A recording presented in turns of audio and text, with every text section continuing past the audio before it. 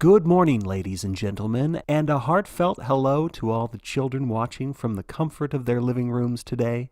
Welcome to the annual Long Walk, a competition like no other, where 100 young men will compete to claim the ultimate prize, absolutely anything they want. All they have to do is be the last boy walking. Before we begin, I'd like to thank Richard Manuel for helping me out with our pre-show extravaganza, giving us just a glimpse of today's competitors and covering the basic rules. And it is my honor and my solemn duty to bring you a play-by-play of the Long Walk as the events slowly yet steadily unfold. At this moment, the boys are lined up at the beginning of the route. They've been given their food packs, their canteens, and many of the boys have brought their own snacks and supplies with them. We have a full 100 participants today, and so all of the alternates have been sent home. There's a breathless sense of anticipation. These boys are ready to prove themselves as they await the major's signal to begin, and there it is. The major wishes luck to all, and the boys begin their long walk. The long walk has begun, and it will not end until there is only one walker remaining. And it's good to see that every competitor is walking. If you recall, last year, one of the contestants froze right at the starting line, and unfortunately got his ticket punched without taking a single step. But today's walk is off to a smooth start. Of course, I'm not quite there. I'm watching this from a great distance, watching through binoculars, ladies and gentlemen, as press are not allowed at the starting line. It's important not to disturb the concentration of the walkers at the beginning of this event. As they proceed, I can make out the main throng of boys walking, many of whom are wearing blue chambray work shirts and Sam Browne belts. And one young man, number 88, Stebbins, is wearing purple pants, and he's got bright blonde hair, so he is definitely easy to spot. He is already dropping back to walk by himself, while many of the other walkers are naturally beginning to group themselves. And, oh dear, we already have a first warning. Stebbins, number 88, has dropped below the 4-mile-an-hour pace. He is slowed down for more than 60 seconds, so he has received his first warning. The soldiers on the half track, they are following the walkers, and they are now keeping an eye on his speed with their chronometers. But it seems like Stebbins is back on track. He's picking up the pace. In fact, I think this was all part of the boys' strategy to test how slow his pace can be. Well played, number 88. That's all part of hint number 13, conserve energy whenever possible. But now Stebbins must make sure that he keeps up the pace for at least an hour if he wants to lose that first warning.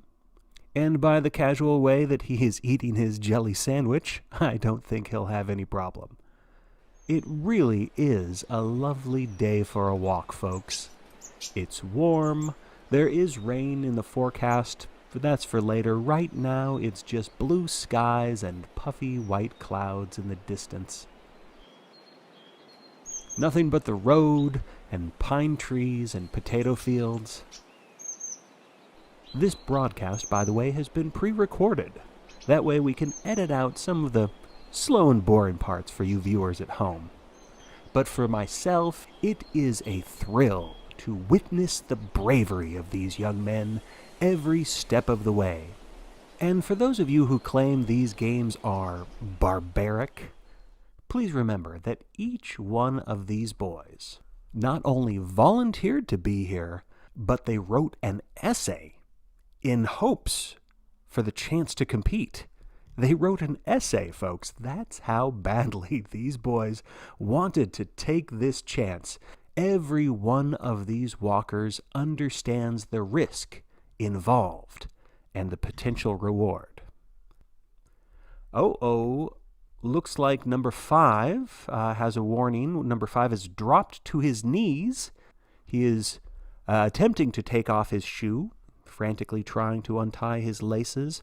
All the while there is a soldier standing right next to him, eyes on the chronometer. And that is a second warning.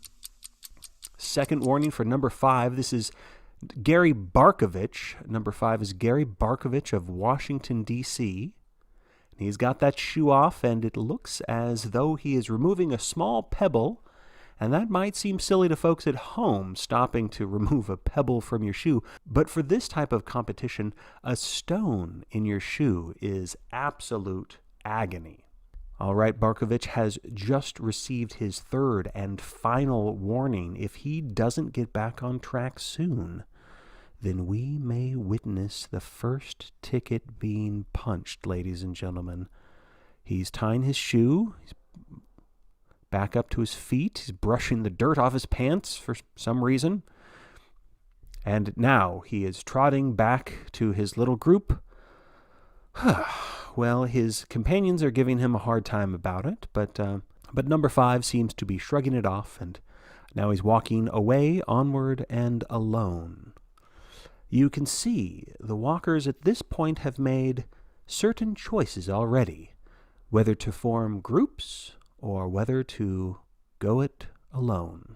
And Barkovitch is, right now at least, going solo. And he has parted ways from a group that seems to have several strong contenders. Number 70, Hank Olson, seems to be the leading member of this little cluster. But there's also number 47, Ray Garrity, the only contestant who hails from Maine. So you can count on seeing a lot of locals cheering him on as we approach more populated areas. We also have number 3, Art Baker, who's from the southern states. And number 61, Peter McVries, who stands out from the others due to a rather nasty scar on his cheek. I would love to know the story behind that little mark. Right now he's nibbling on what looks like a ball of raw hamburger meat. Well, to each his own.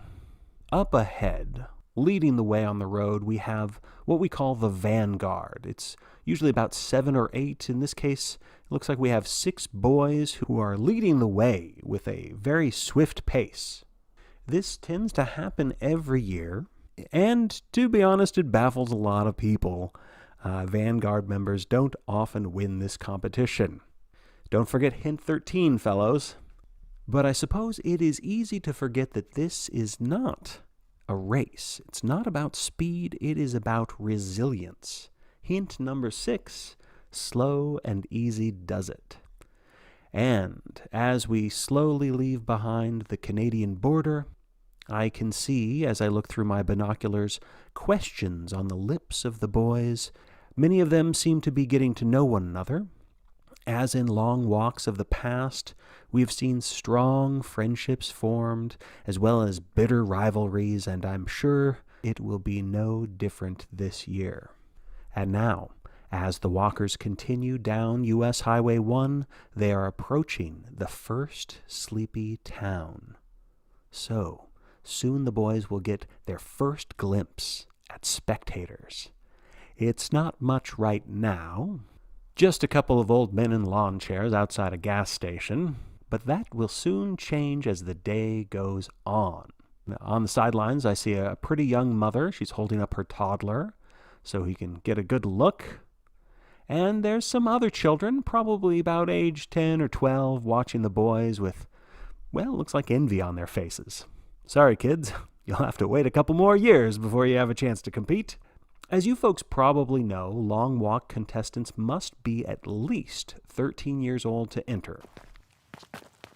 And now it looks like the 6 walkers in the vanguard have distanced themselves quite a bit from the original 100. And so the major has dispatched a second half-track vehicle to make sure the soldiers can keep a close eye on these members of the vanguard. Everyone is keeping up a marvelous pace. This is going to be a good walk. I have a feeling, folks. It is now 10 o'clock, which means we have just reached the first hour of our competition, with many more hours to go. Some of the boys are eating their snacks. Many of them are chatting. There's only been one other warning since Barkovitch. Other than that, this group of 100 boys is like a well-oiled machine, and I have a feeling, a hope really, that these boys may go on to break records before the end of this competition. The walkers are now passing by more houses along the road, and there are dozens of spectators watching from their front lawns and sitting on their picnic blankets. There's a young lady, and she's holding a sign. Looks like she is here to cheer on the local favorite. The sign says, "Go, go, Garrity, number 47. And it looks like number 47, Garrity, is going to go for it, taking full advantage of his newfound celebrity. He is running towards the girl, and this young lady is squealing in delight. And, now they are, folks, they are full-on kissing. Rather interesting, because according to my notes, ladies and gentlemen, Ray Garrity has a girlfriend back home, and this, ladies and gentlemen, this is not her. Well, that's what I love about The Long Walk. You never know what is going to happen. Well, Garrity has just earned his first warning, so number 47 is saying farewell to his number one fan and catching up with the rest of his cohort. And the crowd is cheering Garrity and everyone else on. It is all smiles from the spectators here as the walkers leave this little village, heading on down the road. And now we will leave you for a moment with a word from our sponsors. Looking for a new home? Then call Castle Realty, where we can help you live like a king. I'm Molly Strand, and this week I've just listed an amazingly affordable property in the lovely village of Jerusalem's Lot. It's called the Marston House, and it has a rich and vibrant history that we won't get into here. You'll just have to come see for yourself. It's a bit of a fixer-upper, as we say in the business, but believe me when I say this house has good bones. And the town of Salem's Lot offers an exciting nightlife, not to mention these adorable shops. Interested? Then you better hurry, because there's a lot of anxious buyers just waiting at the door. So call Castle Realty before it's too late. You'll enjoy Mr. Bobby. Maybe he'll enjoy you. And we are back. It is 10:30 on day one of The Long Walk. A mere 90 minutes into this test of will and strength, and folks, I have just been noticing a charming young fellow, walker number 49, Mr. Harkness. And he has been walking along with notebook in hand and a pencil. He's got a crew cut and he's got glasses. He's looking very studious. And apparently, number 49 is hoping to write a book about his experiences on the long walk. But of course, he'll have to win the competition before he can really work on that book. And it looks like Harkness has not been watching where he is going while he scribbles in his notebook. He has bumped into number 72, Collie Parker, who does not like being touched, and he is telling him so in so many words. But the soldiers don't seem to have noticed, so there's no warning for interference. And the walkers continue. Collie Parker's nickname, by the way, I'm told, is Friday Night, and he hails from the great state of Illinois. Real rough customer, that number 72. The other boys would do well to steer clear of him, I think. Walker number 5, Barkovitch, has worked off one of his warnings, so he's got to be happy about that. He's got 2 more hours, 2 more warnings to work off, but it's early in the day, so I think he can do it. And we have not yet even talked about the odds-on favorite, the one all the Vegas bookies have their eyes on, number 85, Mr. Scramm. You can see him out there on the road, striding among the much shorter lads. He is a moose-like young man, and he's had a broad smile on his face as he's walked silently among the fellow contestants. A lot of confidence with this young man. Scramm recently dropped out of high school. He hails from Phoenix, Arizona, and he works at a factory that makes bed sheets. And according to my notes, if he wins the long walk, and most folks think he will, he plans to provide a life of dreams for him and his young wife, Kathy Scramm, who, by the way, is pregnant with their first child. So, best of luck to the whole Scramm family. Now, at this point, we are only 1.7 miles away from breaking an historic record, the farthest distance traveled with a complete long walk group. Can they do it? I hope so. There are now only small clusters of spectators on the sidelines. And even though the morning sun is starting to heat up the asphalt, most of the boys are walking on the road instead of on the shoulder. The gravel there is much too loose, and one wrong step could lead to a sprained ankle, which would guarantee a punch ticket. You can see in the eyes of some of the boys there's a bit of the confidence is drained. Nobody is really looking very tired yet, but there's not as much banter anymore. And these young faces seem to be asking, which one of us will be the first to go? Olson, number 70, is twitching his leg a little awkwardly, but he is still well above the 4 miles an hour pace. Looks like he's just trying to work out a kink or two. Barkovitch has slowed his pace yet again.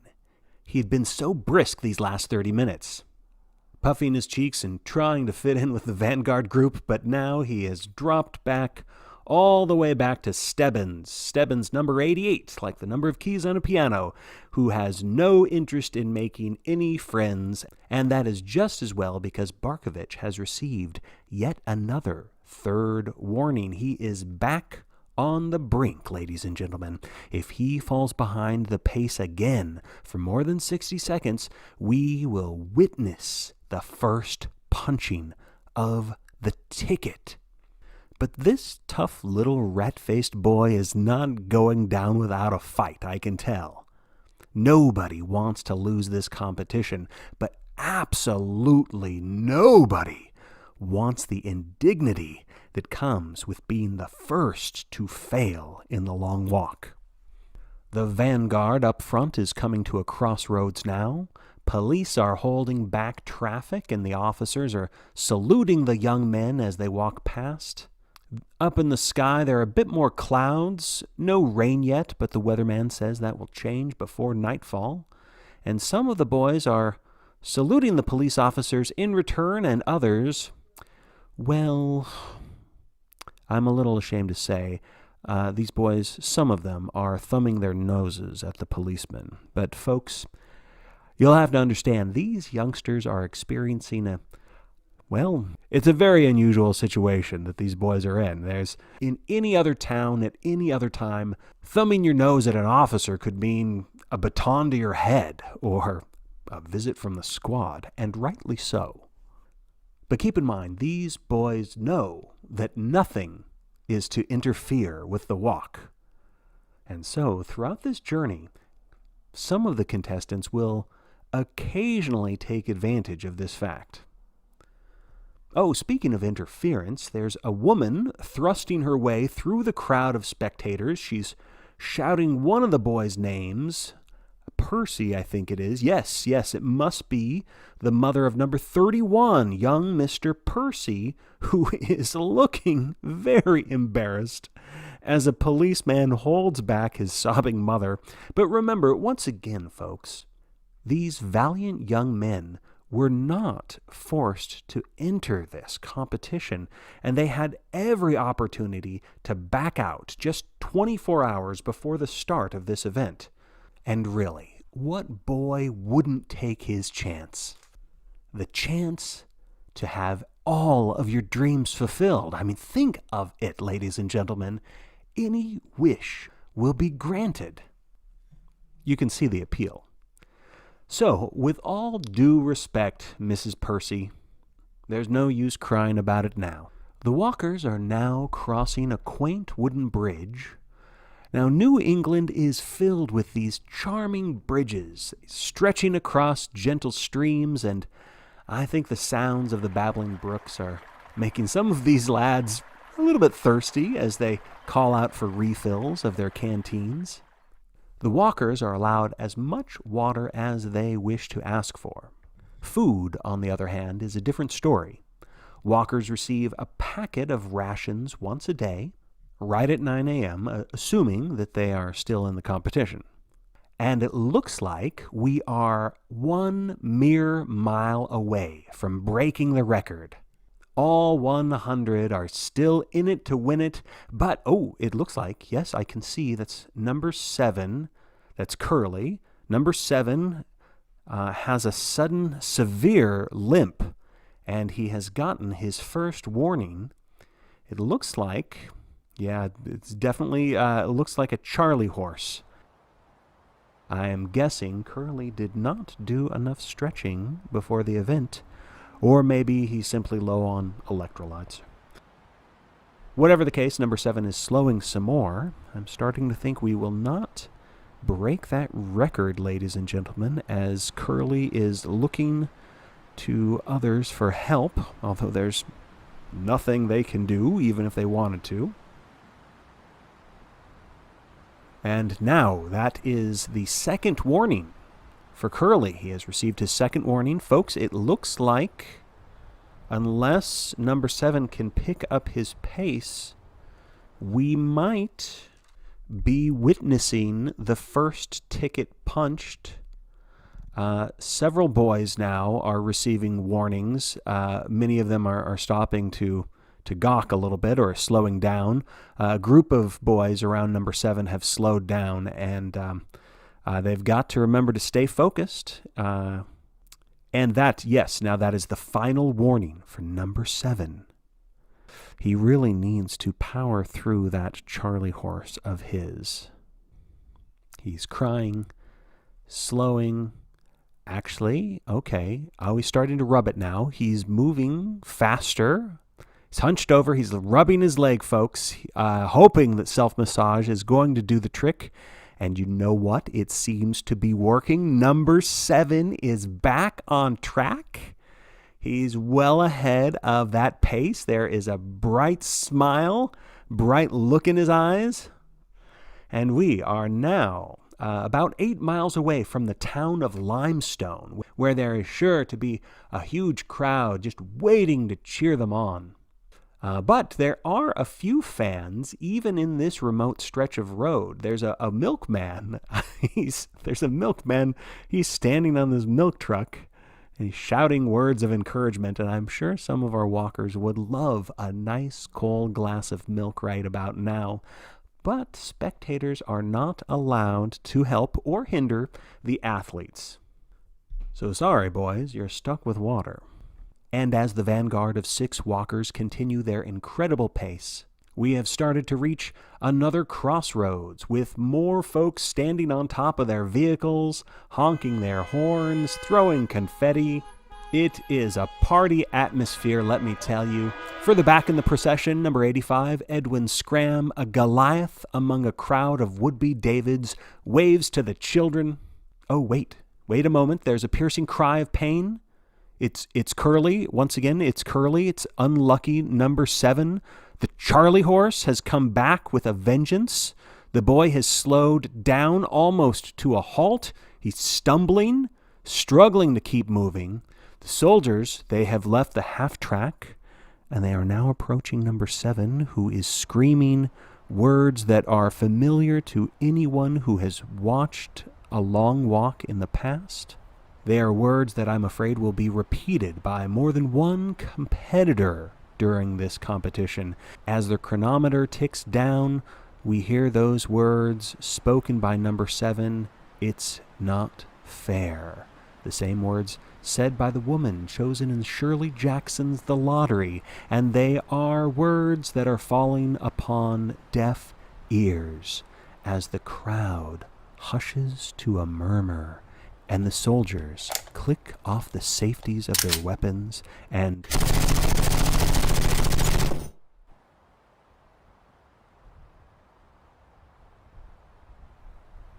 Well, we did not succeed in breaking the record, ladies and gentlemen. Number 7's ticket has been punched.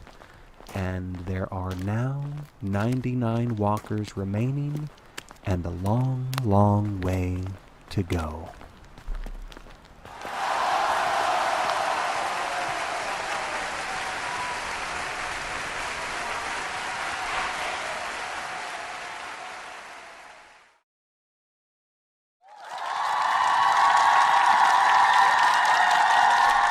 Welcome back, ladies and gentlemen. The roar of the crowd has subsided, satisfied to have witnessed the first fallen walker, and those who are still upright move onward as they will and as they must. I see number 88, Stebbins, is, stepping over the body of number 7, not even bothering to look down at the corpse. Those eyes on 88 say that he is in it to win it, ladies and gentlemen. He is stepping through the pool of blood, and he is leaving behind red footprints. And I can also see in the crowd some spectators that look shocked and stunned. It's apparent on the faces of many of the young men in this competition that their confidence has been shaken, overwhelmed by the surprise of those gunshots just moments ago. Folks, even though these boys know the rules, one cannot be prepared for the sound of that first punched ticket. The reality has sunk in. Each and every boy here knows what is at stake. It's not theoretical anymore. This is really happening.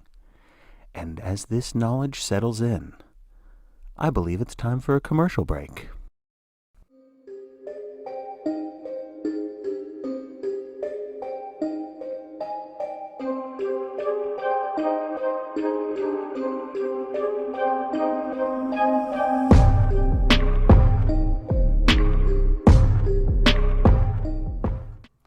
Welcome back, everyone. The walkers have left behind the remains of number 7. 3 miles back, Mr. Curly will never need to worry about acne or failed sideburns ever again. He has become immortalized in the statistics of the long walk. But while his troubles are over, conflict is just beginning for the remaining 99. They are now crossing an iron bridge and entering the city limits of Limestone, Maine, where the town's motto is "Experience our quality of life." And folks, if you've never been here before, it is a beautiful little community right next door to a national wildlife preserve. The townsfolk have gathered to watch these boys on parade, and the cheers are growing the further into town they march. The police officers have their work cut out for them, holding back the spectators. Many of them are out-of-towners. Tourism is the biggest industry for Limestone this time of year. Hotel prices are astronomical this week. And here's one of the reasons why: a chance to see the Major. Ladies and gentlemen, his Jeep has just pulled alongside the Vanguard, and the Major's vehicle is keeping pace with the long walk. The crowd is going wild as the Major gives the slightest nod. He's waving to the crowd now, and he's saluting the walkers. Folks, with a moment like this, these young men are all winners, no matter what happens later on. And there goes the Major off on his Jeep. Will he grace us with his presence again? We can't know, but we can hope. It's now 1 o'clock, 4 hours of non-stop walking, 99 young men ready to rock and willing to walk. There's a nice breeze, and things are calmer now. The only spectator's way out here is an adorable boy who has been walking along the sideline for about the last mile or so. But now the little tyke is sitting in the dirt, and he's waving goodbye to all the walkers. It's a good thing you're not actually in the competition, little guy. Maybe in a few years. And now you can tell from the body language from some of the walkers, the smaller and weaker walkers, they're trying to develop stronger ties to one another, trying to bond. You'll notice lots of interpersonal strategies develop throughout the day. But in the end, all the strategies and alliances won't matter if you cannot keep walking. Folks, I can see sweat stains starting to appear in the armpit region of just about every walker. I'm sure you folks at home will be glad that you are experiencing this on television instead of smell-o-vision, because things, I imagine, are starting to get ripe in the vanguard. And those lads are still leading the way south, their mind's eye on Massachusetts. The boys are reminding each other to stay hydrated. Some of them are sharing their cookies and snacks. It's remarkable camaraderie, especially when we all know this is a battle royale, a duel to the death. But right now they're just kids. Kids who want to make a new friend, maybe be the funny one in the group who makes the others laugh or earns the respect of the others by not showing any fear. You can imagine if you're one of the contestants walking alone right now, you might feel a little scared. Like number 93. This young man is talking to himself. There's a blank look in his eye. That is fear taking over. Walker number 9, Ewing, has received a warning.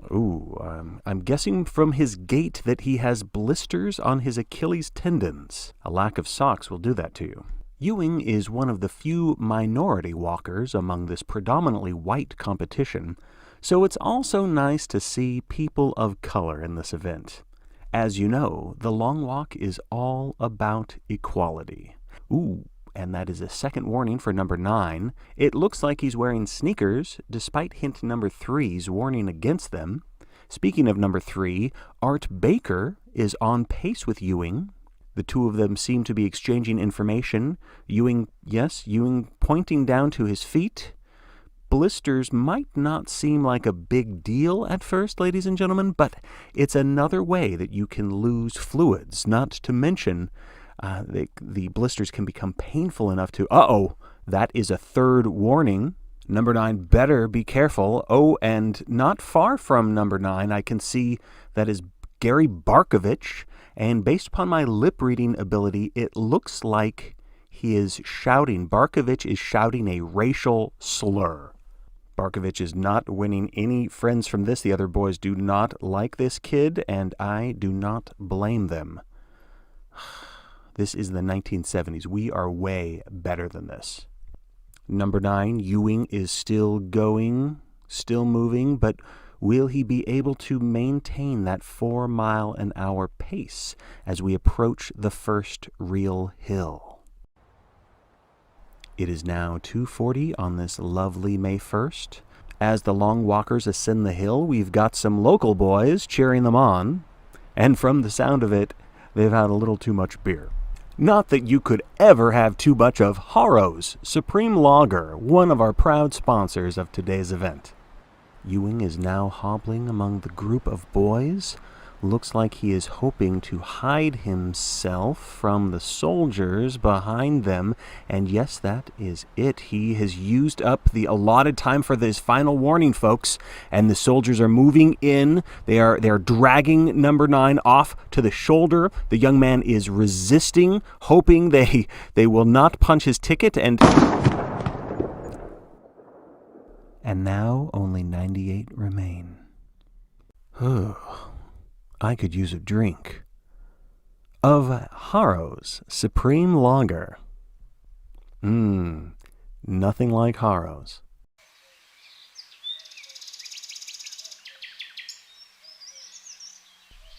Ladies and gentlemen, it is now 3 o'clock. The boys have been walking for 6 hours now.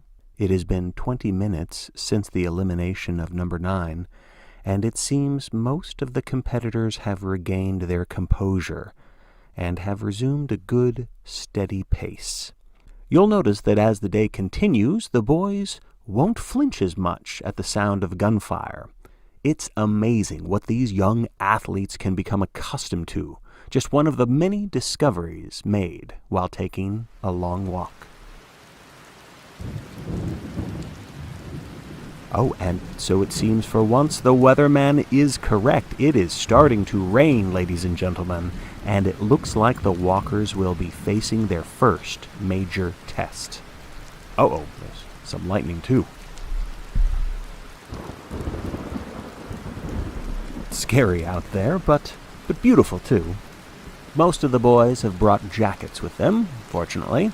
Some are less prepared. It always surprises me when the mothers of some of these boys fail to think ahead. Just look at Pearson, number 74. His jeans are too big for him. He's been hiking up his pants every other step, and now that his pants are soaking wet, it makes his attire even more of a hindrance. It's like some of these parents didn't even want their children to return. Number 88, Stebbins, is hunched over. I thought he had a stomach ache, folks, but it looks like he is simply protecting his last jelly sandwich from the rain. Gotta love that weirdo. And now say what you will about that little son of a gun, Barkovitch, number 5, but at least he's brought a waterproof hat. It looks like an old fisherman out there. Alright, I'm going to talk about a detail that many other sports reporters don't ever speak of. The long walkers do not get bathroom breaks. They must keep up the pace even when they relieve themselves, either that or suffer a warning. So not to get too graphic for you folks, there are a lot of competitors right now out on the road taking advantage of the rain and the lack of spectators. The cameras, of course, are not going to show you this, but several boys have already unzipped their flies to take care of business. Techniques vary on this. Some walk backwards while peeing, and others take a more straightforward approach. For some, either technique just ends up slowing some of the boys down, and there have been more than a few warnings from the soldiers since the rain has begun. And then, of course, there are more modest contestants who simply hold it in as long as possible, and they eventually soil their pants. You can imagine how unpleasant that makes the rest of their journey. Number 39 has received 2 warnings now. He looks awful cold in those clam diggers that he's wearing, and he has brought the wrong shoes for this slick asphalt. Hank Olson, number 70, is keeping up the 4-mile-an-hour pace, but take a look at that wobbly gait of his, and take a look also, folks, at the look of panic in his eyes. One thing about number 70 to keep in mind as you watch this, that this is the young man who in his essay said that he would consider any fellow contestant, quote, more lambs for the slaughter. I don't see that bravado now, Mr. Olson.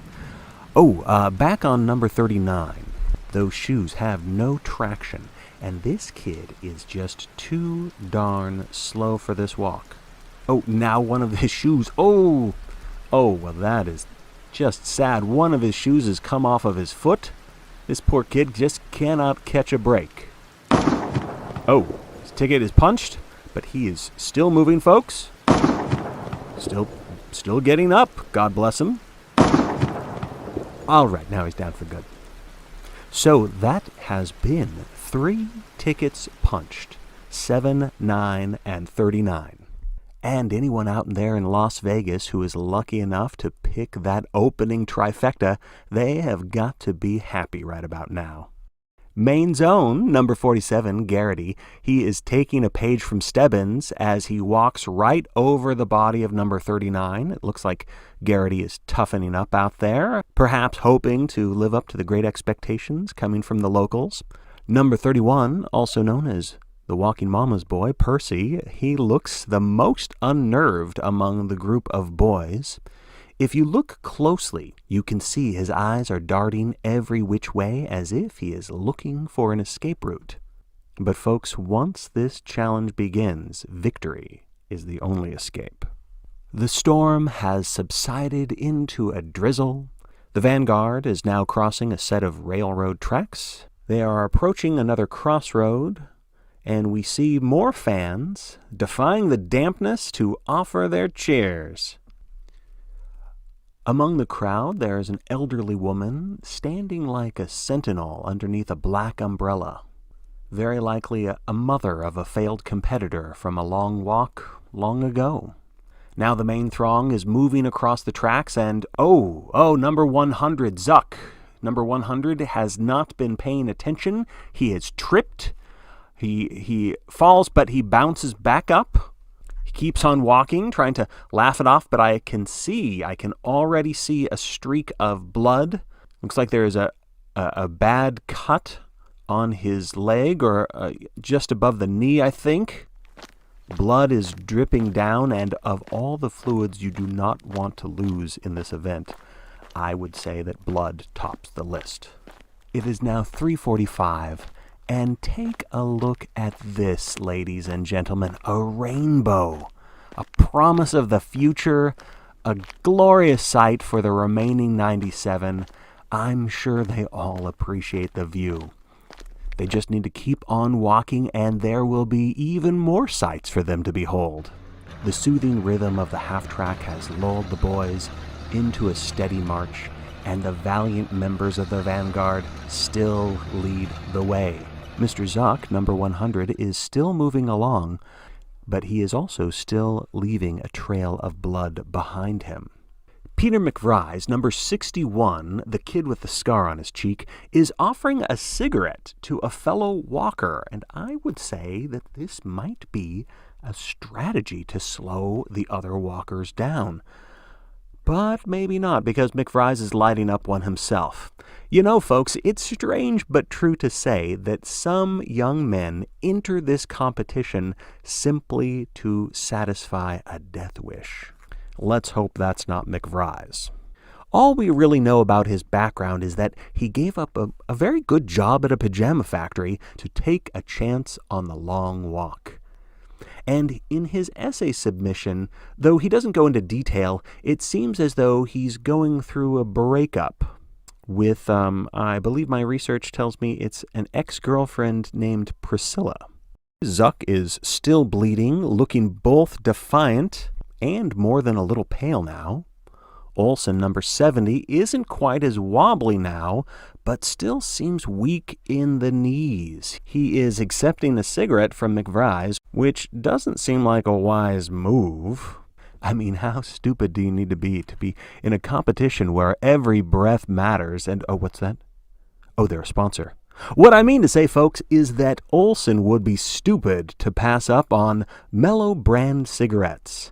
Now, with more nicotine. Ah, yes, that's Mellow cigarettes, just a puff away from heaven. It is 4:30, 30 miles from the incredible trek. Number 100, Zuck, has just received his third warning. The little scrape from the train track is still soaking his pant leg with blood, and that might just be his undoing. Oh, and now he has burst into a run. The soldiers are sticking with him, keeping a close eye on Zuck's speed. Number 100 will need to keep above 4 miles an hour for another 59 minutes if he wants to avoid a punch ticket. He is still running. He's passing most of the other boys, catching up with the vanguard. He's very erratic now. You have to wonder just how long he can keep this up, all the while suffer the loss of blood. I mean, surely it will not be long for number 100 to get his ticket punched.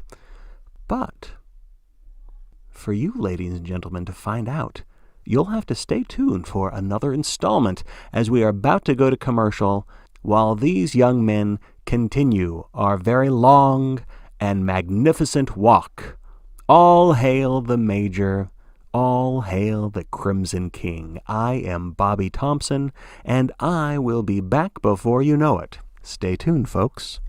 Welcome back to our live coverage of The Long Walk. I am your host, Bobby Thompson, and during the commercial break, walker number 100, Mr. Zuck, has been running along on his wounded leg as the half-track follows him closely. The young man received his final warning just minutes ago, and since then the lad has been in a state of panic. And it looks like Zuck could not keep up the pace. No, he definitely could not. And so with Zuck's ticket punched, there are 96 long walkers left in this competition. These boys still have a long, brutal road ahead of them. Unlike you viewers at home, who can sit back, relax, and enjoy this glorious afternoon on May 1st.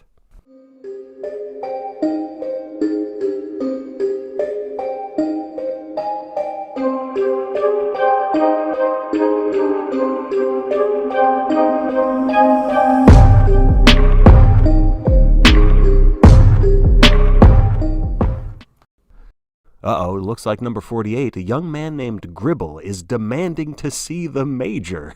This upstart teen has the audacity to call our most decorated hero a murderer. And Gribble is so caught up in his little speech, he is stopped in his tracks and, oops, he's received a warning. Well, that shut him up. You see, folks, these athletes have a choice. They can focus on winning or they can focus on whining. Speaking of winners, the Vegas favorite Scramm, number 85, is still going strong. As are the Hopi Indian brothers, who currently lead the vanguard, now whittled down to just 4 or 5 in the lead. And Mr. Stebbins is still walking at his very consistent bare minimum pace, with half a jelly sandwich still remaining. It's about 5 o'clock now. I can see the hometown favorite is sharing his mom's homemade cookies with some of his fellow walkers. Good job, Garrity. That is what I call good sportsmanship. Unless, of course, he's poisoned the chocolate chips. Then that's what I call strategy. Uh-oh, number 70, Olson, has dropped his belt containing his food concentrates. He doesn't dare go back because he doesn't want to risk getting yet another warning, and the boys around him seem oblivious. No one is picking up that food belt. It's free nutrition, lads, but, they're just ignoring it. It looks like Olson is going to be very hungry this evening.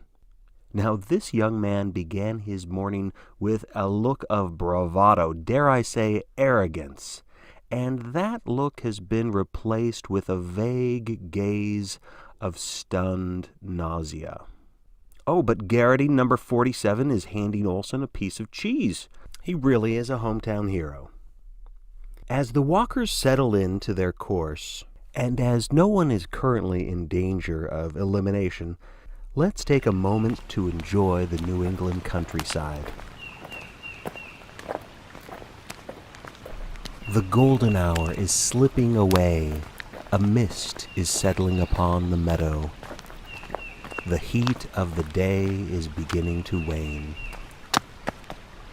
And each of these competitors must now realize that darkness is approaching. And not all of these 96 boys will live to see the dawn.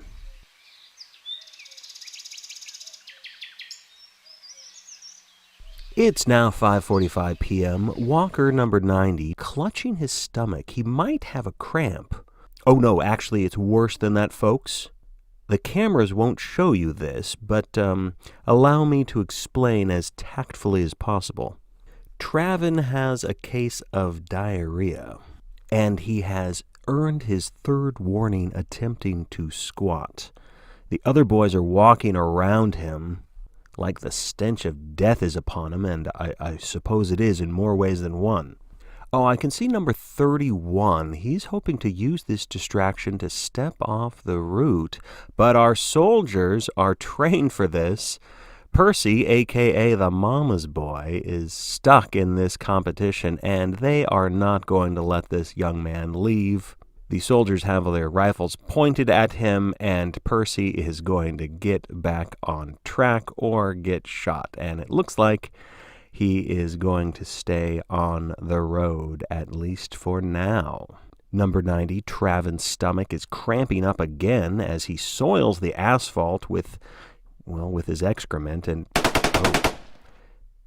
that's it for him. The soldiers have put number 90 out of his misery. That means there are 95 walkers remaining, and those boys are giving this whole mess that once was Travin a wide berth. But number 68, he cannot take the stench, and he is throwing up, right next to number 90's corpse, and that is grossing out all of the other contestants. Let's hope they don't begin to retch as well, otherwise we might have a lard-ass situation on our hands. But you know what? All of this mess has not deterred the enthusiasm of the spectators. On the sidelines, a group of cheering teenagers sit on picnic blankets and raise their Coke bottles in honor of the walkers. We are now entering the outskirts of Caribou, Maine, and some of the boys are arguing with each other as they pass the town's graveyard. At this point in the competition, any mention of death is going to be a touchy subject for some of these boys. It is now 6:30 p.m. The sun has gone down. It is full dark, which is a little surprising because normally in early May, the New England sun sets closer to 8 p.m. But you know what? Time has been funny since the world's moved on. And speaking of moving on, some of the boys are looking up at the stars, admiring the constellations. And as the walk takes us into the city proper, I see a newspaper reporter trotting alongside, doing his best to interview Scramm. But his microphone cable only goes so far. And Scramm keeps moving along. Lots of fans are here and lots of folks holding up posters of our beloved Major. Oh, now the reporter is talking to the least favorite walker, number 5, Barkovitch. The lad seems to be boasting that he is feeling great and that he is prepared to walk forever and that he plans to dance on the graves of all of the other walkers. So we will see about that, Mr. Barkovitch. I wish I had your confidence. We are in downtown Caribou now. The boys are ambling by the Caribou Paper Mill and a Dunkin' Donuts. It is now approaching 7 p.m., and we are 44 miles from our original starting point this morning. And as the walkers continue further into the community, they are welcomed by the Caribou High School Band.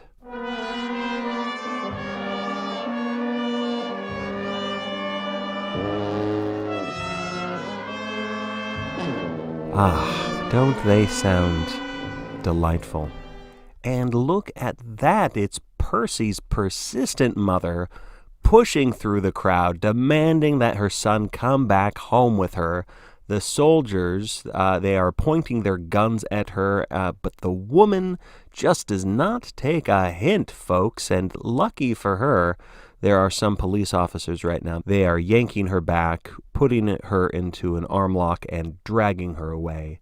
And her son Percy looks sick at the sight of her. He'll probably die of embarrassment if the soldiers don't get him first. Odds-on favorite, Scramm waves to the crowd, and very much beloved here, mainly because local boy Garrity seems a little bit out of it at this point. He's not really responding to any of his fans, just looking down at his feet as he walks.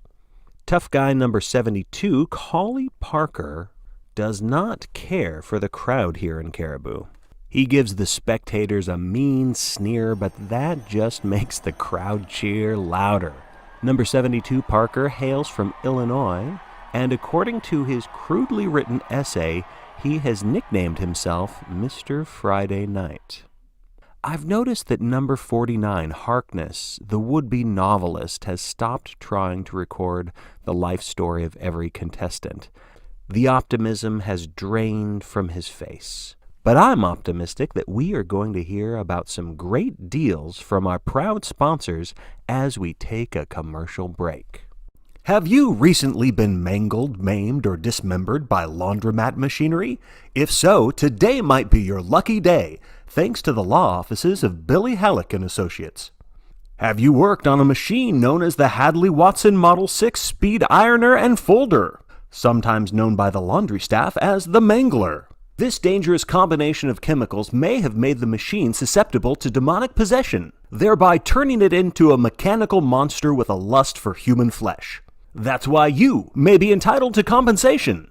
To find out more, you should definitely call the law office of Billy Halleck so that you can receive the big fat settlement you deserve. Welcome back, folks. The night has gotten darker and the road has gotten quieter as we watch these brave young lads continue the most important challenge of their lives.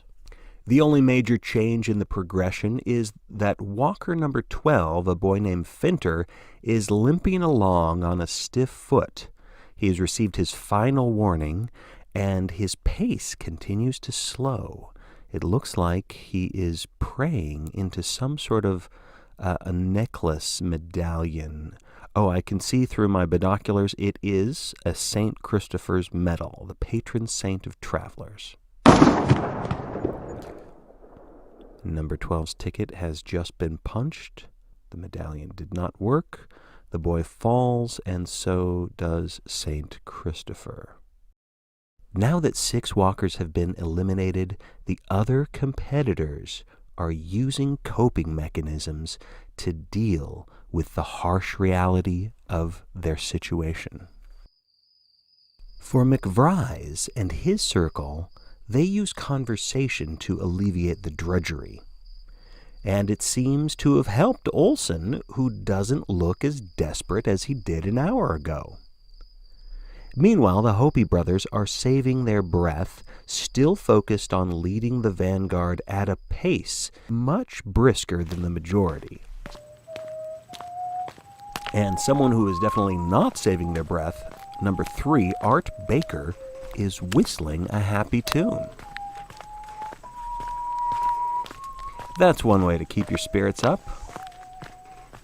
And though, yes, whistling or singing might be a waste of breath, Baker comes from a family of rebels and rule breakers. I have in my notes here that his older brother stole an automobile, and perhaps if young Baker wins, he will be requesting a pardon for that delinquent brother of his. And maybe there is a method to Baker's madness after all, because that Irish tune he's been whistling seems to be putting some of the boys into a sleepy sort of trance. Number 47, Garrity, is walking with his eyes closed. He is staggering a bit, and his sleepwalking has just earned our local hero a warning. So he is picking up the pace again. That warning definitely woke him up.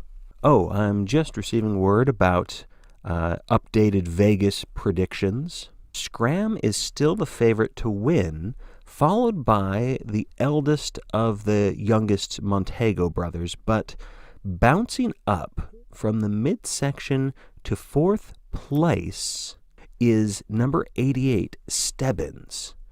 Experts love his evenly paced walking style, a slow and steady wins the race sort of strategy, and now the gossip on the nightly news radio is that Stebbins might be related to the Major in some way.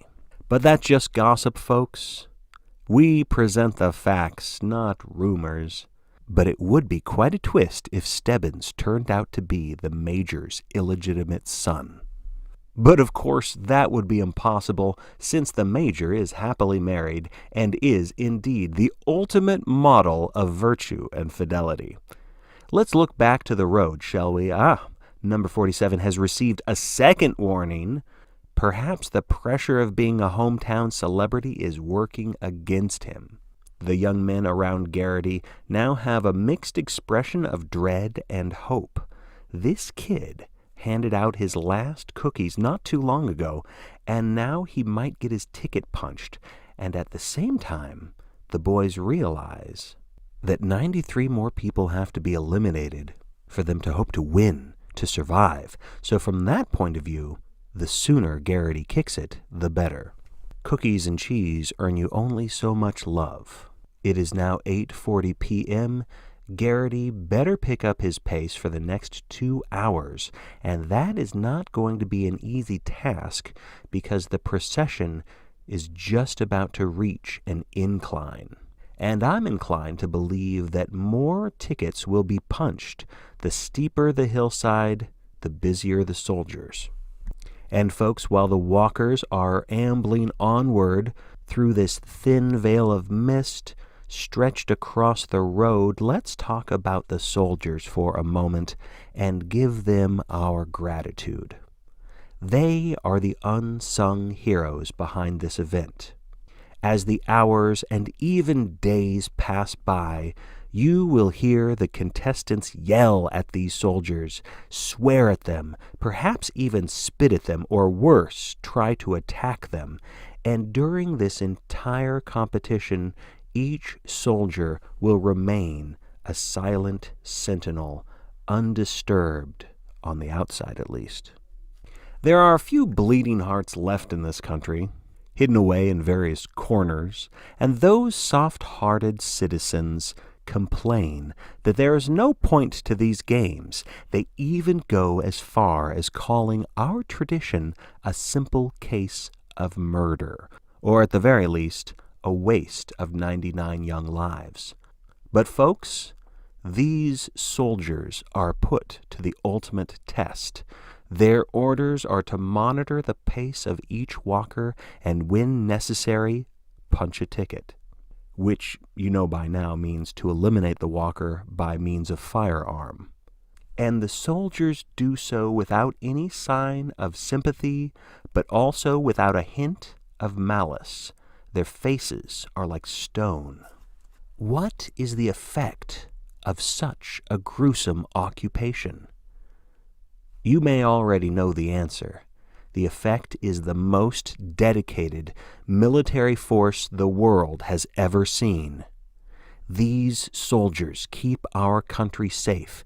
Their service at the Long Walk is the crucible that forges the bravest hearts known to man. Sorry if I've gotten a little patriotic, folks.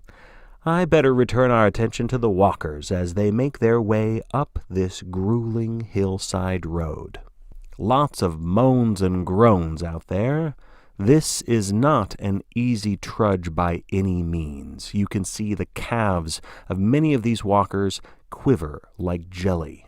Even the two Hopi brothers are beginning to waver. But that Machiavellian number 5, everyone's least favorite contestant, Barkovitch, is picking up his pace, trying to goad some of the other lads into a race to the top. But nobody wants to accept his challenge. The fog is getting thicker now, and I still can spot Mama's boy Percy still hoping that he can veer off to the side and disappear into the night. But the soldiers are keeping a very close eye on him. They definitely know how to spot a runner. Number 70, Hank Olson, who spent this day wavering from confidence to cowardice, is now taking on the hill. And if my lip reading is correct, folks, he is repeating a mantra over and over. He says, "I can't do it. I can't do it. I can't do it." Well, not with that attitude, Hank. Come on. Hank has received a warning that is not good news for this pessimistic pedestrian. But he is not the only one in peril. I see number 60, Larson, has decided to sit down and rest in the middle of the road. We have a sitter, folks, and from here on out we may be seeing a lot more of them. These boys know that they have a 60-second grace period before receiving a warning, so as their exhaustion intensifies, they will be tempted to sit down and rest. Just for a little bit, they will tell themselves. But that is the wrong strategy, ladies and gentlemen, and Larson has just earned his first warning. The soldier has now hopped off the half-track, and he is standing over the boy, keeping an eye on his chronometer. The other walkers are keeping their distance from the situation, and hopefully Larson knows what he is doing. He's got a big smile on his face. He doesn't look scared at all, so perhaps he really does plan to rest a bit and then recover. Scramm strides by Larson, not even giving the poor kid the time of day. Baker is passing by. His whistling has long since stopped, and that is a second warning for Larson. He is still not getting up. Larson seems to be trying to converse with the soldier, but like I said, our military force is not here to chat. There's no negotiation here. There's not much on Larson in his files except that his best friend is his pet rat, and he enjoys camping. And now that he has received his final warning, it looks like Larson plans to camp here for the rest of his life, which is now less than 30 seconds from ending if he doesn't get back on his feet very soon. Larson seems to be daydreaming, enjoying the night air as the other walkers pass by, and now even Stebbins, still bringing up the rear, has almost reached Larson's spot. It's just hard to understand what is going through this boy's mind, and now the time has elapsed. His ticket will be punched. And now Larson realizes the situation. He hops up lickety-split, trying to get back into the walk, but it is too little too late. Larson is in the history books, folks, as the 7th ticket punched. We have 93 walkers remaining. The sky is getting darker, the hill steeper, the fog thicker. The dwindling vanguard is spearheaded by the Montego brothers and the other walkers who have, for the most part, kept a grueling pace, but one of them, number 77 Pratt, has fallen like his namesake. This happened during the Larson sit-down fiasco, and though 77 is limping along the best he can, he has already received his 3rd warning. The soldiers on the second half-track haven't even hopped off. Instead, 3 of them are pointing their calibers directly at number 77. Just imagine the pressure, folks. The brothers continue their climb, but they have slowed just long enough to say a few words of farewell to their injured comrade. Number 77 reaches out his hand, not able to keep up the pace, as if hoping to catch them or to hold on to them or to wave good.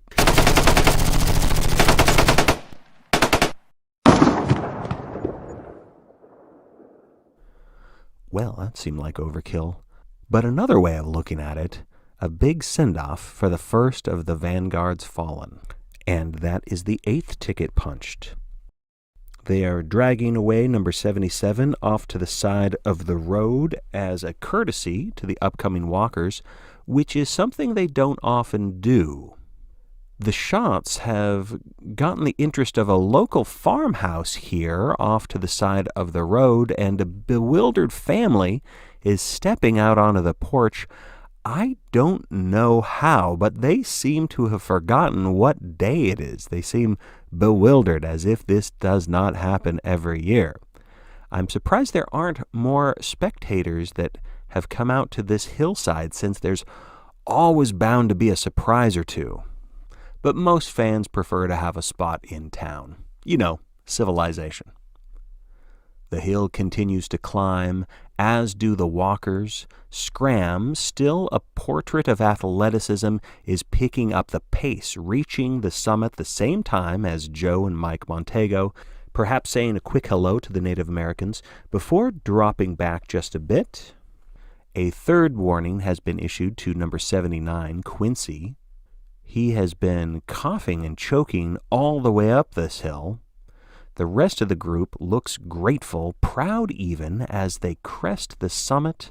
Some look back, hoping for a breathtaking view to make the ascent worth its while.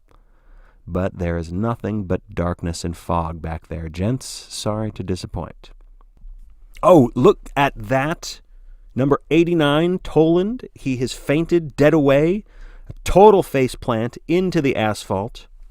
Another walker, Harkness, is stunned for a moment, not sure if he should do anything to help him, but Harkness is wisely keeping on the pace, perhaps imagining how this scene will look in that book that he hopes to write one day.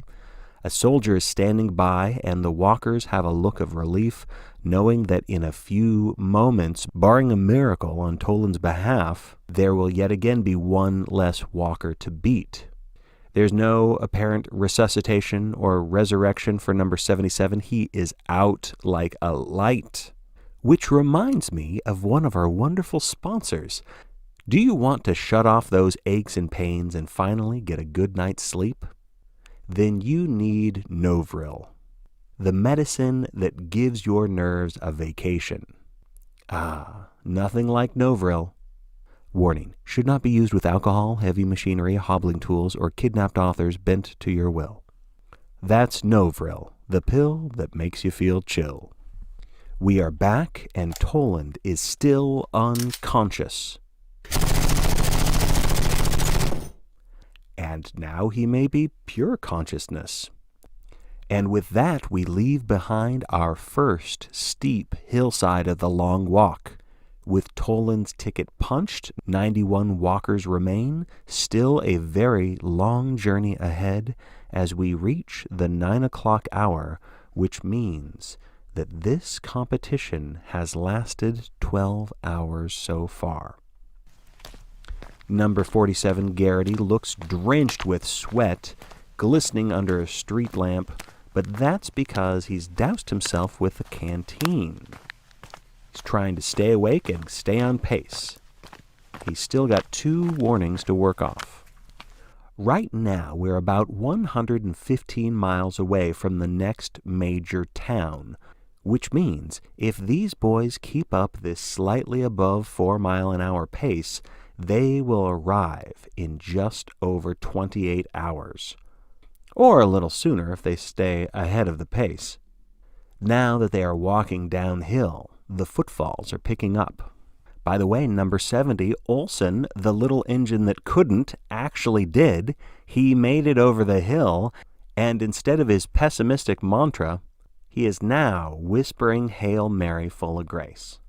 Number 79, Quincy, dressed in his high school football jersey, has tackled the hillside but has been blitzed by a terrible cough. He can't seem to shake it, and it is slowing him down enough to receive. I see a soldier trotting up to him, and just like that, we have 90 competitors remaining. The walkers have literally been decimated. And before we lose any more of them, perhaps we better get to know these boys a little better. Let's go through the list, shall we? We haven't said much about number 1, the first boy to meet the major this morning. Aronson is his name, and he has the unfortunate honor of being the walker with the second worst body mass index. No other way to say it, folks. This lad is short and fat. But he has spunk as well as chunk, and so far he has been keeping up the pace with the best of them. Not a single warning yet. Somewhere further ahead is number 2, Abraham.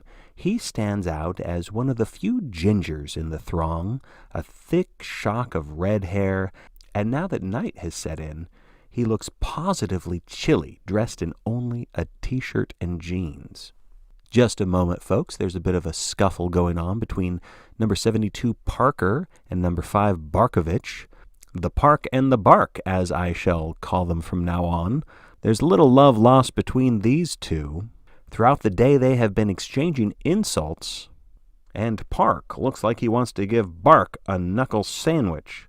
But he is restraining himself and shifting away, distancing himself. Good for him. That is the wise move. Oh, just now, number 26, Johnny Fields, has lost his shoe. He stepped on his own shoelace, I believe, and that earns him a 3rd warning, sending him into a panic as he tries to put his shoe back on, and and now another boy. It looks like number 50, Hopper, does not live up to his name. Not watching where he's going, Hopper trips over Fields. The half-track is moving in. Each boy is staggering to get up. Some of the walkers, the more malicious ones like Barkovitch, are pointing and laughing, even walking backwards as they pass so they can see if these 2 terribly unlucky or perhaps lethally clumsy competitors will get back to their feet in time. That's a no for number 26. His ticket is punched and Hopper is back on his feet, but stumbling in a panic now. He's tumbling off the road, leaving the route far behind. I don't think he is intending to escape. He seems dizzy from his fall, but none of the boys are bothering to call him back to the right direction. And that is yet another ticket punched. Walkers cannot stray from the route. Wow, that was a 1-2 punch, folks. Welcome back, ladies and gentlemen. The time is now 9:55 p.m. The jovial number 74, Pearson, is conversing with a cluster of about 6 other walkers, and the topic happens to be enemas. Ah, youth. They have also been holding palaver about the state fair, naked ladies, and farting contests. But now that Harkness, the aspiring author, has received a warning, the chit-chat is subsiding and the group is breaking up a bit. Meanwhile, towards the end of the procession down by Stebbins Way, we have number 4, Baker. Now that is James Baker, not to be confused with our young Southern walker Art Baker, and James has just earned his 3rd warning. Nothing momentous has happened with this young man. He just seems to be slowing down, losing energy. That 4-mile-an-hour pace is grueling over this stretch of time. The downhill slope has leveled out, and we are once again approaching signs of civilization. Just a few closed storefronts up ahead, but the string of mercury lights has brightened up the expression of some of the boys. Oh, there goes James Baker, and we didn't even get a chance to look at our notes on him. Let's see, he was planning to use the prize money to install a wheelchair ramp for his grandmother. Aww. Well, that won't be happening. Baker is the 13th ticket punched, and the remaining walkers are slowly spreading out now. The vanguard is only 4 members now. They seem to be keeping up the lead pace more out of habit than will now. They are trudging into this sleepy community, just a few storefronts and a handful of houses. Oh, and look at that. There's a pair of teenagers, a boy and girlfriend, I believe, a couple of lovebirds. They've fallen asleep on the sidewalk. Isn't that adorable? All tuckered out. They've got a go-go Garrity sign, but the hometown hero he's just going to tiptoe right past them and let the sweethearts keep on snoring. And I see several of the walkers are finishing off the last of their food concentrates. Unless a person has squirreled away some other provisions that haven't been eaten, that will be the last snack they have until morning. So you can expect to hear tummies rumbling louder than the half-track this evening. I believe even Stebbins seems to have run out of jelly sandwiches. Let's see who else is on the roster that we haven't yet met. Number 6 is still with us. This is Jake Chapman, the only walker who hails from Alaska.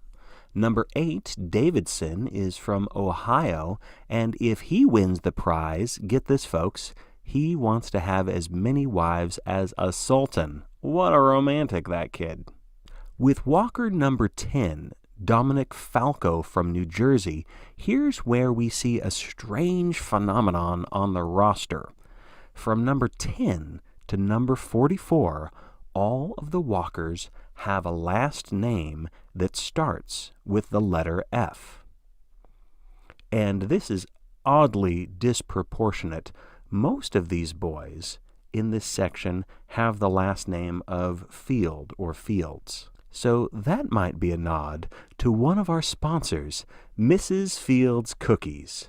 And at the end of this competition, in addition to the ultimate prize bestowed by the major, the winner will also receive a lifetime supply of chocolate chip cookies. Thank you, Mrs. Fields. And good luck to all those lads in the F section.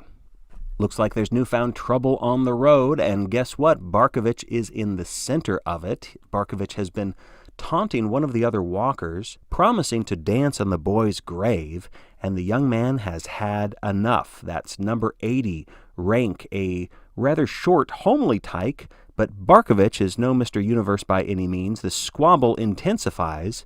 Rank takes a swing.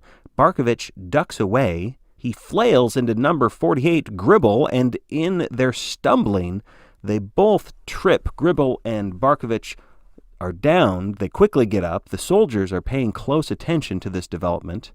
Rank is furious but continues his pace, trying to decide if he wants to take a swing at Barkovitch.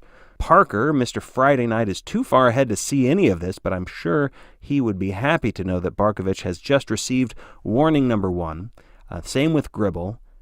Barkovitch, very vindictive, is spewing all sorts of profanity that our sponsors would not want me to repeat.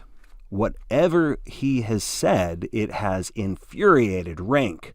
Number 80 does an about-face. He takes the bait. He charges to Barkovitch. Crafty number 5 dodges to the left.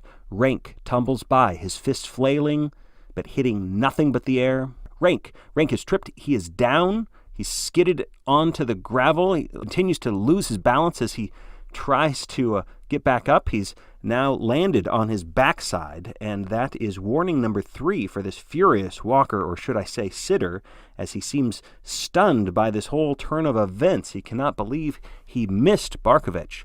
Barkovitch is still goading on number 80, calling him Dumbo. Rank is getting up, but having some trouble. I don't think he is injured from his little spill, but he does seem woozy, and Barkovitch has a gleeful look in his eye as he walks backwards, watching to see if his little scheme pays off. The soldiers aren't getting out of their half-track, but several of them have their sights pointed on number 80. Out of breath, Rank is lying on his back. I think he knows it is over, folks. And over it is. The other walkers give number 5 some dirty looks, deadly looks, you might say. Barkovitch quite defensive now. Perhaps he thought the others would have more respect for him after this, but that is not the case. And if I'm reading the lips of number 6, McVries, correctly, he and the other boys cannot wait to see Barkovitch's brains all over the road. And this road certainly does go ever onward, doesn't it, folks? The time is 11 p.m. We have 1 hour left until May 1st is a thing of the past. But as the lady says, tomorrow is another day. And there are still many walkers remaining who are desperately hoping to see that tomorrow. I'm Bobby Thompson, and we will be back very soon with our continual play-by-play coverage of The Long Walk. Ladies and gentlemen, welcome back to our continuing coverage of The Long Walk. I'm your host, Bobby Thompson, and this eventful May 1st is now just 50 minutes away from becoming just another date in the calendar. We have 86 walkers remaining, and these boys have now traveled 60 miles, all of them doing their best to maintain an average pace of at least 4 miles per hour. The time is now 11:10 p.m., and there has been some gossip buzzing up and down the ranks, because word has gotten around that further down the road, a bridge has collapsed. I'm not sure how the boys caught wind of this, but ladies and gentlemen, we can confirm that there is in fact a damaged bridge up ahead along the road, one that crosses a small creek. We don't know yet the cause or the extent of the damage, but we do know that a dedicated crew of squad workers have been given the task to repair the bridge, or at least make it safe enough so that the competitors can cross. Of course, I'm sure the lads would love to see the bridge collapse completely, because then they would be able to rest their weary feet. But that is not going to happen, folks, thanks to the ingenuity of the construction squad. And the first boys are crossing, the Matego brothers. They are stepping across this patched-up bridge. Let's see if it holds. And it does. And now, the main throng, a whole slew of disappointed young walkers, are crossing the bridge, while the squad workers take a cigarette break and cheer on hometown favorite Ray Garrity, number 47. Yes, the boys are crossing the bridge, grumbling. Some of them are even swearing at the repair workers. There are crestfallen expressions on the faces of the boys. It looks like these walkers really got their hopes up that this bridge would be out.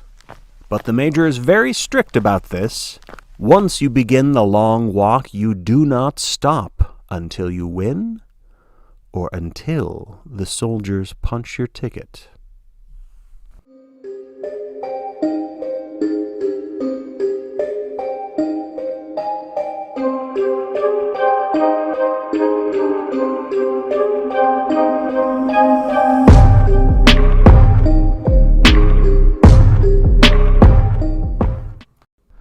As we leave behind the ramshackle repairs of the bridge, we are now just 30 minutes from midnight.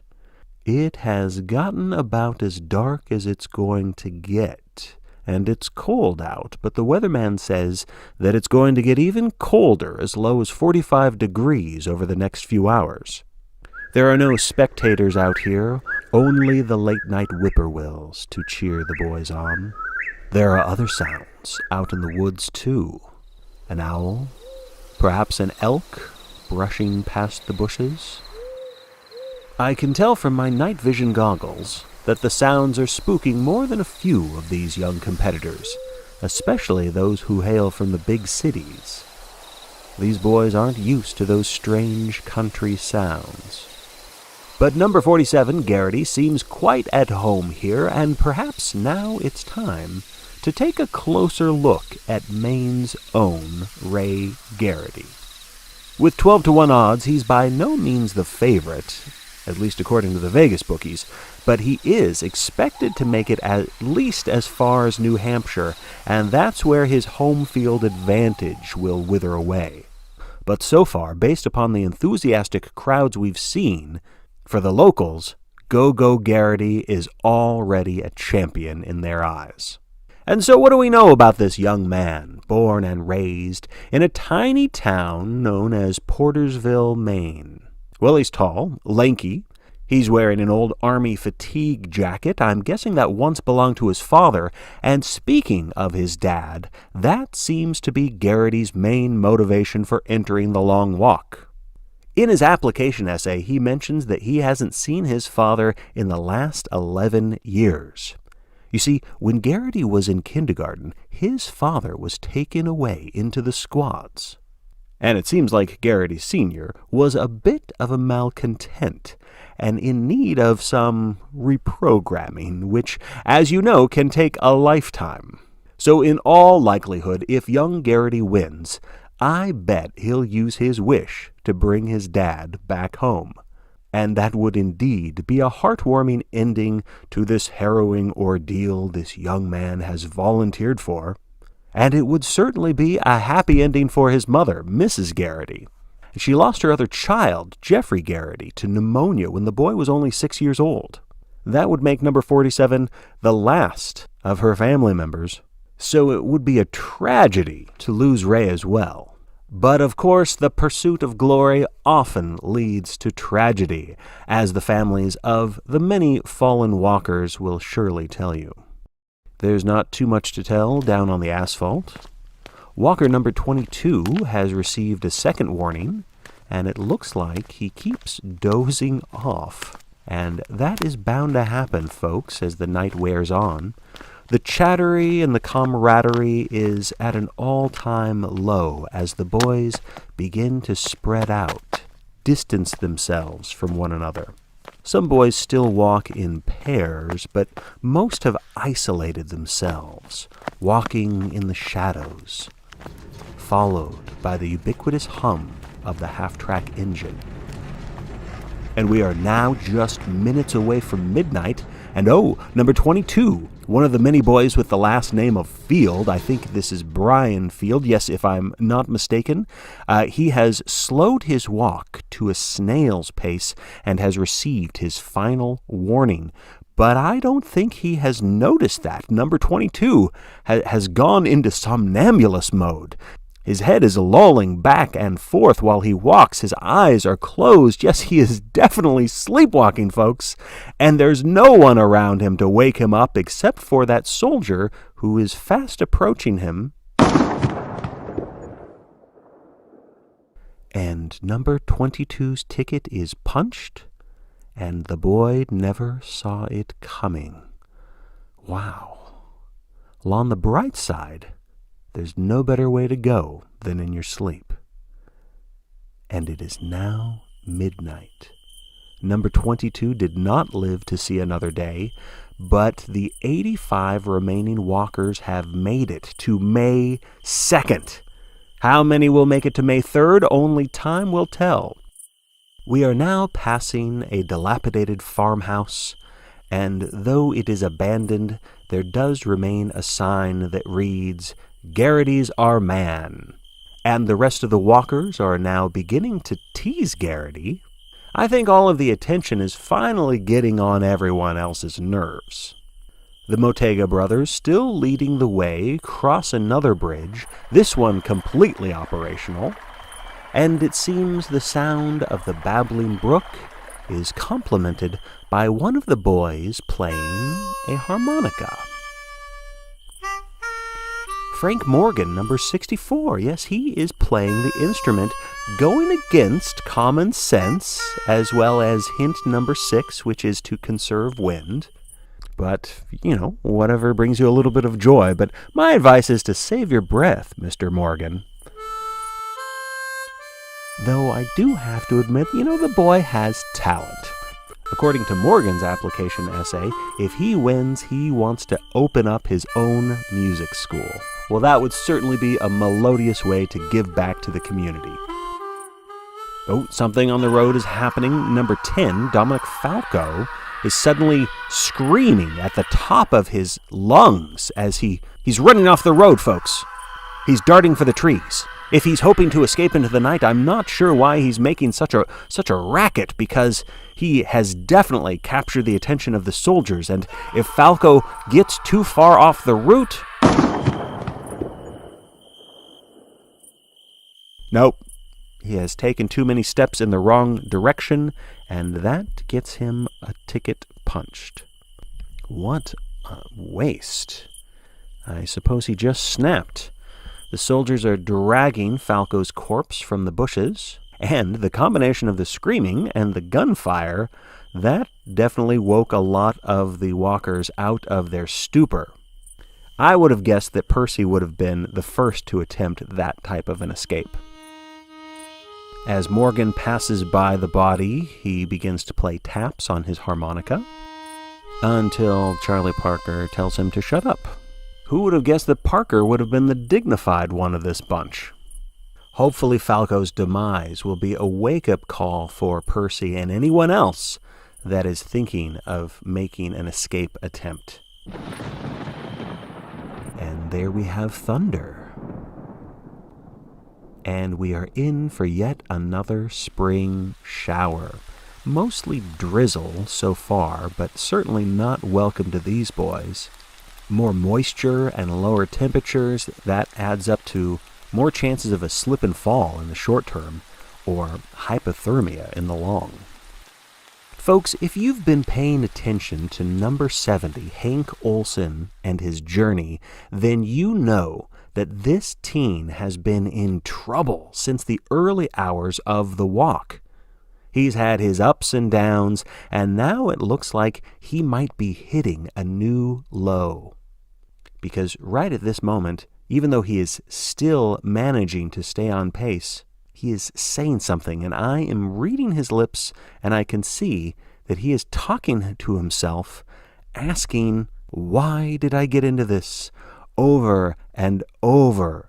Such a lack of confidence surely brings him one step closer to a punched ticket. And yet Olson is by no means the worst off of the competitors right now.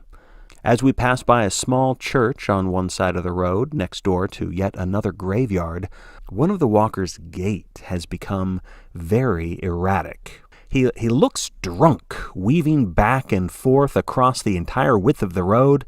This is number 45. This is Clarence Gable. No relation to Clark Gable, obviously, because this unfortunate young man might be the ugliest contestant still in the bunch.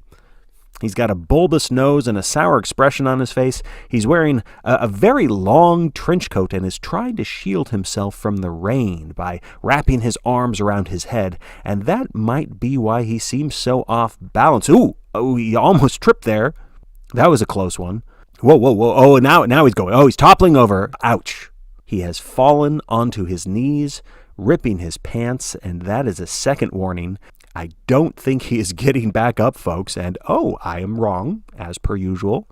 Number 45 has bounced right back up, and he is, I wouldn't say he is back on track, as he is still zigzagging all over the place, but he is at least moving. Gable seems to be locked in zombie mode, and all of the other walkers are mesmerized by him. Even Olsen seems to have a better rhythm in his steps now that he gets to watch someone who is worse off. And we are now passing through a very small village, really just a small assortment of houses.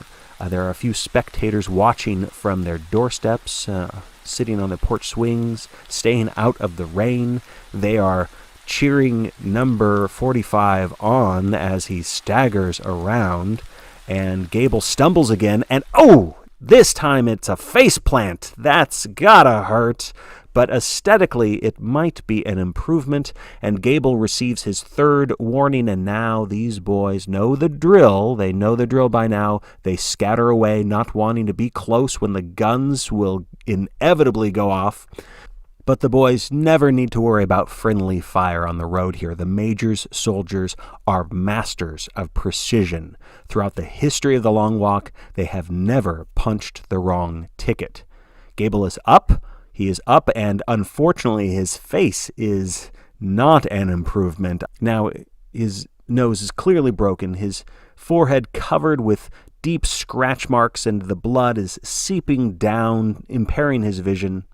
This makes his gait all the more erratic. He is moving around the road like the scarecrow from the Wizard of Oz when he doesn't have enough stuffing in his legs. But he's still going, and at least Gable is getting out of the rain for a bit as he stumbles underneath the railroad overpass.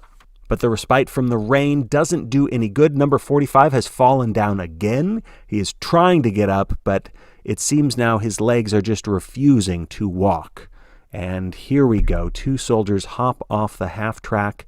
They trot over to Gable. They are just standing there watching the 15-year-old as he attempts to crawl using his arms alone.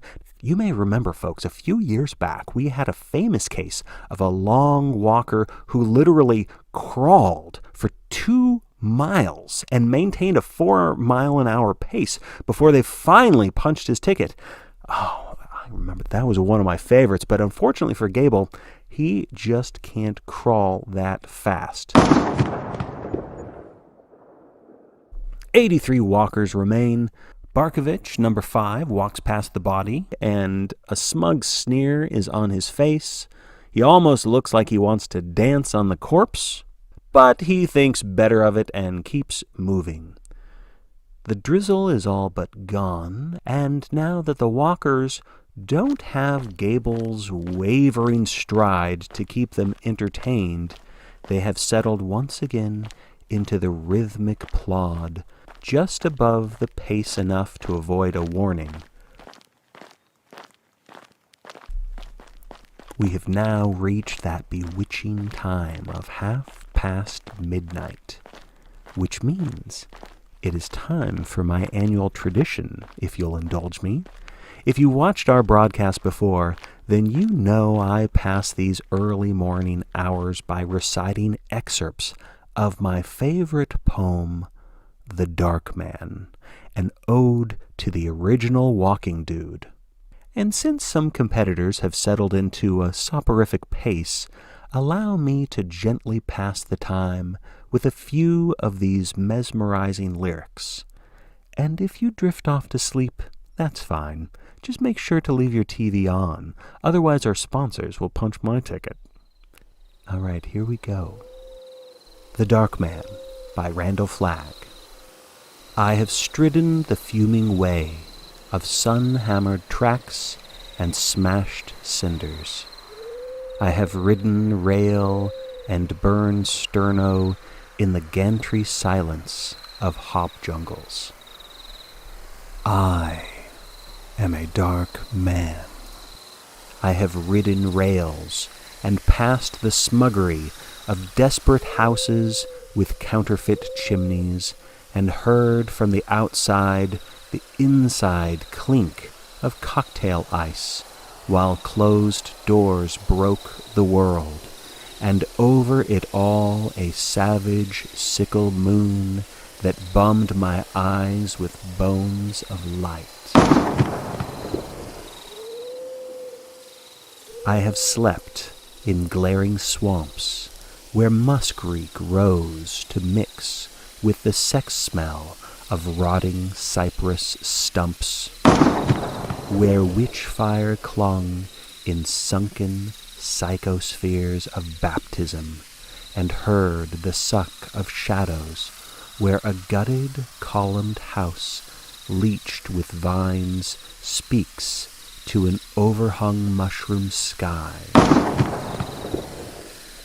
I have fed dimes to cold machines in all-night filling stations, while traffic in a mad and flowing flame streaked red in 6 lanes of darkness, and breathed the clever hitchhike wind within the breakdown lane, with thumb leveled, and saw shadowed faces made complacent with heaters behind safety glass, faces that rose like complacent moons in riven monster orbits, and in a sudden jugular flash, cold as the center of a sun, I forced a girl in a field of wheat, and left her sprawled with a virgin bread of savage sacrifice, and a sign to those who creep in fixed ways.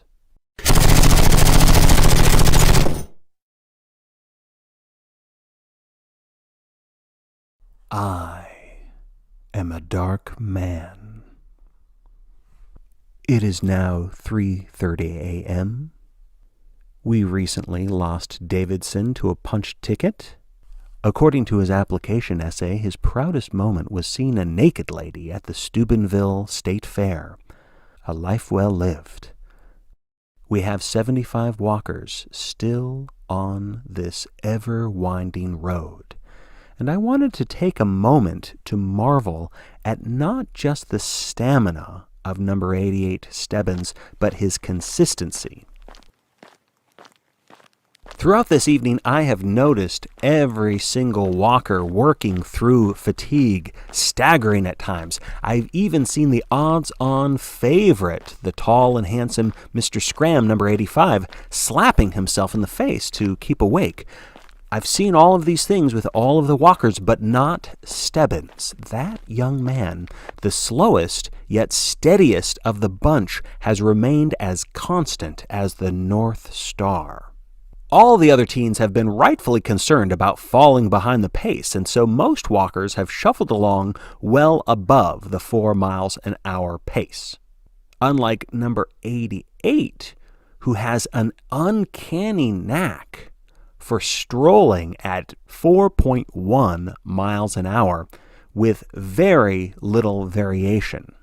And it's no surprise that more and more armchair walkers back at home are joining the ranks of Team Stebbins. Normally, Stebbins has been at the rear of the procession, but every once in a while he passes a straggler, or in this case, he is passing, right now, number 11, Michael Feldman, who is not so much a straggler as he is a sitter. Yes, for the past 2 hours, while I was reading my little poem to you, this young man has been experimenting with a dangerous strategy, one that every exhausted walker has been tempted to try. Number 11 Feldman has stopped and sat down, hoping to rest for less than 60 seconds before hopping back up. This strategy has had mixed results so far, because once you sit down, it is not easy to get back up. And after a few successful pit stops, number 11 has earned his first warning, followed shortly by a second. And now he is sitting down once again. I think out of habit, a potentially deadly one. And now that is Feldman's third warning. Number 11 is bouncing back up. No more resting for the next hour at least if he wants to live to see the dawn. Ooh, but his knees are buckling and he cannot get his stride back. He's only walking at about 3 miles per hour now. Even Stebbins is leaving this poor kid far behind in the proverbial dust. A soldier on the half-track is pointing his carbine at him. The soldier looks just about as sleepy as some of the walkers. Oh dear, our soldier friend must be tired indeed, because the bullet that was probably meant to be a headshot went directly into the groin, and Feldman is not happy, to say the least. The soldier seems to be taking his time to finish off this poor young man, and oh, it looks like his gun is jammed. Oh, there it goes. That should fix it. Well, now Feldman is out of his misery, and the soldier seems a little embarrassed. He should probably get himself some coffee. And if he truly wants to stay awake, he should get himself a piping hot cup of coffee from our sponsors at Dixie Boy Truck Stop. Get your motor revving at Dixie Boy. Their coffee comes with extra caffeine, 3 spoons of sugar, and if you ask nicely, just a little bit of meth. 74 walkers, still breathing, still on the move, still in it to win it.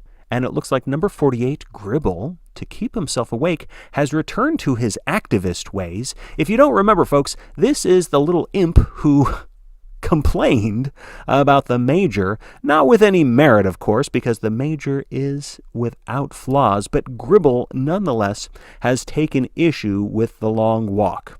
There's always at least one rebel in this event, and now it looks like our Marxist friend is trying to convince others, based upon my lip-reading skills. I think he's trying to organize some kind of demonstration or protest.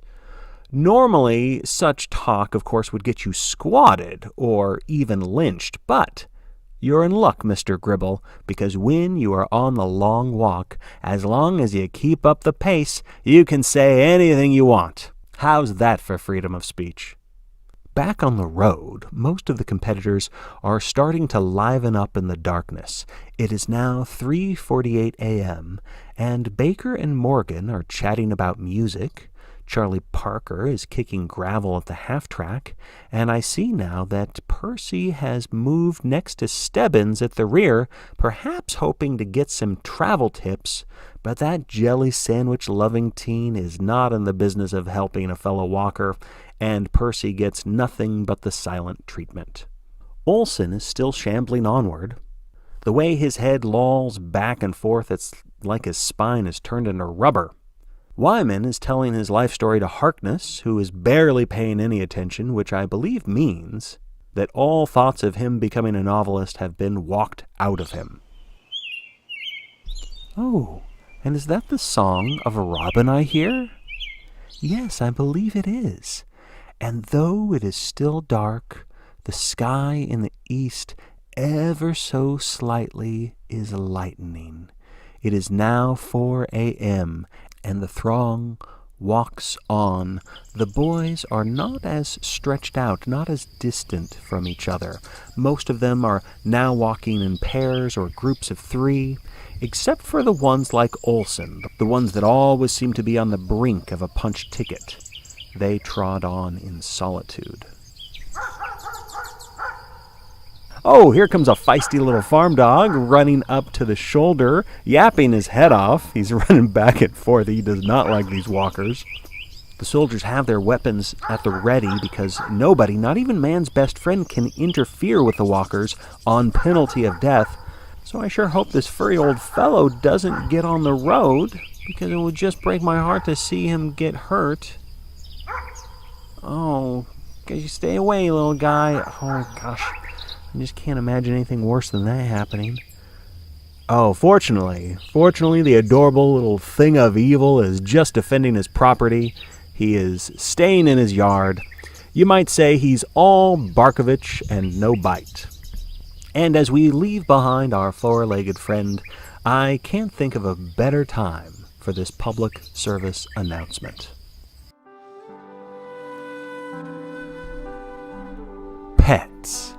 They aren't just our furry companions. They're part of the family. They'd do anything for us. and go anywhere with us, just to look into our eyes, or even our very souls. Who says sometimes dead is better? Not these adorable little guys. And yet, there are some people who just don't appreciate the love and attention their beloved animals have to offer. Some humans just aren't responsible pet owners, and they cast these noble creatures aside. That's why the StephenKing Pet Sanctuary needs your help to find a new home for each and every one of our four-legged friends. But not you, Roger. Get out of here, you freak. Welcome back to The Long Walk, ladies and gentlemen, and a happy hello to all the kiddos at home who have just woken up to watch cartoons. Sorry, but Popeye has been preempted. And down on the road, it looks like that someone has not been eating their spinach because number 41 looks awful wimpy. He has just slowed down. As simple as that, he's already earned a third warning. You would think that would get the adrenaline going, but he's just slowing down even more, just crying and shuffling his feet. There goes number 41. He was what he was. And what a shame, folks, because guess what is creeping upon the horizon? The dawn has arrived. Beams of sunlight casting upon the meadows, the forests, and the faces of these boys. These surviving walkers look like angels in the morning sunlight, chevaliers on a holy quest. It reminds me of Shakespeare. We few, we happy few, we band of brothers. Their spirits lifted, their hopes revived, their eyes dancing with the rekindled look of one who believes they are invincible. Ah, youth. What a glorious morning. It is 4:49 a.m., only 4 hours and 10 minutes until today's rations, a breakfast of champions, even if it's only pork paste and crackers. The boys are finding a newfound spring in their step. Even Olson, though haggard, is cracking jokes with Baker and the other boys. Ray Garrity and Peter McVries are sharing macaroons and yucking it up as well. They almost look like a couple of friends on their way to school. Oh, but the camaraderie is cut short as they both receive a warning. You know, since the beginning of the race, I have been very curious about Peter McVries, number 61. He's the boy with a long scar on the side of his face. Sometimes he seems like one of the group leaders of the boys. And then he suddenly shifts into loner mode. It's very hard to guess at his motivations for entering this. His essay doesn't reveal too much, except, of course, hints at a broken heart. You see, an ex-girlfriend is responsible for that scar. And he wouldn't be the first boy to enter this competition as a means of fulfilling a death wish. And now we are passing a truck stop, and you guessed it, it is a Dixie Boy. I've always extolled the virtues of their eye-opening coffee, but they also serve this amazing strawberry pie. So delicious, and I must have had 3 slices and I didn't gain a pound. In fact, I might be thinner. Several waitresses are taking a cigarette break and have come out to wave to the boys, and Charlie Parker, Mr. Friday Night, is not shying away from their gaze. In fact, he's flexing his muscles and blowing them a kiss. What a flirt. And in another merry turn of events, number 73, amateur comedian Bruce Pastor is cracking up his fellow walkers with some type of a knock-knock joke. Let's get these handy-dandy binoculars working and see if I can do some more lip reading to find out what's so funny. Let's see, he's talking to Garrity. Knock, knock. Who's there? Major. Major who? Major buggers his mother before breakfast. Oh, dear. Well, that is not funny at all, and it goes without saying that the sentiments expressed by the contestants do not represent the views of this station, which has nothing but admiration for the Major, and the Major's mother, and the Major's dog, Sheila. Ladies and gentlemen, I hope you'll forgive the boys' immaturity, even though they've volunteered for this so-called death march, they are just kids after all. So, the laughter has stopped, and who's that? Peter McVries has stopped in his tracks as well.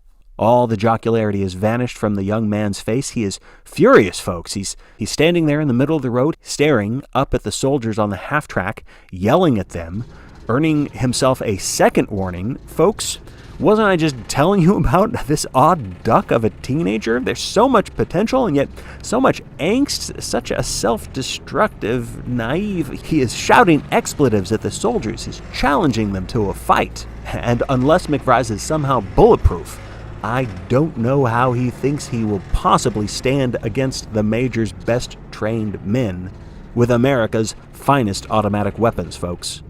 And that is a third warning.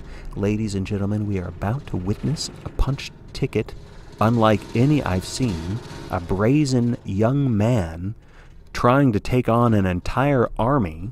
And any moment now, his bravado will end in a shower of bullets. But wait, one of the walkers has shoved McVries. It's number 47. Garrity is shoving him. Yet again, Garrity is willing to play the Good Samaritan, even when it goes against his best interests. And McVries, pushed out of his delirium, he is now on the move and not happy. I don't think he realizes just how close to death he is. He seems almost bitter that Garrity has just saved his life. And we witness yet again the old adage that no good deed goes unpunished.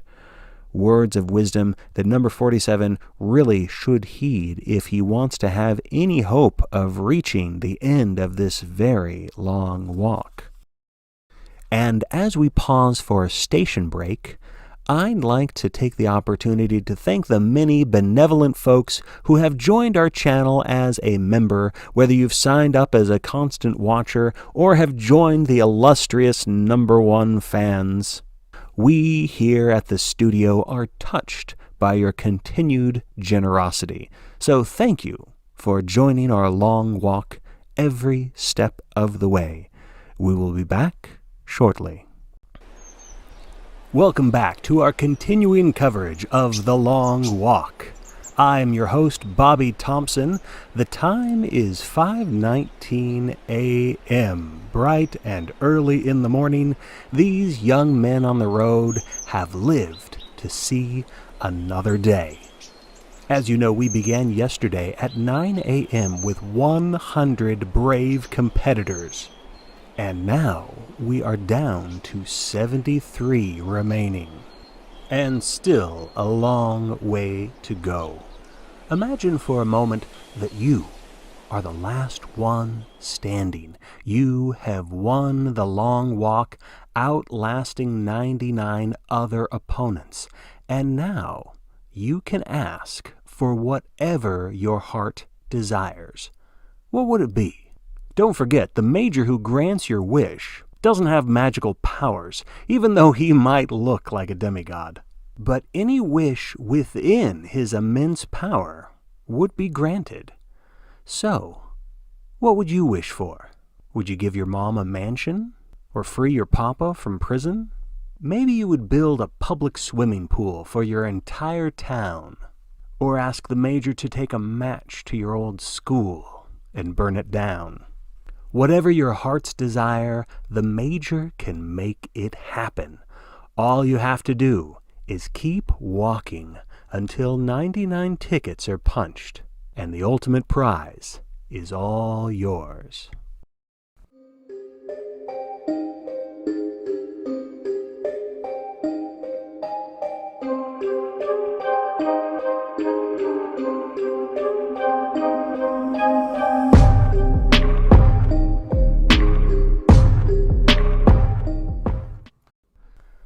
The dawn is brightening into a lovely morning. Most of the boys are reinvigorated now that they have survived the night, and they know breakfast is only a few hours away. Not everyone is in great shape, though. Olsen looks the most zombie-like among the bunch, and yet he still manages to keep going. Also, number 98 stubbed his toe on a manhole cover, and now it looks like he has sprained his ankle, which is bad news, because now he's walking, or should I say limping, with a third warning. Number 48, Gribble, is grumbling to anyone who will listen, complaining about the unfairness of the long walk, as if he didn't volunteer for this adventure. Oh, and we have word that the Major himself might make his first appearance of this new day. We'll see if Gribble has enough bravado to speak his mind to the big man himself. I highly doubt it. We're passing by a boarded-up Dairy Queen, but, as the sign says, it will be reopening soon for the summer. That'll be nice. The soldiers on the half-track are now pointing their guns at Yannick. That limp of his is only getting worse, and it is definitely slowing him down well below the 4-mile-an-hour pace. You can just about read the boy's thoughts as he muddles onward, wincing in agony. He's got to be thinking, please, body, just push through the pain. Pick up some speed or we're dead. To which his body responds, his body doesn't have a chance to respond. That is the end of Yannick's inner debate, and he is the 28th ticket punched. And as you can see on the faces of the other boys, not looks of horror, but looks of mild relief or satisfaction. For them, Yannick has become one less thing to worry about. And talk about bad timing, because if Yannick had held on a little longer, he would have lived to see this amazing sight.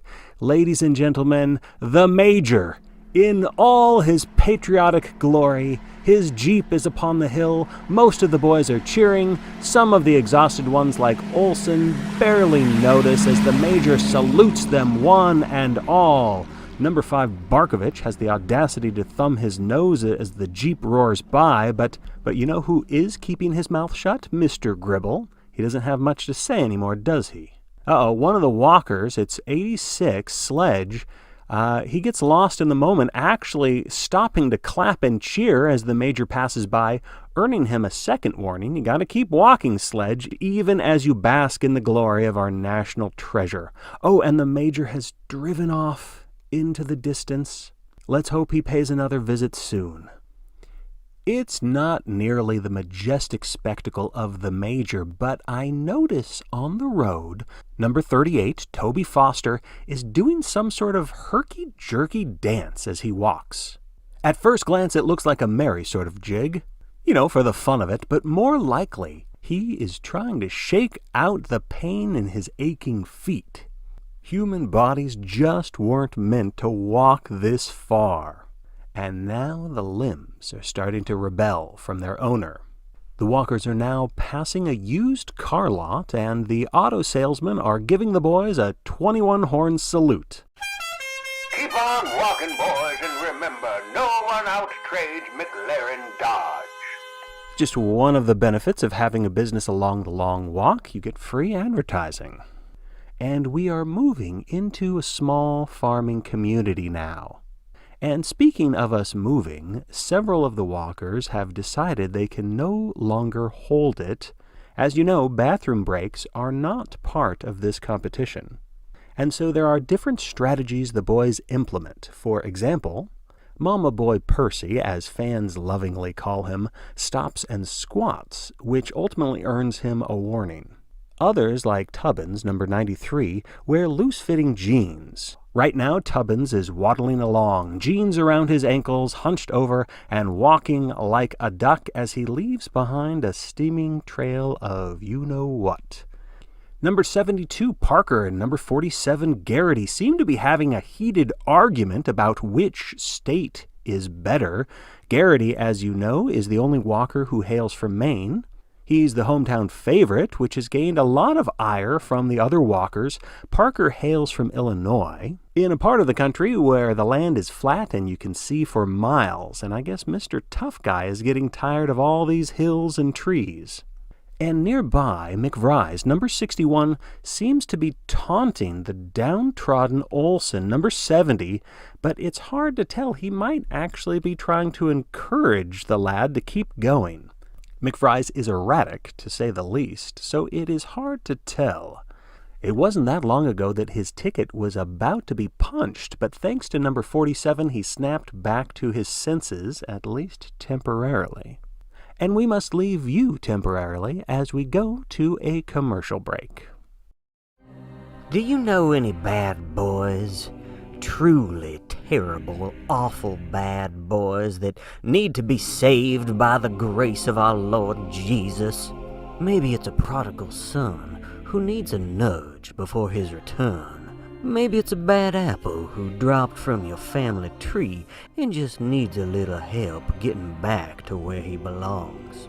Or maybe it's just some hitchhiking juvenile delinquent coming from nowhere, going nowhere, lost all direction. Whatever trouble they've gotten themselves into, we can help them get out of it at the Sunlight Gardener Scripture Home for Wayward Boys, located in the state of Indiana, America's heartland.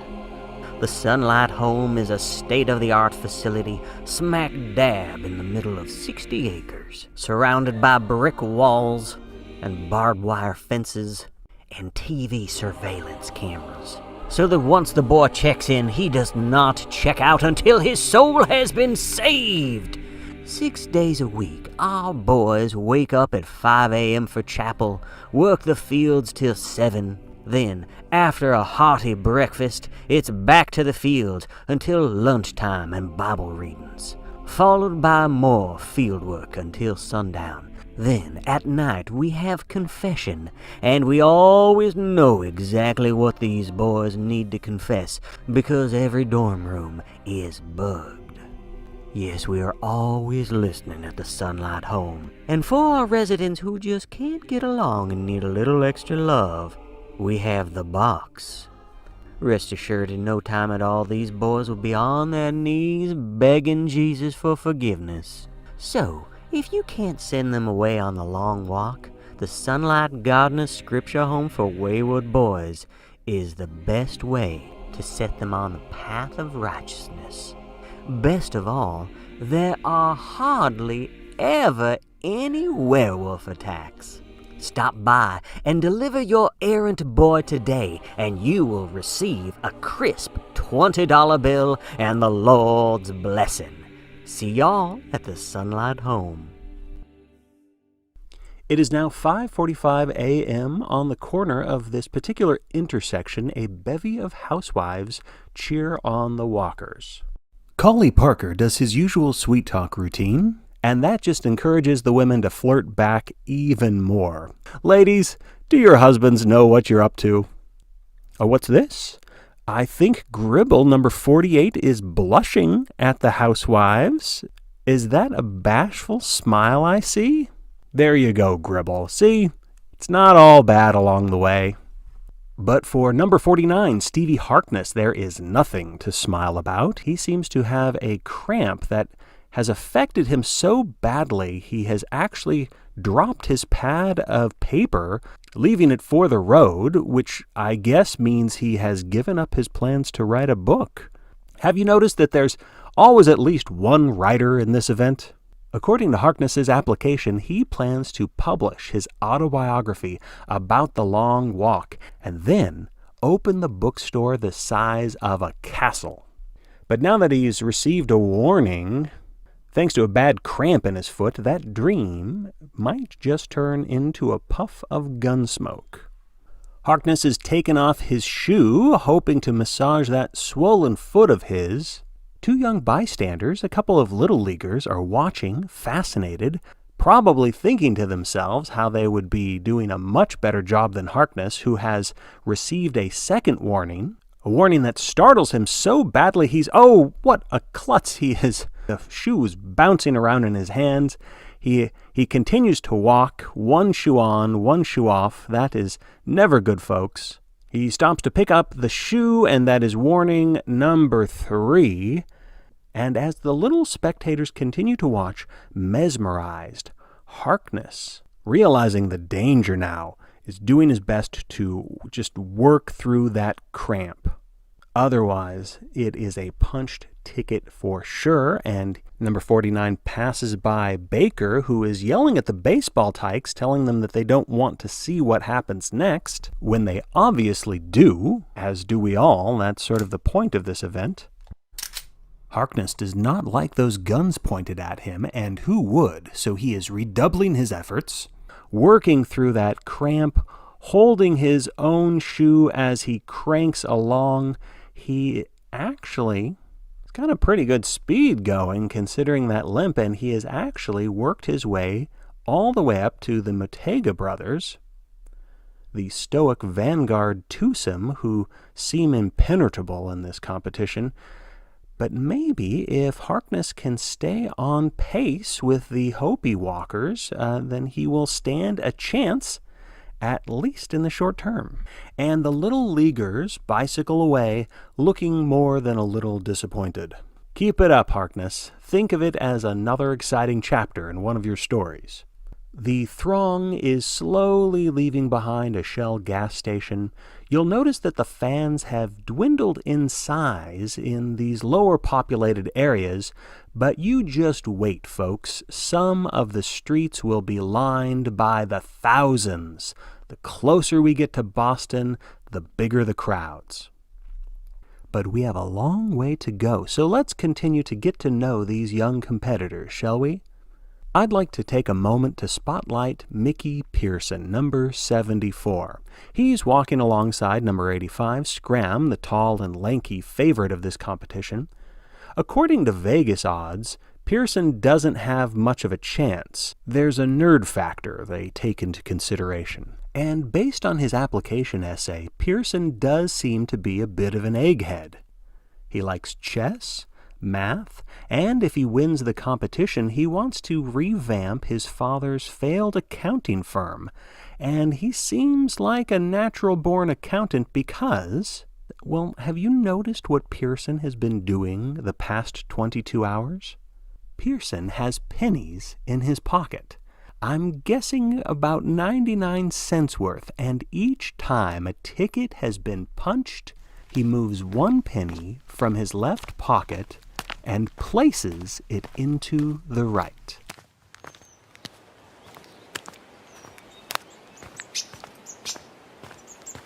And Pearson is not the only boy chumming it up with the charismatic Mr. Scramm. Garrity, Baker, Abraham, a number of competitors seem drawn to him, perhaps hoping some of that athleticism will rub off on them. For those of you who missed the pre-game special, Edwin Scramm is the only walker who is married. That's right, there's a Mrs. Scramm out there right now watching from her folks' home in Phoenix, Arizona. She must be very proud of her husband as she keeps her fingers crossed, hoping that those Vegas bookies are correct this time. You see, Kathy Scramm is pregnant with their first child, so you can imagine the extra pressure that puts on walker number 85. Or maybe, pressure's the wrong word, let's stay positive, let's call it motivation. Scramm, a high school dropout at the age of 15, plans to use the ultimate prize to make sure his soon-to-be-born son gets a college education. However, there's no such thing as a sure bet, Scramm. After all, you might have a daughter. Not that there's anything wrong with that. Why, check out these adorable little cheerleaders. Isn't that just charming? And that seems to have put the spring back in Harkness's step. I think the cramp is gone, hopefully for good. And Olsen, God bless him, must be on his third or fourth wind by now, because he just keeps plodding along, not paying any attention to those cheerleaders.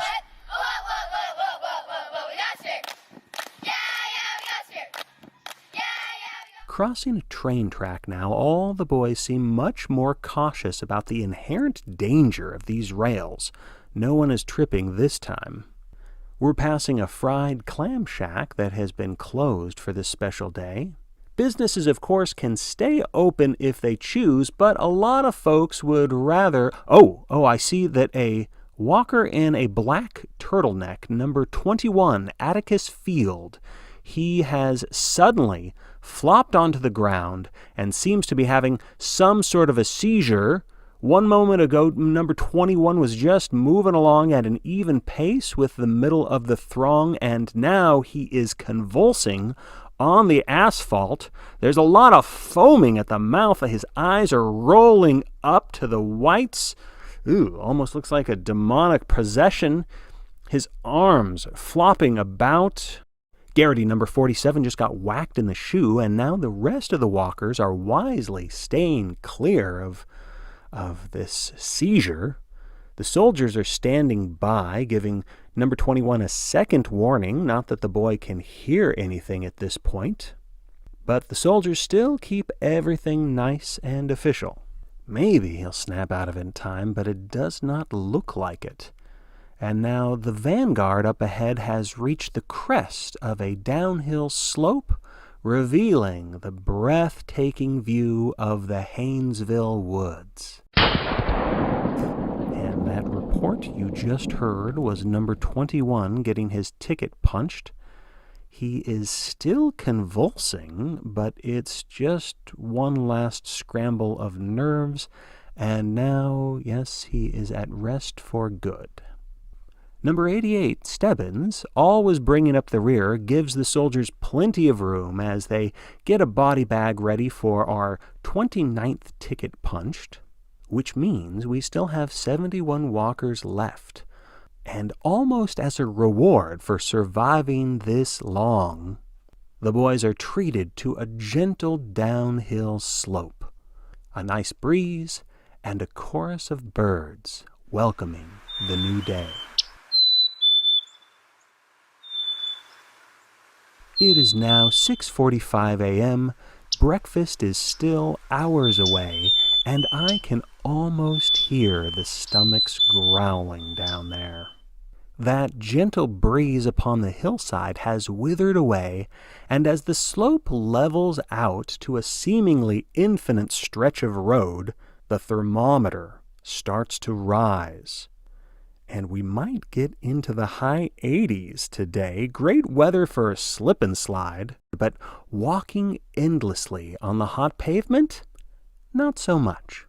And we have more spectators on the sidelines, including two young ladies who look very excited by these daring young men.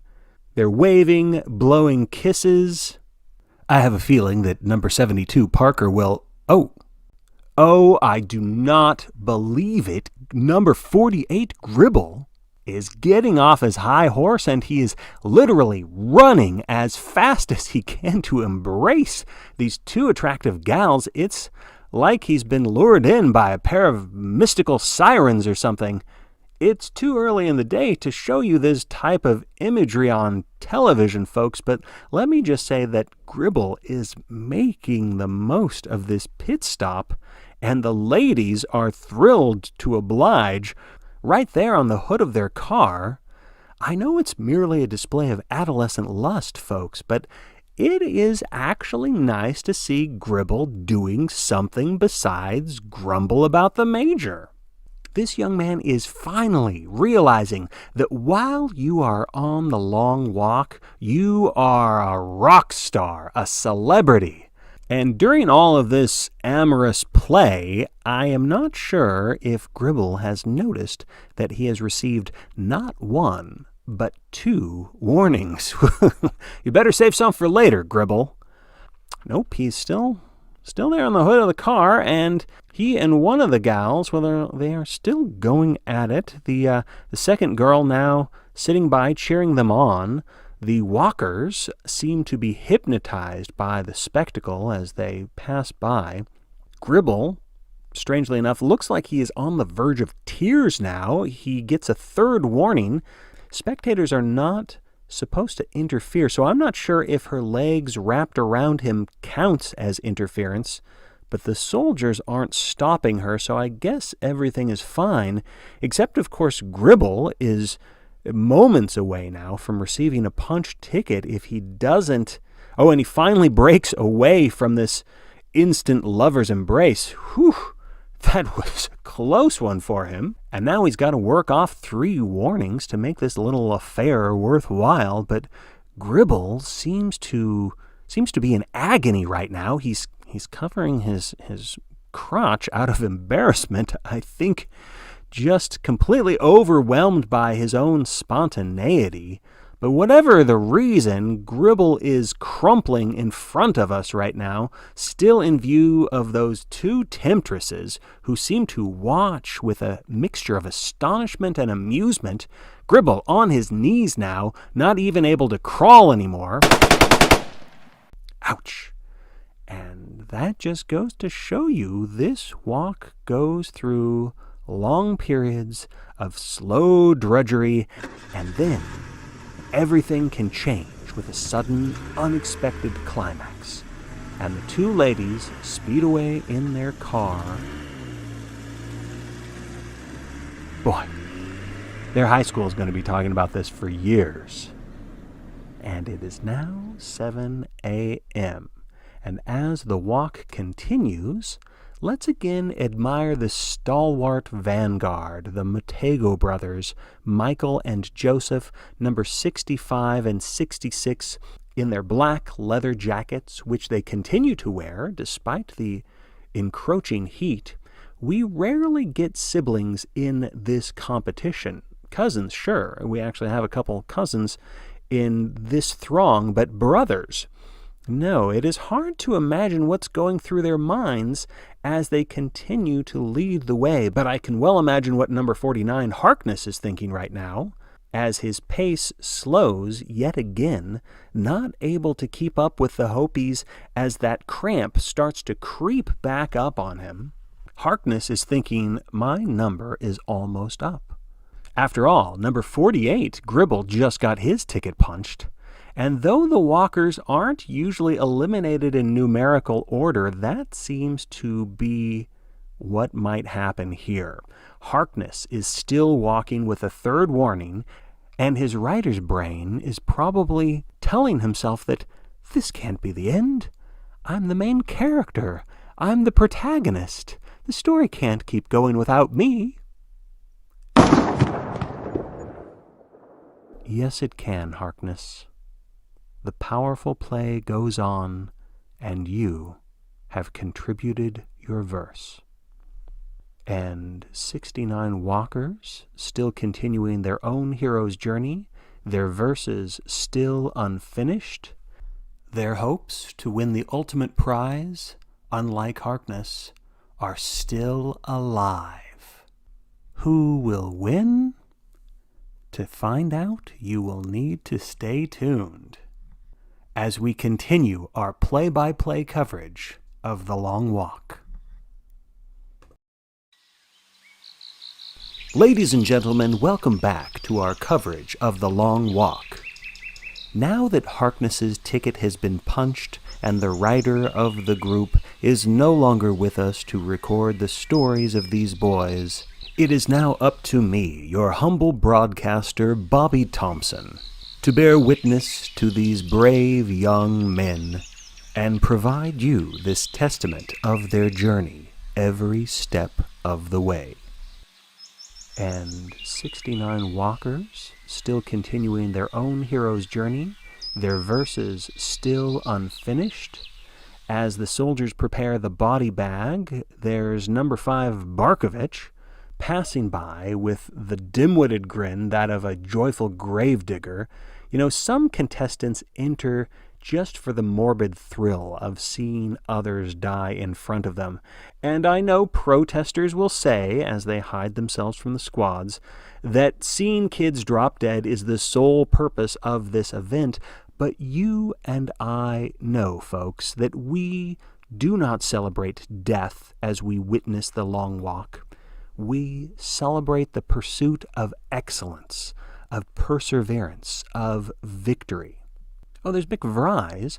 McVries, like the other boys, has no love for Barkovitch. He's walking behind number 5, taunting him, challenging him, Maybe that's the sort of purpose number 61 McVries needs to stay in this battle royale. A good rivalry is sometimes all you need to keep going. This is interesting. I'm studying Edwin Scramm, number 85, Mr. Odds-on favorite, and it looks like he has a runny nose. He keeps wiping at it. Maybe it's just allergies or maybe a cold. Either way, it seems to be a chink in his armor and potentially good news for his competition. Still a ways until breakfast, and some of the boys are staving off hunger by swapping stories. Experts say that camaraderie, at least early on in the walk, increases one's chances and wards off despair. In Olson's case, we can see how they're right. He is just shambling along, looking lonesome and haggard, but Stebbins seems to be the exception to this rule. That young man has barely broken a sweat so far. Number 2, Abraham, stands out among the group of friends that are chatting. I think it's safe to say that this group is probably friends at this point. Abraham's height and bright red hair make him easy to spot, and the spectators love waving at him, perhaps because he has a gentle sort of smile as he walks among the crowd.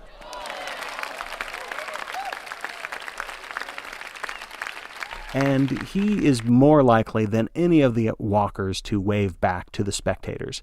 And right now he is waving at a family and their cat. Is that cat on a leash? Oh man, the things you see on the long walk, right? 15 minutes until 8 a.m., and number 70, Hank Olson, has hit a new low. He is just moaning. A garbled plea to the soldiers, just begging that they let him rest. Art Baker, number 3, is taking advantage of the current lack of spectators and drops his pants. Most walkers can't seem to get this bathroom business done without getting a warning, and Baker has earned himself 2 so far, but he is back up and running. I'm sure he feels a lot lighter now.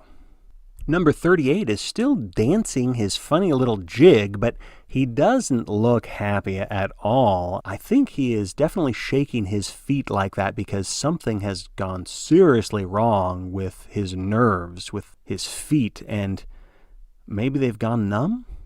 And it looks like number 97, Wyman, his shoelace on his left foot has come undone. Now this is why we double knot it, people.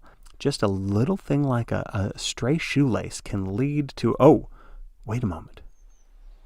Percy Fields, number 31, Mama's boy, is casually walking along the shoulder, inching closer and closer, as if he plans to step off the route. Now this is the young man whose mother has shown up on the sidelines hollering for him to come home. And I have noticed number 31 eyeing the wilderness throughout this competition. He's always pegged me as a potential runner. I think Percy is going to break for it, but he is not running. He is just casually walking, silently stepping toward those woods, but maybe he has forgotten that the soldiers do have devices that keep track of every walker, and that even though it might look like the soldiers aren't paying attention, rest assured every step is monitored. Or maybe I'm wrong.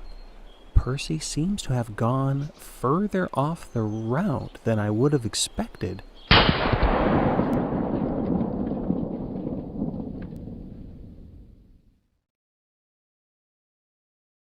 Oh, Percy. What will your mother say now? Number 31 is standing there in disbelief as blood begins to blossom, a shot to the chest. The soldiers wait to see if another bullet is required, and it is not. The boy falls. Percy's ticket is punched. No warnings required, of course, because that's what happens when you attempt to escape the long walk. McVries seems to be chuckling at this, more signs of his erratic behavior, and his laughter is angering the usually upbeat Abraham. And Olson just returns to his blubbering ways. The temperature is rising, and now, to add another wrinkle, the air quality is lousy on this part of the road as they pass by a truck stop. A lot of disgruntled truckers are sitting, idling in their vehicles, anxious for the procession to pass by so they can return to their business. One trucker is giving the boys the finger. Well, that's not very nice, sir. The long walk is only once a year. You could have taken an alternate route. Oh, and it looks like the tongue of Wyman's shoe is sticking out. See, it starts with the laces and now the tongue. Pretty soon he'll lose that whole shoe. And it looks like further down there is more tension between Parker and Garrity. Now it's not about Maine versus Illinois. Reading their lips, it looks like Parker has brought up the sore subject of the squads. Now you can tell that Garrity misses his father, who has been squatted, and the soldiers are standing by to see if a fight breaks out. There might be more punch tickets in store for us. And now Scramm's pace seems to have slowed, and yes, he definitely has a cold, folks. That was a big sneeze, but hopefully his constitution will tackle whatever virus might be bugging him. You know, those summer colds are the worst. Near the route, there's a family picnic, and the folks are just watching the walkers from the shade of an elm tree. As the boys walk past, they are drooling over the sight of those sandwiches and plates of potato salad. Number 38, Foster, is now beginning to moan even louder than Olson. Every footstep is agony for him, and I spy another walker struggling along. Number 1, Mr. Aronson's limp has earned him a second warning.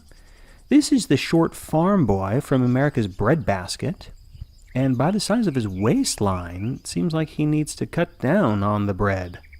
But perhaps food motivation is a good thing, because Aronson and the others are trudging their way to the 9 o'clock hour. But perhaps not all of them are going to make it.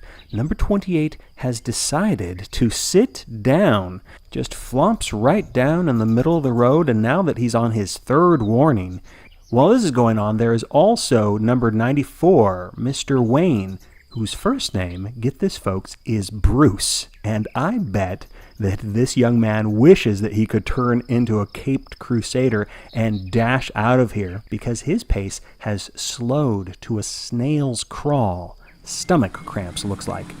And this is all happening while a new half-track is arriving loaded with food concentrates.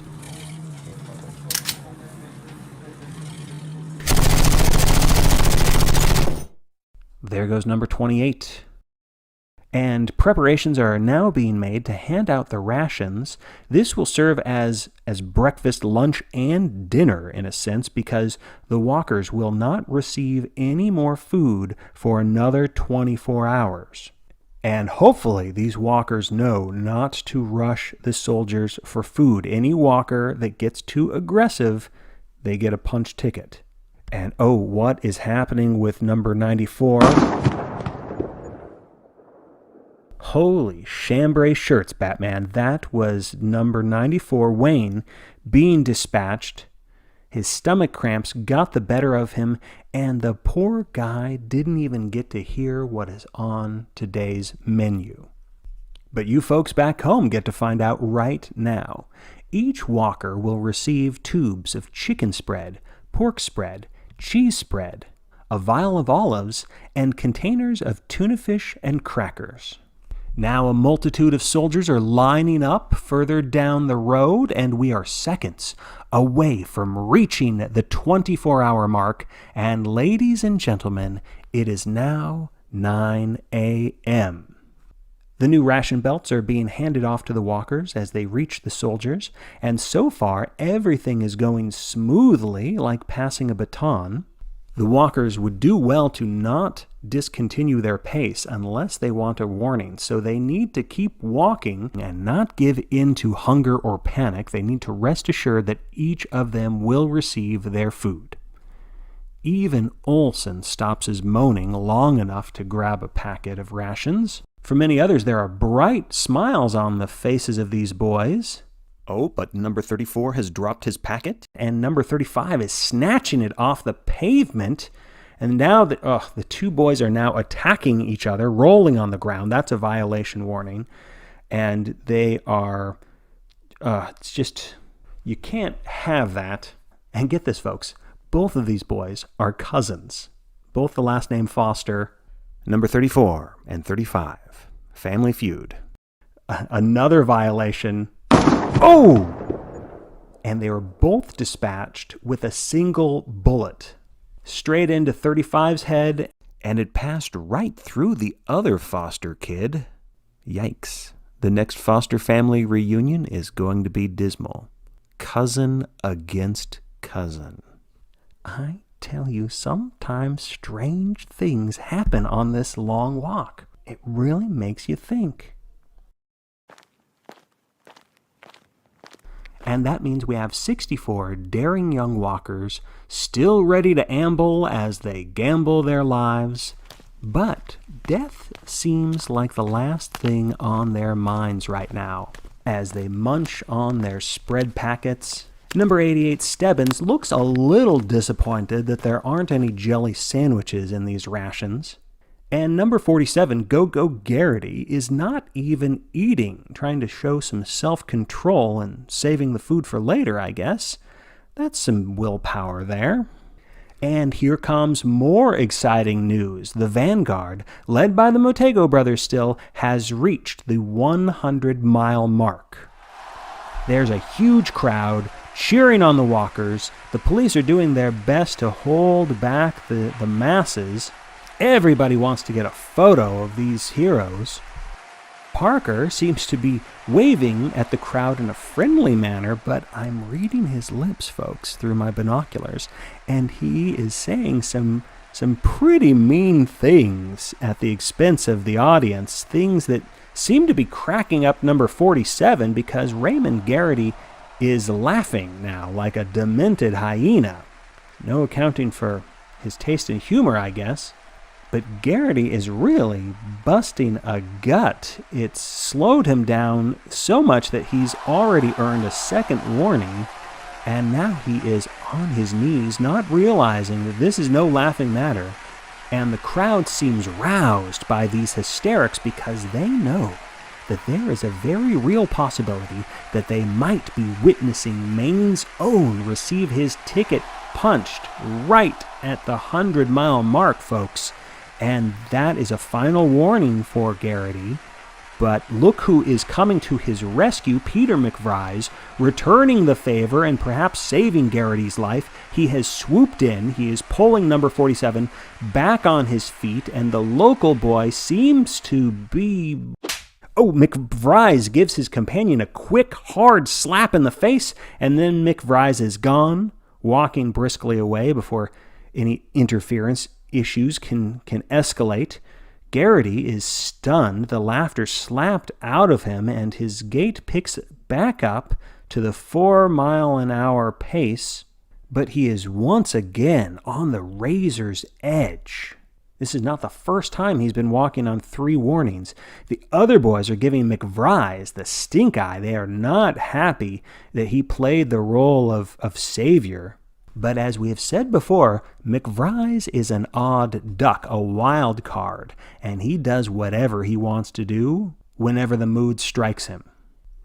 The crowd is quiet now. We're all watching Garrity to see if he will falter, but he keeps on going, concentrating now. It's not funny anymore. Someone else, though, among the walkers is, in fact, faltering. That is Frank Morgan, number 64. He was the kid who was playing the harmonica last night. And according to his application, he hopes to one day open up a music school. I'm not sure that is going to happen. He suddenly seems to be ill, violently ill. I think he must have ingested all of his food packets at once far too quickly, because he is on his hands and knees making everything come back up. He had already been walking on a second warning for quite some time, and now that this is warning number 3, Barkovitch is passing by with a gleam in his eye. Everyone else is plugging their noses and looking away as he just retches onto the... Ugh. And Morgan has left a mess to clean up in more ways than one. The crowd's attention shifting away from Garrity, taking the pressure off, at least for now. He better eat his breakfast while he still can. Number 54, Jensen, is doing his best to keep his breakfast down. He seems to be choking on a cracker, so he is gasping for a canteen refill. Remember, you might be limited on food here, but you get all the water you can drink, lads, so stay hydrated. Number 38, another Foster. He is the one who has been dancing a jig, trotting around on his sore feet. He's trying a new tactic now. He is walking on his tiptoes. Looks a bit like a ballerina on the asphalt there, but, whatever works. Scramm is having another sneezing fit. I bet he wishes he had some aspirin in that ration belt. And the road inclines a slight upward slope, and the crowds are diminished here. McVries is trailing Barkovitch again, hoping to bully the bully. It's unclear if the taunts are affecting Barkovitch, but the two are definitely exchanging words. Speaking of which, let's hear a word from our sponsors. Hey America, for those of you still allowed to vote, we've got a big election coming up. But do you really believe the Democrats or the Republicans really have your best interest in mind? Of course not. That's why the only choice for President of the United States is Greg Stilson.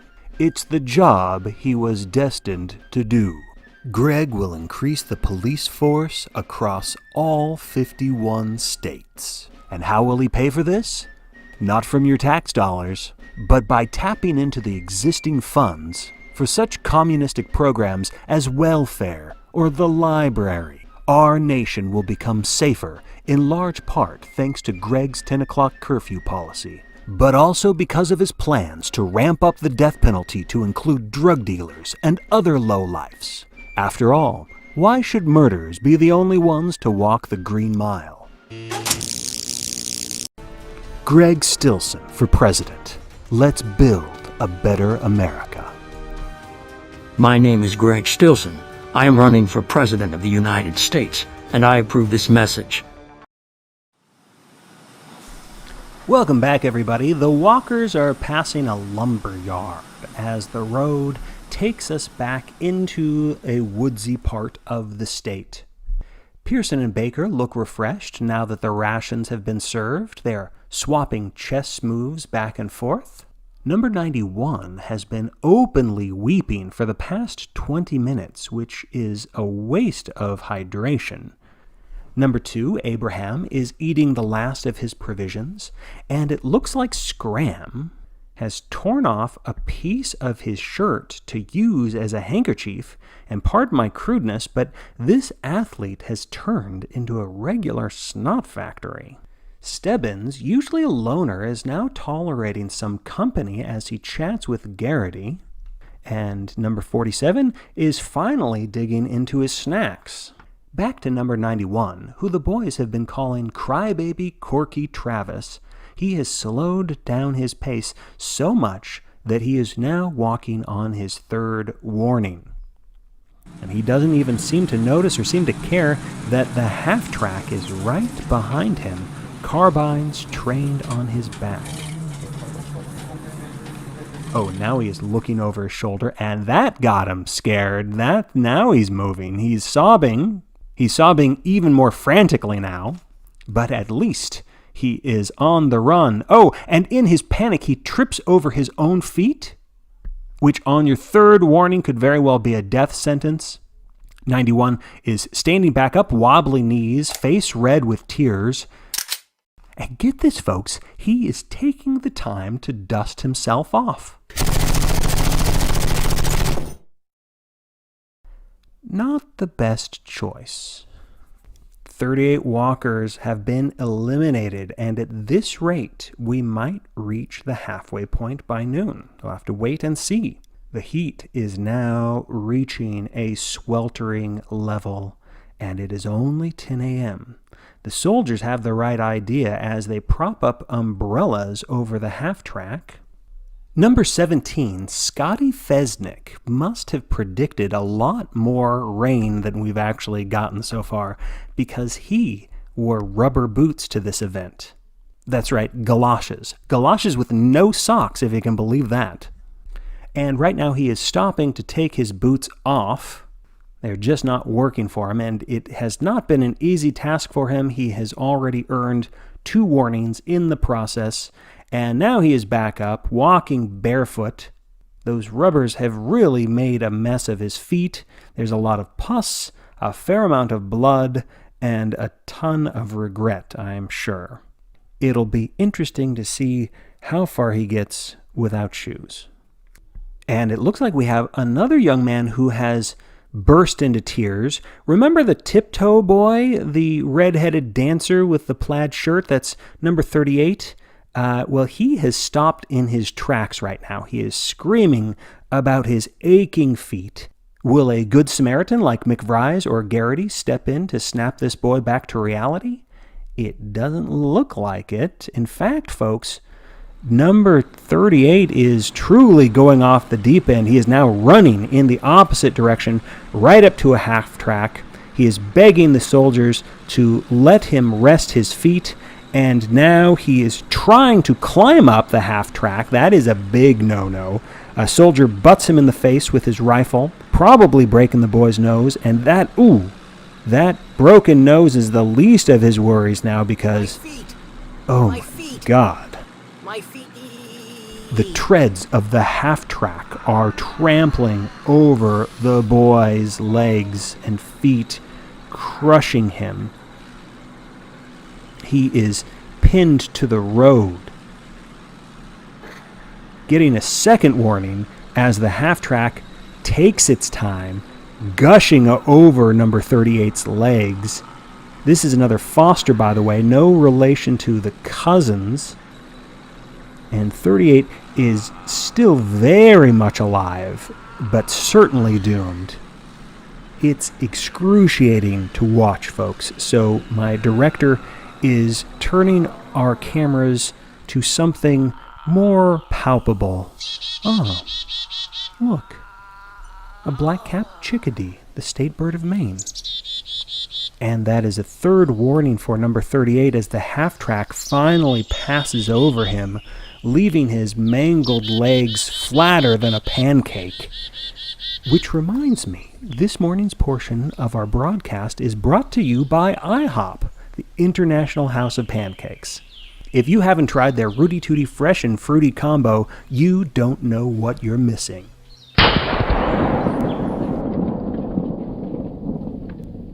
And number 38 is out of his misery. This long walk is a bit messier than in previous years, isn't it? It makes me wonder what else might be in store for us.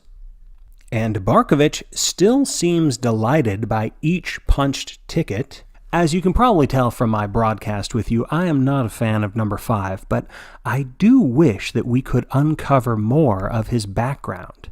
We know he's from Washington, D.C., and it's a little murky, but I'm guessing that his father was a lobbyist until that profession became outlawed. And now that everything I'm guessing is done under the table, we don't know exactly how the Barkovitch family butters their bread. And all he really says in his 2-sentence essay is that he looks forward to impressing the major, and he can't wait to dance on some graves.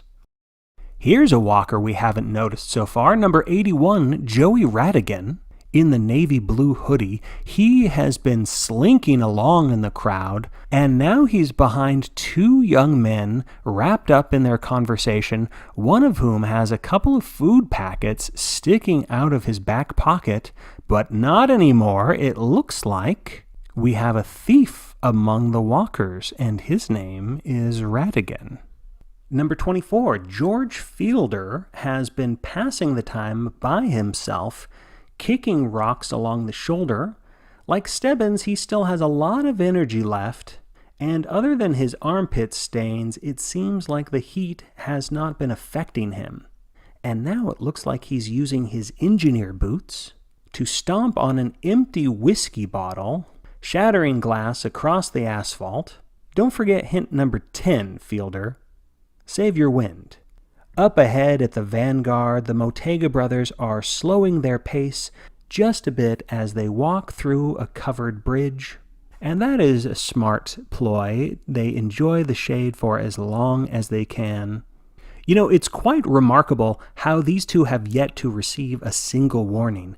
Now just imagine if it is down to these two, if these two brothers outwalk the rest of the competition, and it becomes this fraternal contest of wills, brother against brother. You know, a lot of folks over the years have suggested that there be a prize for second place. No money, no wishes granted, you just win your life back. Sort of the ultimate consolation prize. Apparently the idea was brought all the way to the major, and he said, nah. Oh, back on the road, towards the end of the procession, barefoot number 17, Fesnik, has stepped on a piece of glass from that shattered bottle of Jack Daniels. He is screaming in pain and surprise. He's hopping on one foot as the soldiers give him a third warning. Ouch, ooh, that looks like it hurts. There's still more glass ahead, and oh my stars, he is down, both feet now shredded up. It's like number 24 set a trap and sleepy number 17 just waltzed right into it. And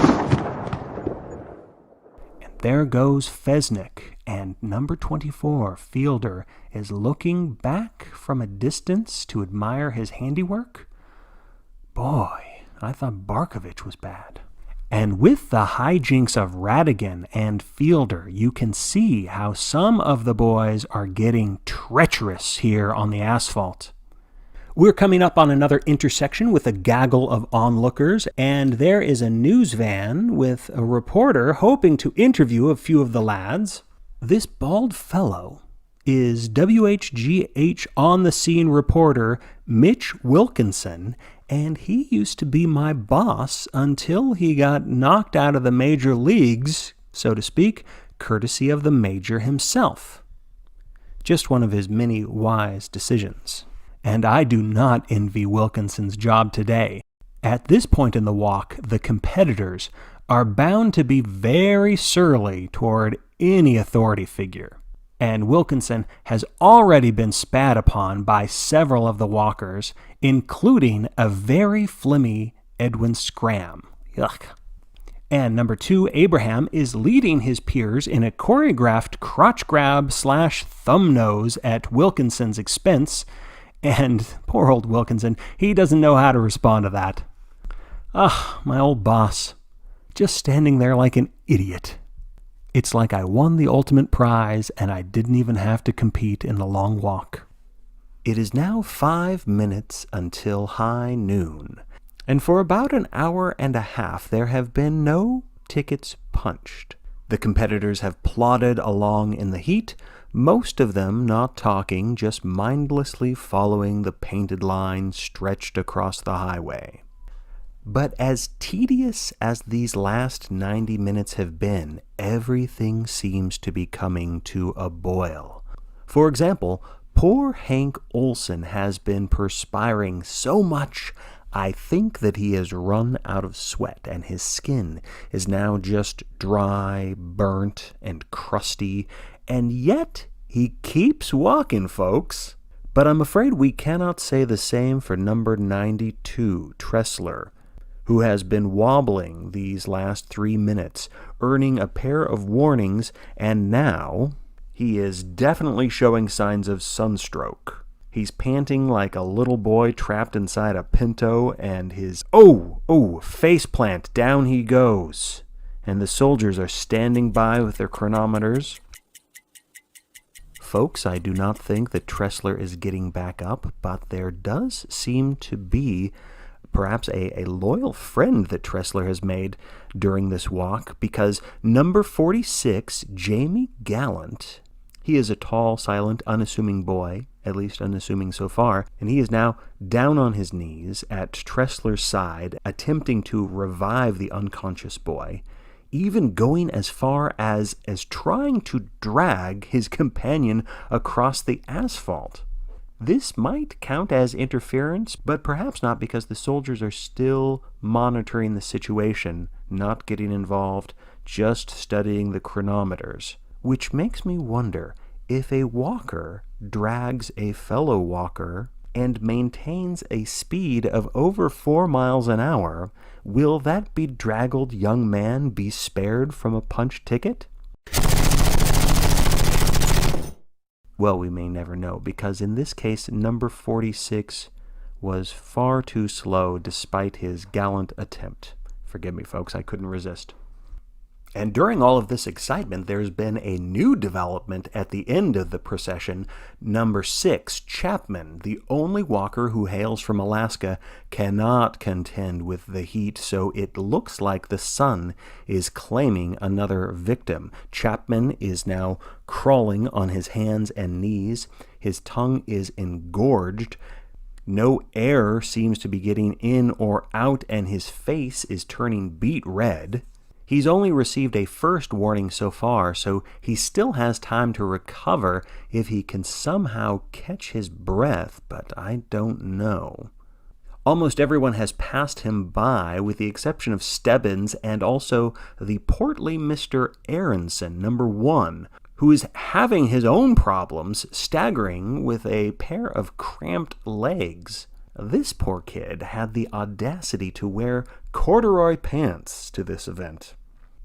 So you can imagine the sound that he has been making for the past 27 hours.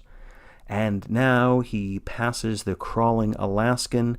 Chapman is about to pass out at any moment, still slowly crawling, earning a second warning. His tongue is a bulging nightmare, now a shade of purple. And Stebbins, so often bringing up the rear, passes by Chapman, giving the young man only the slightest of glances. And now number 6 is on his final warning. Aronson, not far from the scene, cries out in pain. He has stopped walking altogether. It almost looks like his feet are stuck to the cement. That double cramp of his has stopped him in his tracks. Back to Chapman, the chronometer is ticking, and number 6 is no longer crawling, but simply convulsing. And that ticket is punched, but there's little time to process the Alaskan's demise, because number 1, the first boy to introduce himself to the major just yesterday morning, has received his third warning. He's looking almost half man, half statue. His upper body and his arms are moving, but his legs are not, and as he is clutching at his legs, trying to pull his feet up off the pavement, but he is held fast. Folks, you will have to forgive my second Wizard of Oz reference of this long walk, but this young man looks like the Tin Man has run out of oil. The 2 soldiers who have dispatched number 6 are now watching closely as pudgy number 1 is just standing there looking at them, almost shrugging his shoulders in a gesture of, oh well, what can you do? The answer apparently is nothing. There goes Aronson, ending a vicious 3-2-1 punch ticket trio as the other boys walk on. Thankful sunstroke and cramps have not yet claimed them. Yet is the key word as the thermometer continues to climb. That's why I'm thankful to be sitting right next to an ice-cold pitcher of Country Time lemonade. It's always time for Country Time. It's 5 minutes to 1 now. These New England fields are devoid of trees and therefore shade. On his third warning, Eric Foster, number 36, has crumpled to his knees, clutching at his throat. Looks like another boy claimed by that malady we call sunstroke. He is crumpling down right on the yellow line, and the now familiar twitching begins. Nearby on the sidelines, a group of high school boys are watching the spectacle, and in my experience, a group of boys this age would be laughing and cheering, but instead these young men have stunned expressions, as though they are beholding something they did not expect to see. Sometimes teenagers come to these sidelines for inspiration to see if they want to consider applying for next year's Long Walk.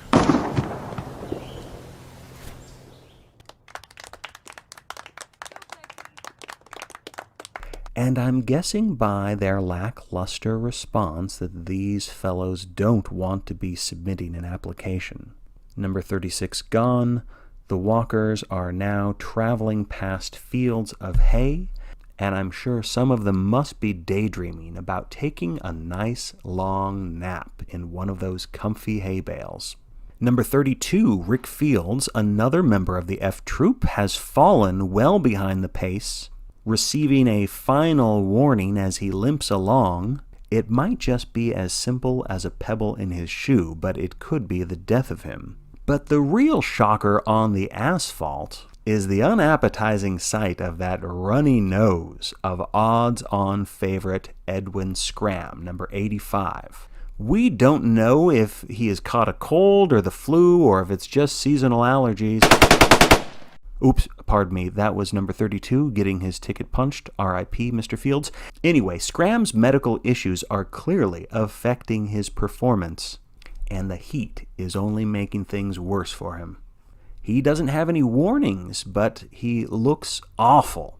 Not Hank Olson awful, of course. But Scramm is not the same would-be champion that we were observing yesterday. And the road is now leading us into a slightly wooded area, which means a bit more shade. Normally when we get into the woods, the spectators dwindle, but that doesn't seem to be the case here. Things seem to have calmed down on the pavement, so let's try to get to know some of these other contestants. You know, every year I always hope to touch upon the backstory of each and every walker, but then, as you know, folks, things happen. Anyway, I don't believe we've talked about number 13, Roger Finham. He's interested in Native American archaeology, and if he wins, he plans to... Oh, there is a commotion on the sidelines. Oh, dear, it is Percy's mother, Mrs. Fields, not to be confused with our sponsor, ladies and gentlemen. She is screaming and thrashing about, demanding to know the whereabouts of her son, Percy. Either no one has told her the news, or she just hasn't been able to come to terms with reality. 3 police officers are trying to get her under control, but she is not having it. She scratched one of them right in the face. She is not happy, folks. And it makes me wonder if the late, great mama's boy Percy ever bothered to tell his mother about the application in the first place. Maybe he forged his parents' signatures. We may never know. But rest assured, Mrs. Fields will have her boy returned to her. The soldiers will see clear to that, and every coffin is courtesy of the Major. Well, here's a sight to cheer things up. We are now passing by a school playground with children cheering the walkers onward, and more than a few of them hold signs that say, "Go, go, Garrity."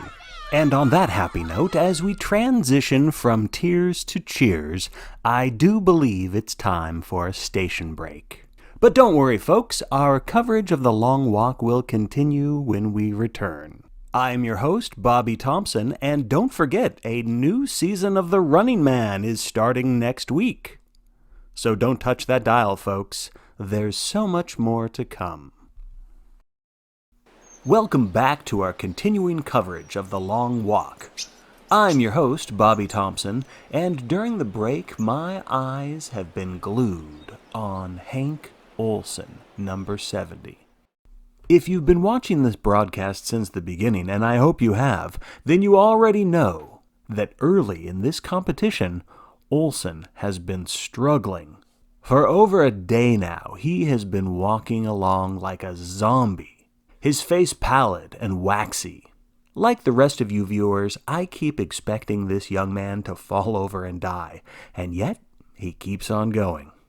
Through my binoculars, I can see his tongue just lolling outside of his mouth.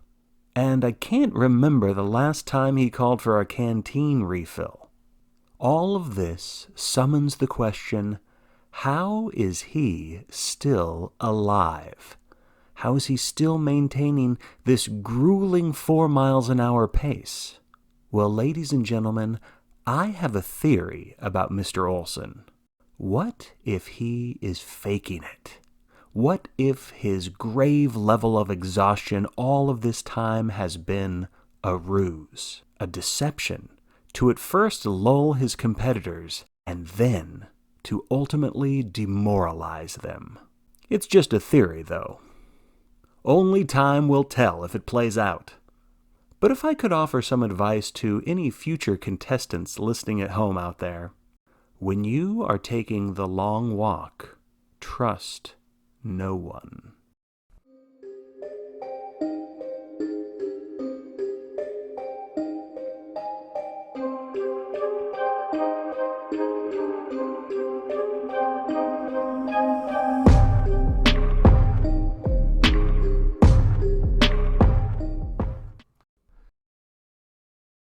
It's now 2 o'clock. Number 5, Barkovitch, has been keeping his mouth shut during the last couple of hours. Good for him. I'm surprised he didn't make a single joke at the expense of those sunstroke victims.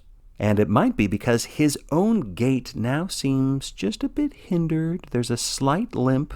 And number 61, McVries, is tailgating Barkovitch, his eyes glaring into the bully's back like he's been trying to use telekinesis to make Barkovitch trip. Number 54, Dougie Irwin, has spent the last 30 minutes walking as fast as he can so he can work off that third warning. He's wearing a bright green vest, which, as he stated in his essay, brings him good luck. Apparently, he has won 2 Ohio State spelling bees, all while wearing that vest. But this is not a spelling bee or Ohio, and I'm guessing that vest really isn't good luck. Although if the crowd was given the chance, they would snatch that up as a souvenir. But the soldiers are quickly getting to work, stowing number 54 in a body bag, vest and all. One of the most enthusiastic spectators right now is a man on the sidelines. He is standing next to a station wagon that is filled with watermelons. Hey, boys. Good job, boys. Keep walking, my friends. And his free watermelon sign is too entrancing for these boys, many of whom cannot resist walking in his direction, even if it means getting a warning for going the wrong way. But as delicious as those melons look, spectators are not allowed to give any food or drink to the walkers. What do you think you are doing? You want them to eat some watermelon? But Mr. Leantio is having a hard time understanding the rules. This my watermelon, you dumb cop. I wanna give, I gonna give. Hey, what you think? Get off of my casa, you are das. No melons allowed. And the walkers and the whole crowd, they are not happy with this. Some of the spectators are pelting the troopers with bottles, and I think I see a transistor radio flying through the air. They want the boys to have a little bit of refreshment, but rules are rules, no matter how mouth-watering those melons might be. The cops are trying to drag away this colorful character, and oh my, he is making a break for the sidelines, folks. You no gonna catch me. you stupid cops. And this man is throwing a handful of watermelon slices onto the road. And number 2 snatches one right out of the air. The crowd is wild with delight. Looks like 5 or 6 of the boys are scrambling to get a piece of the fruit. And now Dom Leantio is finally being dragged out of view. Dom Leantio love you all. The spectators love him. Old Dom is going to get a beating, so I hope it is worth it. But a few of the boys have managed to grab a little bit of joy after all. And number 2, Abraham, a big grin on his face and juice dripping off his lips, shouts to the crowd, saying, "I love everybody." Oh, and the audience is loving him right back. I tell you what, folks, this good-natured young man has the right attitude to go all the way. And though it's not my job to pick favorites, my fingers are crossed that this young man with the bad teenage mustache, that he becomes the last walker standing and wins a lifetime supply of watermelon and anything else his heart desires. At the very least, he seems poised to outwalk odds-on favorite Scramm, whose illness, cold, flu, whatever, has been worsening. Like the other boys on the asphalt, Scramm is smiling happily over the free watermelon, but he's also coughing in between bites. The rest of the walkers are laughing, enjoying themselves. It looks like almost every one of them has snatched up a piece of watermelon.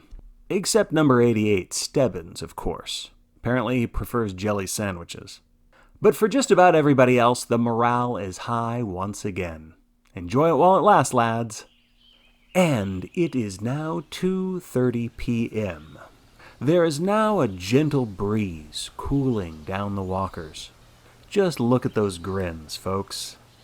That is the expression of renewed hope. And now, looking skyward, I can see some dark clouds swiftly moving in to block out the scorching sun rays. The Motega brothers, by the way, ever the Stoics, they are not smiling. But they do have a revitalized spring in their step as they continue to lead the vanguard. Number 99, Leland Young, is one of the few walkers still trying to keep up with the brothers' pace. But now he's letting that vanguard go on ahead. Looks like his ankle is a little bit sore. And it looks like number 42, Fritz, is enjoying his watermelon a little too much. He has eaten the whole slice, rind and all. And if my grandmother was correct, that's going to lead to a severe stomach ache. And while the walkers remain cheerful, the spectators are even more enthusiastic. Today and tonight you will notice more and more crowds the closer we get to Old Town Maine. You might think that constant cheers would urge a walker ever onward, but I've been told by former champions that the applause and encouragement of those well-wishers simply blends into a white noise that numbs more than it inspires. Even that hopeful sea of smiles metastasizes into something that walkers call crowd face. This is when all spectators blur into a single entity, and all faces begin to look unreal, inhuman. You might say artificial, and downright eerie. Ah, that breeze is picking up into a wind, and I do believe a storm might be on its way, folks. The walkers' smiles are fading. Not long ago they were wishing the heat away, but now that the thermometer is dropping and the wind is picking up, the boys aren't too thrilled with this change in the weather. One lad who regrets nothing is number 5, Gary Barkovitch. He has come prepared for all sorts of nasty weather, and right now the young man has donned his rain hat. He doesn't have friends down there on the road, but he still manages to have a good time. Number 85, Edwin Scramm, has taken off his shirt, welcoming the wind as it cools down his feverish temperatures. Yes, it's blowing hard enough out here. The spectators are scattering, picnic blankets are being whisked away. but the walkers and the soldiers who follow them must remain on course. The boys have to lean into this harsh wind. And it's not easy to hear the sound of the warnings, but it looks like number 99 is on his final warning, and that sprained ankle has really slowed him down. And down goes Mr. Young. Never will he grow old. And as the soldiers remove the fallen walker, the other boys looked stunned by the gunshot, as if a little bit of watermelon had made them forget, at least temporarily, the nature of this deadly sport. And as if placated by the sacrifice of number 99, the howling winds are subsiding back down into a more bearable breeze. But there is an electric charge in the air. This storm is not over, and I think all of these boys are going to be drenched in the not-too-distant future, just as soon as those ominous clouds finally decide to drop their payloads. You know, it's been over a decade since we've seen a walker struck by lightning. Maybe it'll happen this year. Collie Parker, number 72, seems to be the most vocal about his hatred of the weather, and he still blames it on the old state of Maine, which usually vexes Raymond Garrity, but right now these two seem to have a lot less hostility between one another. Sharing watermelon will do that to you, I guess. But number 63, Montag, is not getting along with 81, Joey Radigan. These two are still maintaining a brisk pace, but Montag is yelling. If I'm reading his lips correctly, he's claiming that Radigan stole a ration packet from his back pocket. And let's see, checking the tapes, I'm getting a nod from our crew that yes, Radigan did in fact pull another pickpocket stunt, but when you are on the long walk, such crimes as that go unpunished, at least as far as the soldiers are concerned. Now, the storm may still be looming, but with the gentle wind, an ideal temperature has returned. And with the fair weather, friendly conversation returns as well. Baker, number 3, is chatting with some of his walking companions. The topic is a bit macabre, cemetery plots and mausoleums. But I think you'll find that the further along we go, the more the walkers speak of their own imminent mortality, as well as lively discussions about how they would like to be buried. Ooh, and more rumbling from the tormented heavens. It looks like the downpour will begin. Yes, but it is not rain, it is hail. Ouch. Some big ones, too. And Scramm is not happy to be shirtless now. I don't know if he dropped that shirt of his, but it's not coming back on. The hail is pebble-sized for now. Let's hope it doesn't get to the size of golf balls, as it sometimes can during these freakish storms. Speaking of freakish or freaking out, number 56, that's Jensen, seems to be in a panic. The hail has apparently caused him to snap mentally, and he is stumbling around, running in circles. He's bumping into others, and now he's going the wrong way, which means, yeah, down he goes. Face down, Jensen, hail pelting his body, but he doesn't mind it anymore. Well, suddenly it feels not like May 2nd, but like we're in the middle of winter. Everyone else is doing a good job of remaining calm, plodding through this miserable weather. All those smiles from that watermelon moment, they're all wiped clean now. A lot of frowns out there, except for Barkovitch, of course. He is taking delight in the suffering of others, as usual. And then I also spy Olsen. Now, he doesn't pay this weather any mind as well, as the pelting storm of hail turns to sleet, and from sleet to rain. And as our drenched competitors slog onward, I believe it is time for a commercial break. What's worse than a clogged drain? Nuclear Armageddon. Well, aside from that, nothing is as bad as a backed-up bathtub or a toilet that just won't flush. Now, some plumbers will pour toxic chemicals down your sink to no avail. But our method is so natural, it's supernatural. Call now, and the Moving Finger Plumbing Company will send a representative right up your pipe and unclog that drain. Our technicians have first-hand experience. You don't want to leave your plumbing problems to just anyone, right? You get the point. Moving Finger Plumbing will unclog your drain, guaranteed. You have our pinky promise. Welcome back, folks. It is now 7:15 p.m. The sun has been lost behind those drizzling rain clouds, and darkness is settling in. The storm has subsided a few hours ago, and now it's just general dampness. We've come back from our station break just in time because it looks like number 27, Ken Fields, has fainted dead away. I mean dead in the figurative sense, of course. But I think it will soon be literal, because a pair of soldiers are trotting over, and here it comes.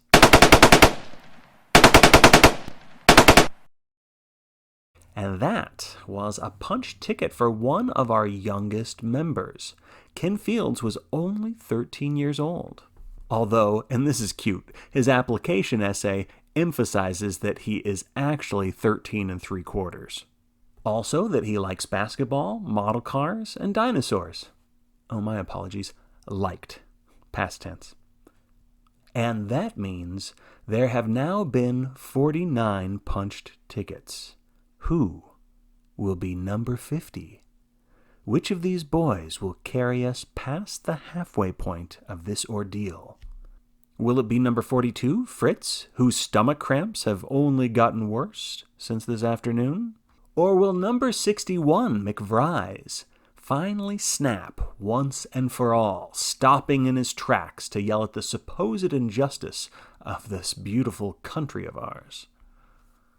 Or will Hank Olson finally run out of gas and end his agony as punch ticket number 50? You folks back home, at least the gamblers among you, you must be anxious because number 50 is traditionally everyone's favorite side bet. For now, as the dark clouds pass and the stars begin to emerge, all we can do is watch and wait.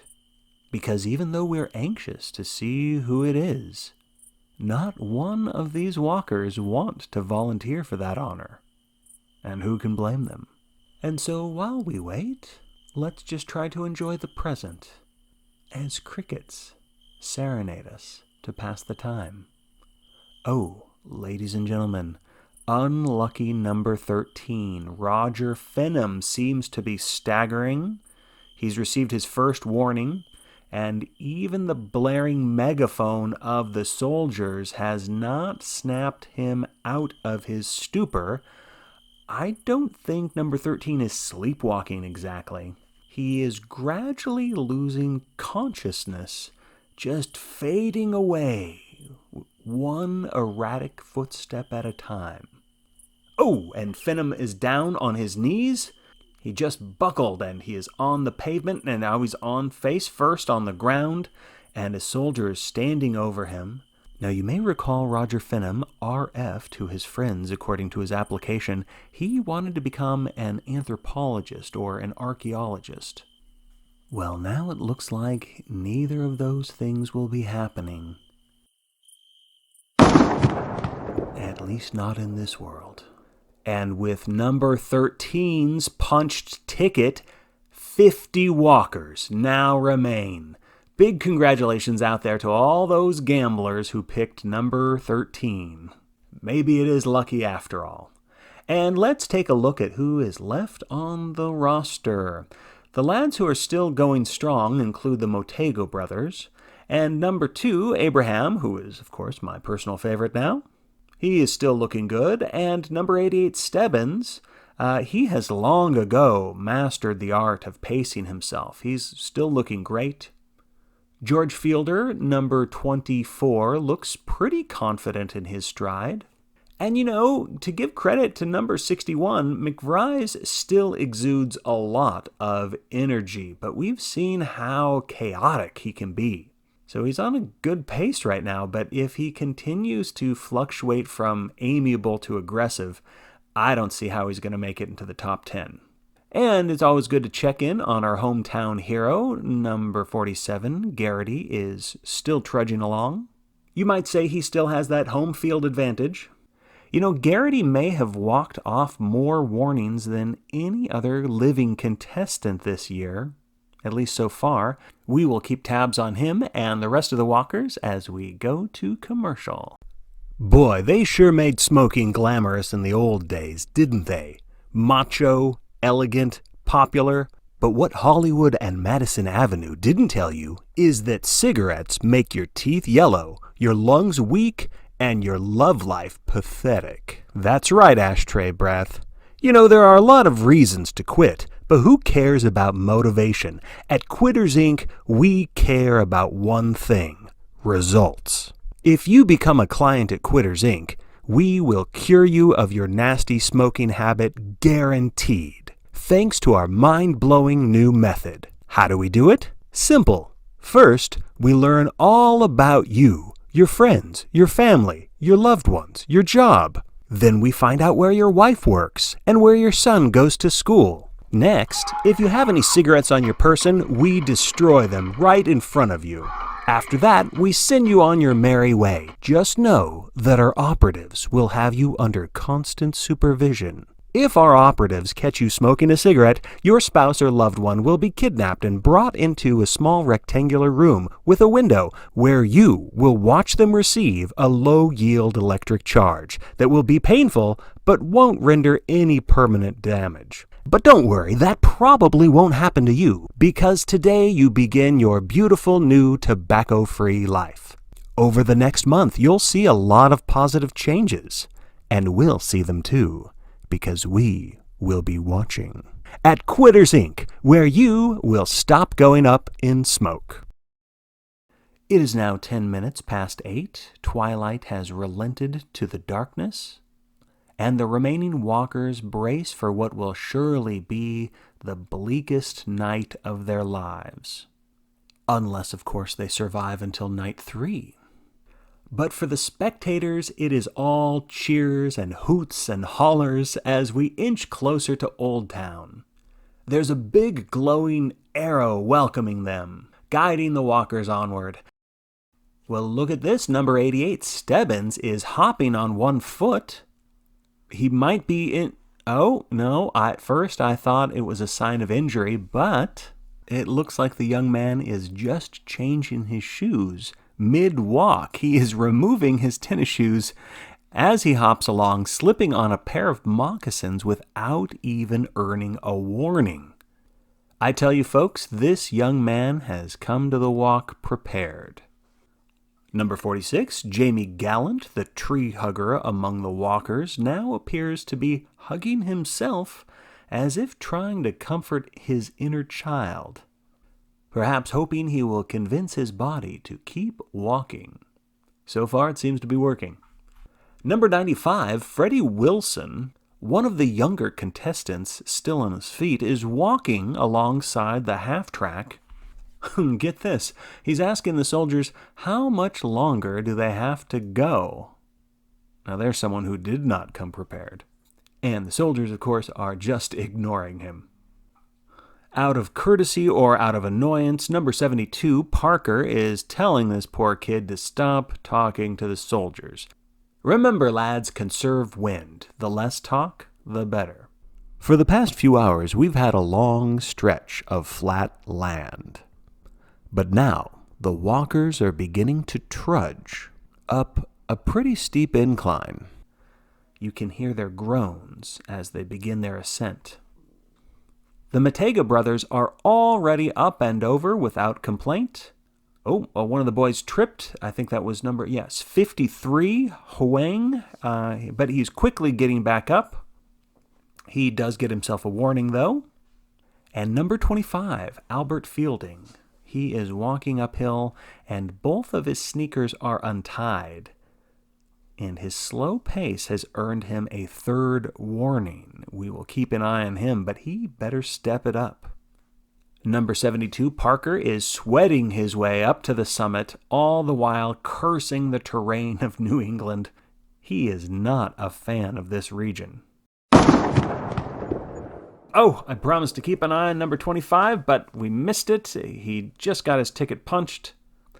The soldier shot him once in the back of the knee. Ouch. And there goes the other knee. And there goes Albert once and for all. That last one knocked him out of his shoes. You will notice, ladies and gentlemen, now that we're past the halfway point, we might witness a lot more of that. What I mean is, ladies and gentlemen, after we pass the halfway point, the soldiers tend to get a little more creative with their punched tickets. You know, to alleviate the boredom. And just about all of the boys have reached the summit. Number 95, Wilson, is straggling over to the side. Perhaps he's going to make a run for it. He shouldn't. The soldiers are watching him closely. Actually, I think he's just a little disoriented. He's turned around looking back at the soldiers as if he's stopping to ask for direction. And again, there's no guidance that is going to be offered from the soldiers. Number 95 is just standing there as he earns his final warning. Maybe he's taking the hint. He's turned around to go in the right direction at least as he moseys up the hill. And I do mean mosey. He is not in a hurry, and he should be. Stebbins is bringing up the rear. He's passing Wilson by. And if I'm reading his lips correctly, number 95 is mouthing the words to an old sing-along song about a bicycle built for two. But he never made it to the chorus. Wilson's ticket has been punched, and that means 48 walkers remain. And we have almost reached the city limits of Old Town, and it looks like the entire community has come out to welcome the walkers as they leave behind that steep incline and are now treated to a gentle, winding slope.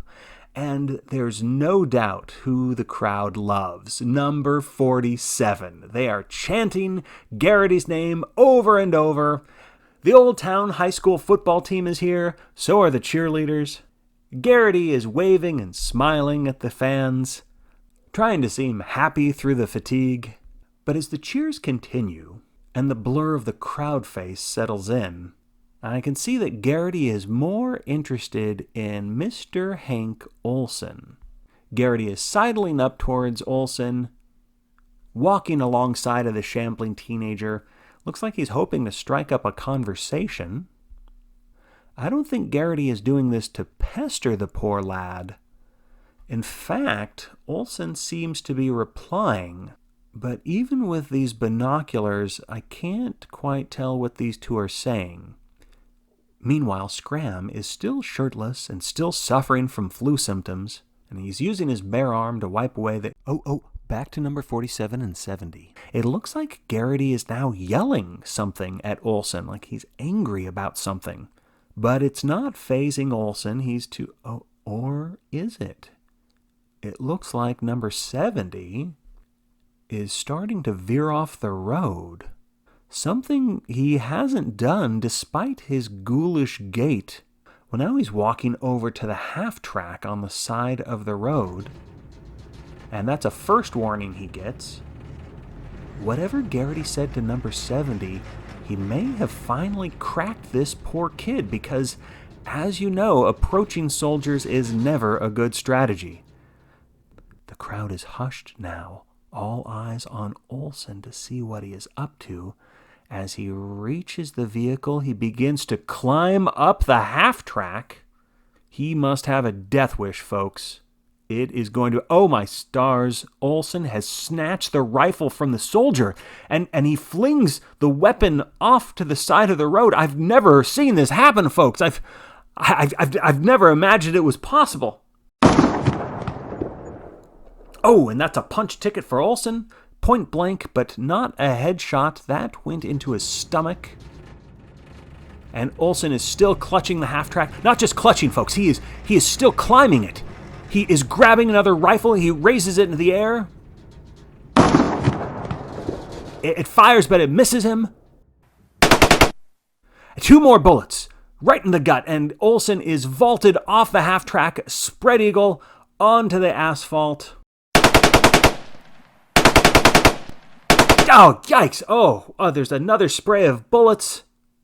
That's it for Olsen, ladies and gentlemen. A ticket punched several times. Oh my God. Folks, I've never been more wrong. That is not over for Olsen. He is still moving. None of the bullets were a kill shot. He's had at least 3 wounds, all in his stomach. The crowd is stunned, and so am I, as Hank Olsen stands back up. Ladies and gentlemen, I have never seen such a grotesquely inspiring scene as this young man compels himself back onto his feet. He takes a step down the road and then another. His hands are holding in his intestines, most of them at least, as I spoke too soon. A couple of ropes or something just flopped out of him, and now he's putting the back in. Oh, he's squishing them back into... For the young ones at home, you are not supposed to do that. Kids, do not push your organs back into your body. Let the medical professionals handle something like that. But since Olsen, of course, doesn't have the luxury, you can't blame him for what he is doing.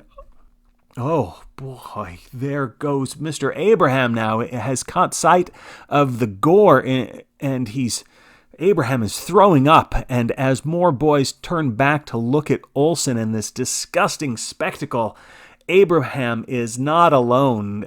Many others are starting to vomit. Number 42, Fritz, upchucks his watermelon, rind and all. Ugh. And it's just what I feared. It's lard-ass syndrome all over again. Even I feel queasy. And it's taking every bit of my broadcasting experience to keep it together. My apologies. The smell on the asphalt must be horrendous as Olsen continues to walk. He's leaving an unspeakable trail behind him. It's not red like blood, it's black. And amid the mayhem, number 88, Stebbins, is actually laughing at this. Here I thought Barkovitch was the cold-hearted one of the bunch. Olsen stumbles. He's now on his hands and knees. He's crawling. God's plenty is dangling from his wounds, jiggling out of him onto the pavement, and still he crawls. This may be the longest that a walker has ever survived after a punch ticket, but of course the soldiers know what they are doing. They are setting an example. I don't think any other walker is going to try this stunt again. By the way, that rifle was scattered into the crowd, and I'm betting the spectator has run off with a one-of-a-kind souvenir. Ooh, another shot. But this one is just hitting the asphalt. They're toying with him. It was right next to his hand. I told you. These soldiers would get creative during the last half of this. And now what's happening? Raymond Garrity is running to Olsen's side. He is down on his knees. He is actually embracing Olsen.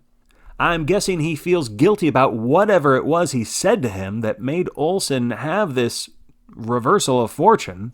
And McVries, still being the guardian angel yet again, he is pulling Garrity back on track, though they both get a warning for their compassion, if you want to call it that. Number 70 is coughing up blood and bile, still crawling, but oh my God, he is getting back up on his feet. If his family is watching this back at home, Mr. and Mrs. Olsen, you've got to be proud of your boy. Just look at him. If Garrity hadn't been playing mind games with him, who knows how far he could have gone. Oh, but now he's stopping. He's looking up at the sky. He is screaming, "I did it wrong." And now he falls to the ground. And mercifully, the soldiers have ended him. Number 70. Hank Olson. Maybe you did do it wrong, sir, but you also did your best. And as night carries on, the remaining walkers have no choice but to keep doing their best, and we will continue to watch in awe and in reverence as the long walk goes on. Good evening, folks, and thank you for continuing with us as we cover one of the most exciting long walks in over a decade. And we are just barely past the halfway mark with 47 competitors still ambling about on the asphalt.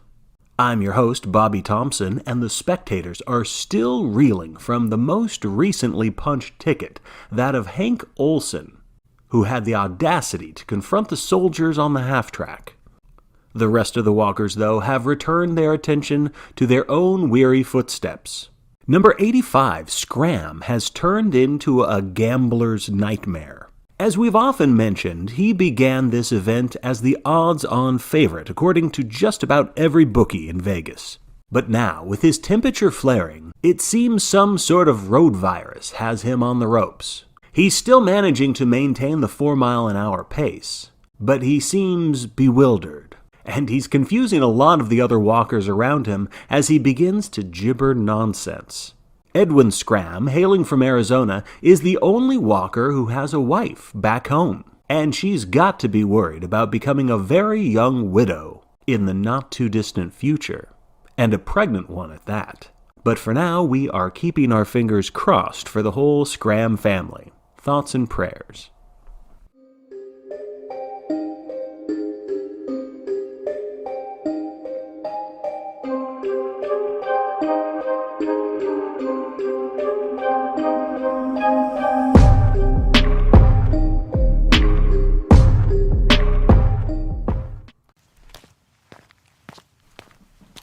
Scramm is not the only one talking to himself. Number 93, Tubbins, has been having a lively one-man conversation for over 12 hours now.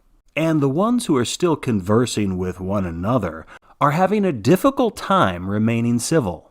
For example, it looks like number 61, McVries, has taken offense to something number 47, Garrity, has said, because yet again he's distancing himself from the lad. Which is strange considering these two have spared each other's lives on several occasions. Some folks on the sidelines are calling it a lover's spat. However, some walkers remain chivalrous. Number 46, Gallant, is living up to his name by helping along Little Fritz, number 42.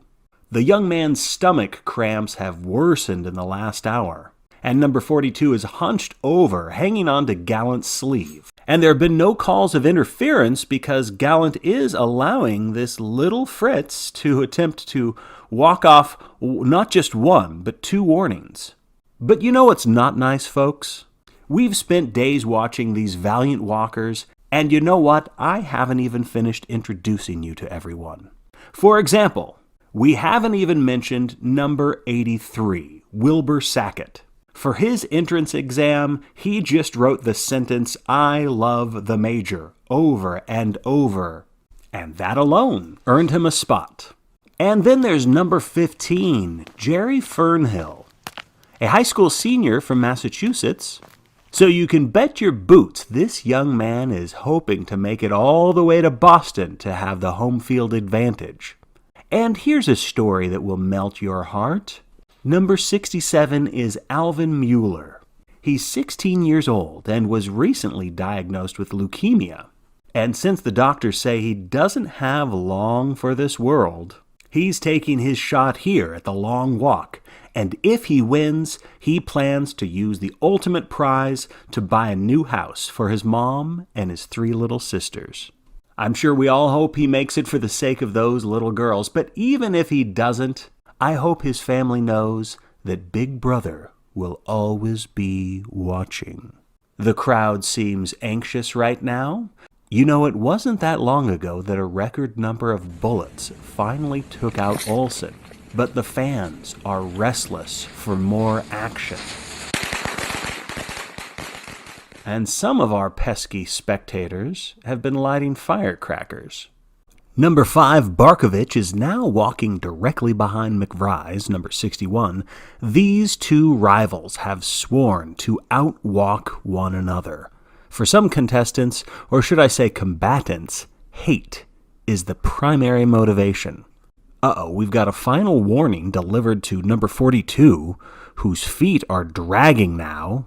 Looks like number 42 was hoping to find the answer to everything in that of Gallant, number 46, who himself has received his first warning. And now the usually zenful Mr. Gallant is looking a little panicked. He does not want Fritz clinging onto him anymore. All signs of altruism are evaporating as Gallant shakes off the boy, and Fritz stumbles. He loses his grip. Gallant is now speedwalking ahead, and he does not look back, and Fritz is calling the young man's name. And that is a punch ticket for number 42. Bullet into the back and out the front. And Fritz has fallen to the pavement. Still alive, he calls for his friend one last time, but his friend has his eyes forward. 46 walkers remain, and the crowd is cheering as the soldiers move away the remains of young Fritz. Many of the fans are chanting Garrity's name once more. Ever the hometown favorite, but he is practically sleepwalking and barely waves back.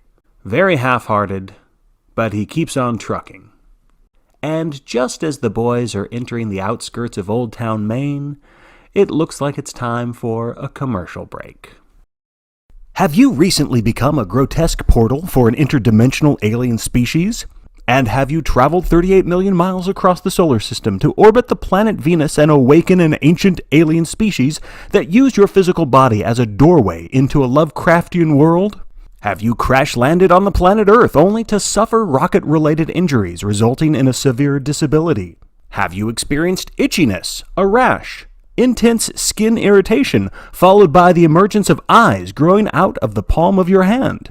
Have those eyes induced feelings of stress, negative thoughts, cosmic horror? And did the malevolent presence within those eyes commandeer your physical body to harm or attack your friends, loved ones, or local beachcombers? If so, you may be entitled to compensation. Therefore, contact the law offices of William Halleck at Three Brothers Associates. Call now at 444-444-4444, or as we like to say, I.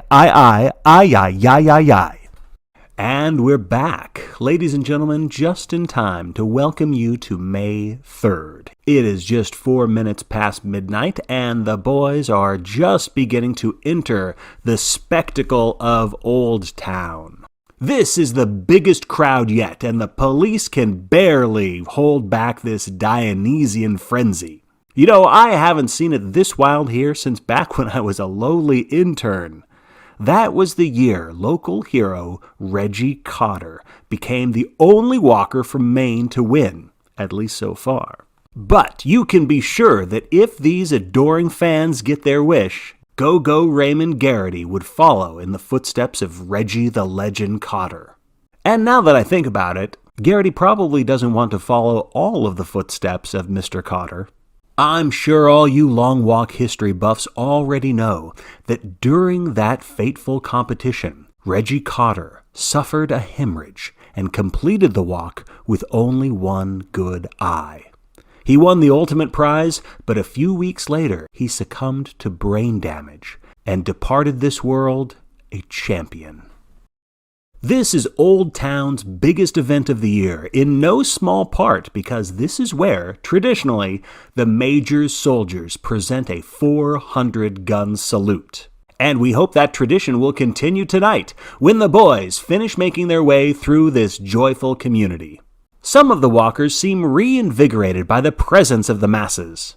Collie Parker, number 72, is doing his usual shtick of smiling and waving while spewing profanity and insults at the crowd. The two clowns of the pavement, Pastor and Pearson, are cracking jokes to each other as they wave at the spectators. And Abraham and Baker seem to be conspiring with McVries about something. McVries is nodding and smiling and now carrying on some information to the other walkers. Scramm, number 85, seems bewildered by the bright sodium lights. It's as though he keeps thinking that he sees his wife. You can see on his lips he keeps repeating the name Kathy. The Matega brothers, who have been leading the procession for almost the entirety of this competition, are now being outpaced by number 78, Harold Quince. He's been part of the vanguard off and on, but now he commands a lead. And Quince gets to have the first glimpse of the color guard that is waiting for the Major's signal as the procession takes the exit ramp onto Interstate 95. Oh, and here's the Major, folks, in all of his masculine glory. Honor guard, let's port, arms, prepare to fire. Ready, aim, fire. Ready, aim, fire. Ready, aim, fire. A fitting tribute to those brave young... Oh, what's this? It seems the walkers are forming ranks of their own, marching in rows, apparently to show a sign of respect to the Major and his troops, and it looks like McVries is the ringleader. Oh, a collective raspberry. Ah, youth. Well, when most of your culture comes from comic books and mad magazines, what else can we expect, right, folks? The Major departs, driving away in his Jeep, disappearing into the night. The boys, all 46 of them, are now on the turnpike, which has 4 lanes here to give themselves some distance from the madding crowd. With Old Town behind us, the next large city on our route is Augusta, about 85 miles away, or about 21 hours of walking, if you want to look at it that way. And now that the crowds are waning, Harold Quince is moving back now, his showboat moment apparently over and done with, and the Hopi Indian brothers, with their cool leather jackets, return to the lead.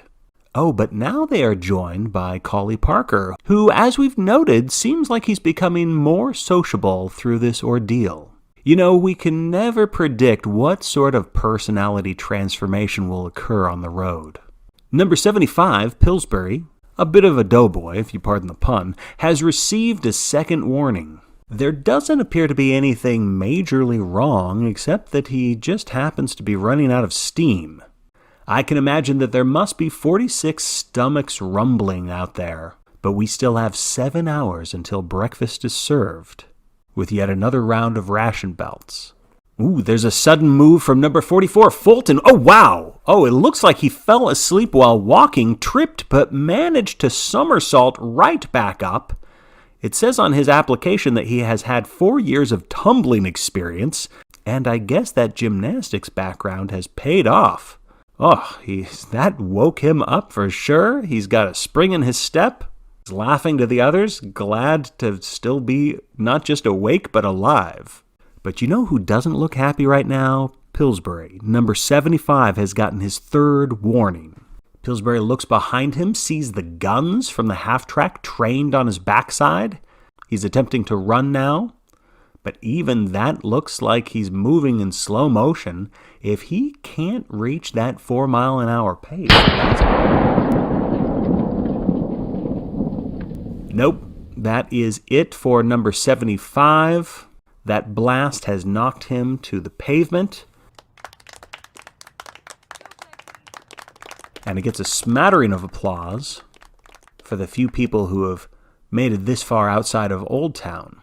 Now you can see others looking around them, wishing, of course, that there were fewer competitors remaining. And as they do the math, their faces sour as it becomes clear that they still have a long way to go. But for those of us watching, that means that we have all the more opportunities to get to know these lads. For example, this is the first time that I've noticed number 69, Mikey Odette. He's walking with a bit of a limp, but still keeping up a good pace, and not a single warning so far. What's interesting about Odette is that you can say that the long walk is becoming part of his family's tradition. About 20 years ago, in the early days of this competition, Mikey's uncle, Brian Michael Odette, made it to that most frustrating of positions, second place, in an amazing long walk. And now, number 69 is attempting to claim that prize that was within his uncle's grasp those many years ago. Further down the procession, there's a lot of flash bulbs going off. Let's see what all the hubbub is about. Oh dear, it looks like Garrity number 47 has dropped his trousers and is attempting to relieve his bowels. All the while, the spectators are jeering and cheering. This is one of the obstacles that young folks don't consider when they enter this long walk. They usually focus on the idea of leg strength or stamina, but they don't count on the deadly level of embarrassment that can make the most basic human function feel like torture. But it looks like Garrity is in business. He has taken a warning, but he is pulling up. He's back on track, and he is, with a smile on his face, catching up with his companions, McVries and Baker. And what remains behind, well, you folks may or may not get a kick out of this, but you'll notice that the crowd is anxiously waiting. See, what's going on is that the spectators are hoping to have a chance to snatch up the excrement of number 47.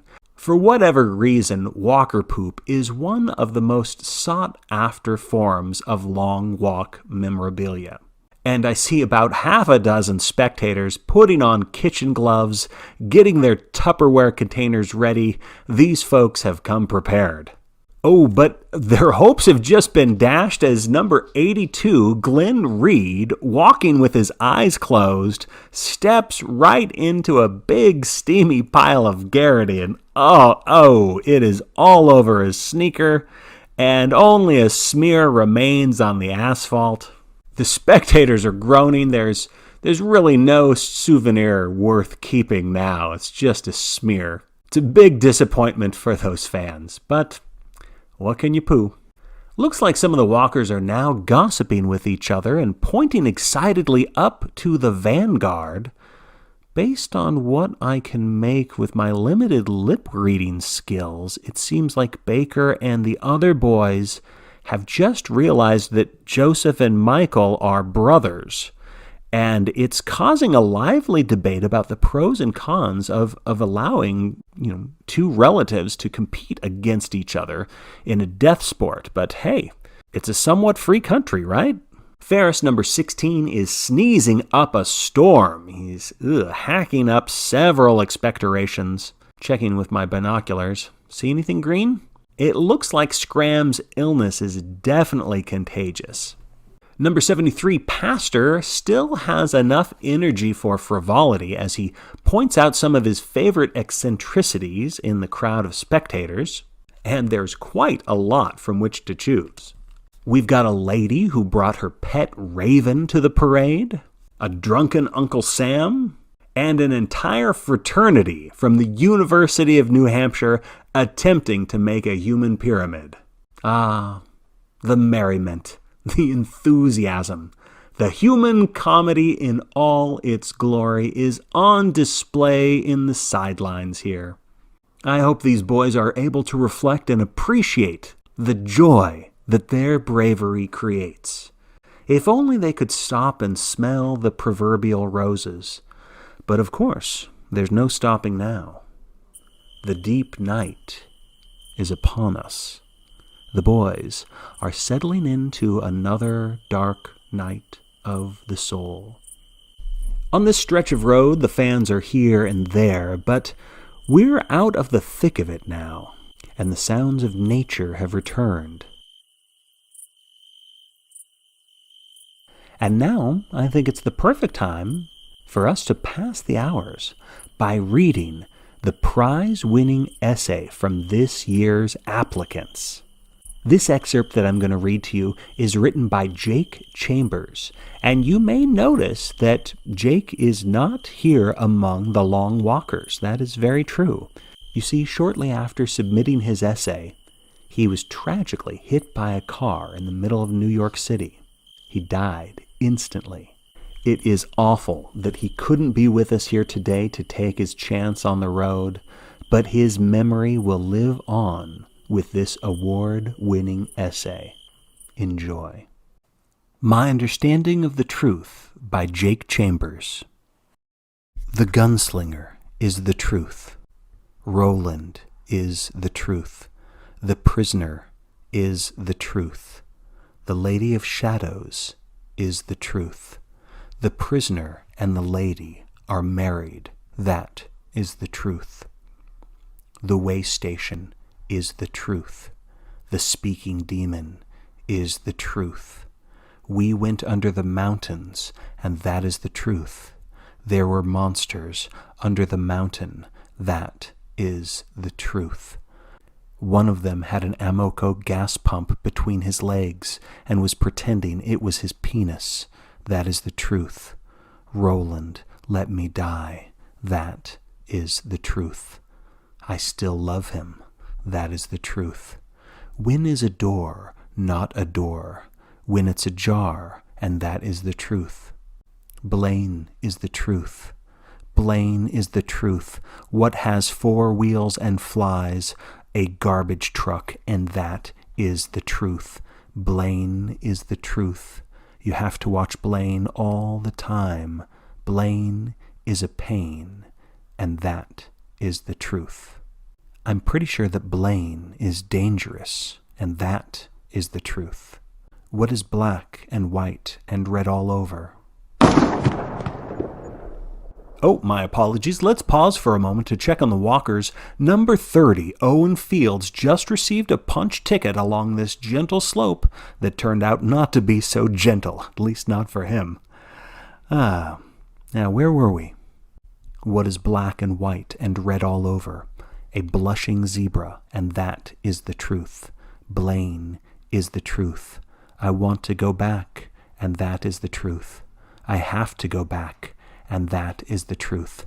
I'll go crazy if I don't go back, and that is the truth. I can't go home again unless I find a stone, a rose, a door, and that is the truth.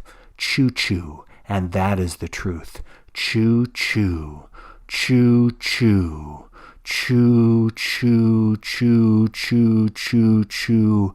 I am afraid. That is the truth.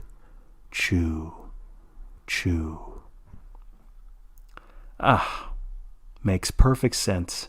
Such wise words from a mind so young, taken away far too soon.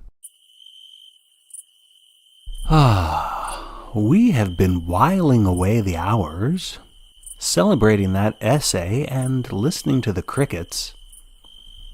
And all this time this evening, we have only lost 1 walker. That seems like yet another record, but we'll have to check the books. Dawn is about to break, and it does seem that number 16's journey is about to come to an end. Ferris has recently stumbled into his 3rd warning. He is still sneezing. His fever has blazed through the night. And he does not have the same hardy constitution of Edwin Scramm, who is still grappling with his illness. And so this slender frame of number 16 has been ravaged by the virus. He has been dumping 1 canteen's worth of water, one right after another, all night long. But it is not enough. At this point, I don't think there's anything that can save Ferris. Ah, well, my heart goes out to him and to any young man who gets their ticket punched right before sunrise. Number 16 does not get to enjoy this amazing view. But we do, folks, so let's not take for granted the preciousness of our lives. Not to mention the preciousness of our sponsors. Let's hear a word from them, shall we? Good morning, children. This is a commercial for cereal. Listen to me carefully, please. I know a lot about cereals, because I am the Sharp Cereal Professor. Sharp cereals, Twinkles, Cocoa Bears, Brand 16, and Sharp All-Grain Blend are the best-tasting cereals in America. And they're good for you. Believe me, because I know. Your mom knows. I just thought you'd like to know, too.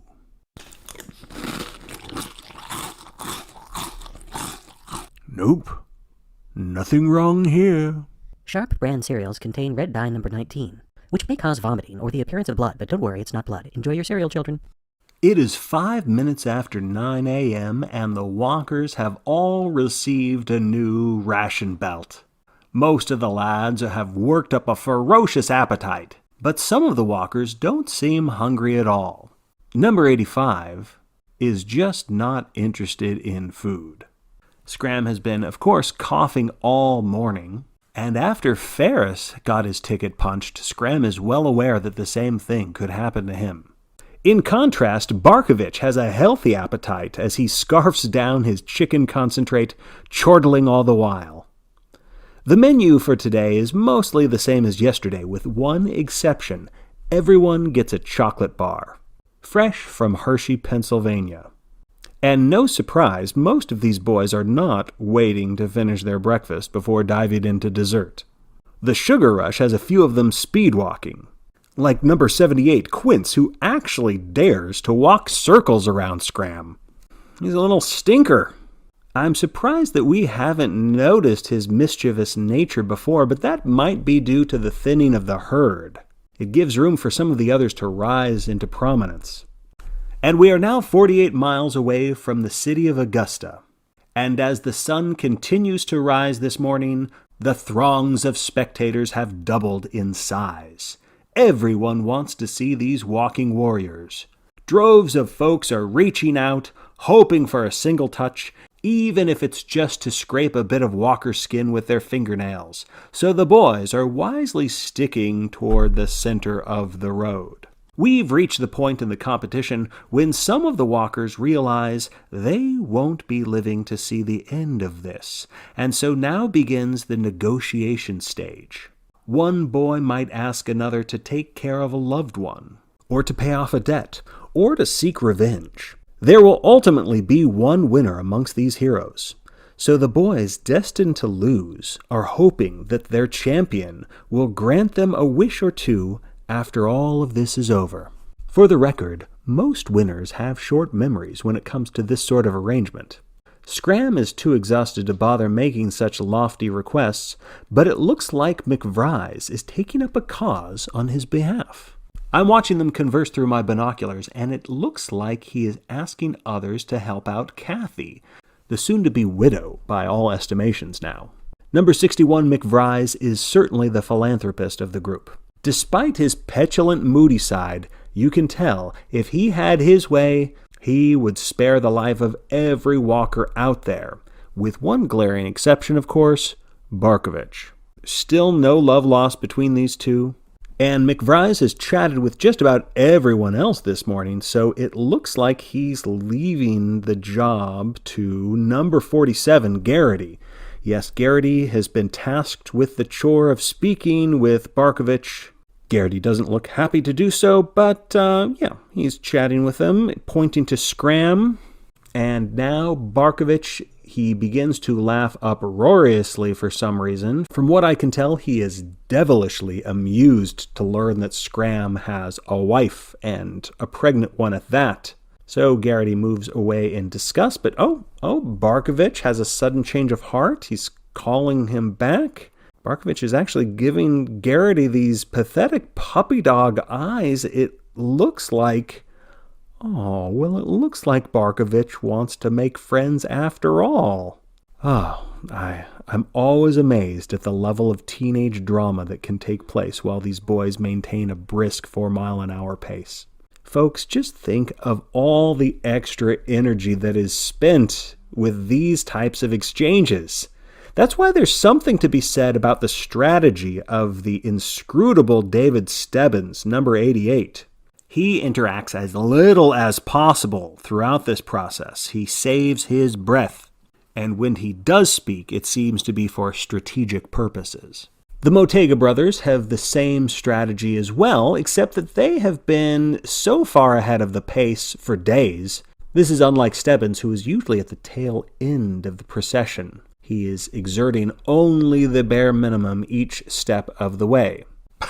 Well, of course, now that I've said all of that, wouldn't you know it, it looks like Stebbins is now chatting with Garrity, who has dropped away from the desperate Barkovitch, moving back so fast that it has cost him a warning, and it looks like Garrity is passing along the same message to number 88 about Scramm. Meanwhile, it looks like Scramm is starting to catch on as to what these boys are talking about, and that seems to be waking him up a bit. He is increasing his pace, his posture has improved, and now Scramm is now approaching the vanguard, the Motega brothers. You know what? There may yet be life left in him after all. And we've asked our medical consultant to take a look at the walkers through the telephoto lens to determine if other competitors might have caught the virus that's been going around. And in their professional opinion, they detected symptoms in at least 3 other walkers.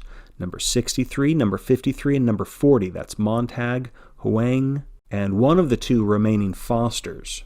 It's just sniffles for now, but our consultant guesses that it will soon be getting a lot worse. Back to Stebbins, he's making me eat my own words. Did I say that he wasn't talkative? He has been delivering a monologue for the past 2 minutes. Well, just goes to show you, again, folks, that personalities transform along the way here at The Long Walk. And the boys are now reaching a dip in the road. McVries' sense of kinship seems to be just as contagious as the flu, apparently, because now there is a cluster of concerned walkers gathered around Scramm. Abraham, another good-natured soul among the group, he still seems like he is the de facto leader among them, and he and the others seem to be rallying Scramm, encouraging him, as if hoping that this athlete makes a dramatic comeback. And this type of behavior often baffles spectators, who will more than likely assume that by now walkers would hate each other. And that certainly does happen to some, but many of these boys, against their own self-interest, simply want to bring out the best in one another. The crowd is not always so benevolent. There have been more than a few insults hurled at Scramm. Some angry spectators are fueled by their poor gambling choices. A lot of money will be lost if Scramm doesn't remain the last one standing.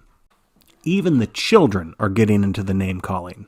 Scramm is conferring with his cohorts. The mood of this group is very somber. We've got Abraham, Baker, Pearson, Garrity, and McVries walking together, all listening to Scramm dispense wisdom or maybe just dispense fuel-induced nonsense. I'm not sure which, but there's a lot of support amongst this group. And number 73, Bruce Pastor, is joining the cluster as well. And you can see the envy on the faces of every solo walker at this point. They all wish that they could be having this kind of close-knit sort of experience. Well, maybe not all of them. Up ahead, Quince is laughing about something. He's pointing out the Motega brothers. There's, number 66, Michael Motega is clutching his stomach. There's blood on his lips, yes. He's definitely spitting up blood. And his walking has suddenly become erratic. He's not bent over, though. He's just holding his stomach, trying to keep things together. And folks, in spite of the pain, these two are not slowing down. But this is definitely a sign that the vanguard is faltering, and that these Hopi brothers, as amazing as they've been, are simply flesh and blood after all. Barkovitch and Quince are both chortling over the brothers' misfortune. Then there's number 55, Jackson. He looks like he's been one of the soloists who has been keeping a low profile, but now he seems disgusted by the two bullies, and he tells them to shut up. Quince and Barkovitch sneer, but their laughter stops for now. And Jackson moves onward, headed for the Motega brothers, perhaps to check in on their status. Number 55 is even offering them some of his leftover rations, but the brothers politely decline. You know, every year this competition truly shows us that the kind people outnumber the cruel. Number 55 dropping back to deliver the news about the Motega's condition. He confers with Scramm's little cohort there. And now Scramm seems to be saying goodbye, I think, based upon the handshakes that he is giving to each of the boys around him. This is all rather ominous, or maybe momentous is the better word. In fact, now that he's leaving Abraham and the others behind, he's walking tall and he's headed up to the Motega brothers. So he actually looks like he has a second wind. But our medical expert has just handed me a note that says it looks like Edwin Scramm is experiencing something called terminal lucidity. This happens most often when hospital patients have been at death's door, basically incapacitated and or unresponsive. And then suddenly, they wake up, they rally, but soon after, they flatline. I'm not sure if that's a fair comparison to what's happening with Scramm right now. For the sake of the viewers at home who have bet their entire paycheck on Scramm, I'm hoping that our physician consultant is wrong, and that the fever has broken and our moose-like friend on the interstate is still in it to win it. Scramm is now conversing with the Hopis. The brothers, as you may already know, are from New Mexico. Scramm hails from Phoenix, Arizona. Their homes are divided by hundreds of miles of desert, but the circumstances being what they are, I imagine that this trio is feeling downright neighborly right now. The soldiers are very attentive. These three are some of the strongest walkers remaining in the procession, and the soldiers do not want another Olsen mishap. As you recall, before he was shot several times, Number 70 had actually managed to disarm one of the Major's men, and I can assure you, these soldiers will not be letting that happen again. Nearly all eyes are up front. The boys are wondering what Scramm has in store, if anything. Even Stebbins looks curious. And now Joseph Motega is placing his hand on his brother's shoulder, a sign of farewell, I believe, as the injured Michael falls back, walking alongside Scramm now. Whoa, oh, the young men have pulled a sudden about-face. They are marching shoulder to shoulder towards the crowd.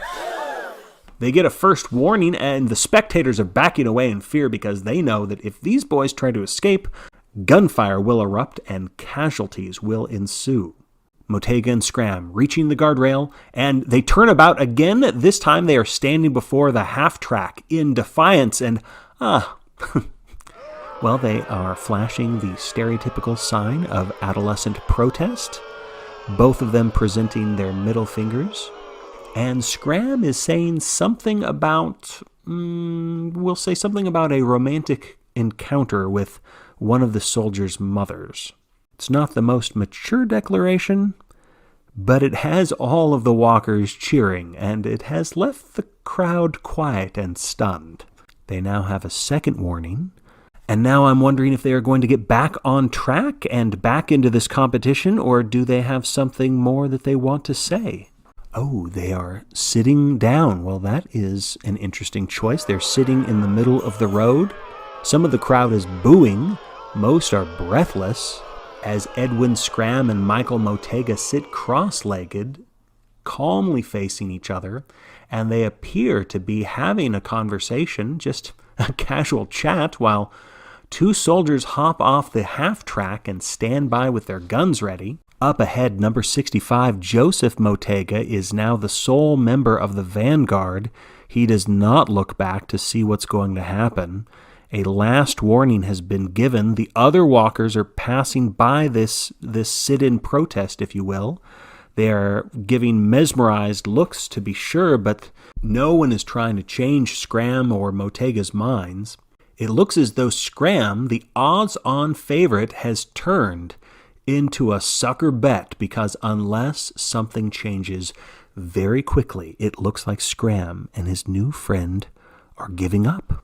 But of course, that is their right. As we've seen before, some walkers prefer to go out on their own terms. And as Scramm and Motega continue to talk, I'm being told that the Hopi Indian is not even speaking English, which makes me wonder, what on earth could they be saying to each other?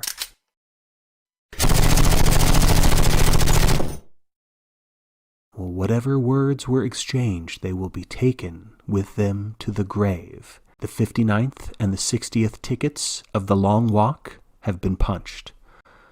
And I bet there are a lot of tickets being torn up at the casinos in Vegas and Atlantic City right about now. Scramm's name is being erased from the board, and that means Stebbins, though always bringing up the rear, takes the lead as the gambler's darling with 9-1 odds. The rest of the walkers are not looking back at their fallen comrades. They are moving onwards. And I expected to see a single tear roll down the face of Joseph Motega, or some other emotional reaction to the loss of his brother. But the last Indian remains a model of stoicism.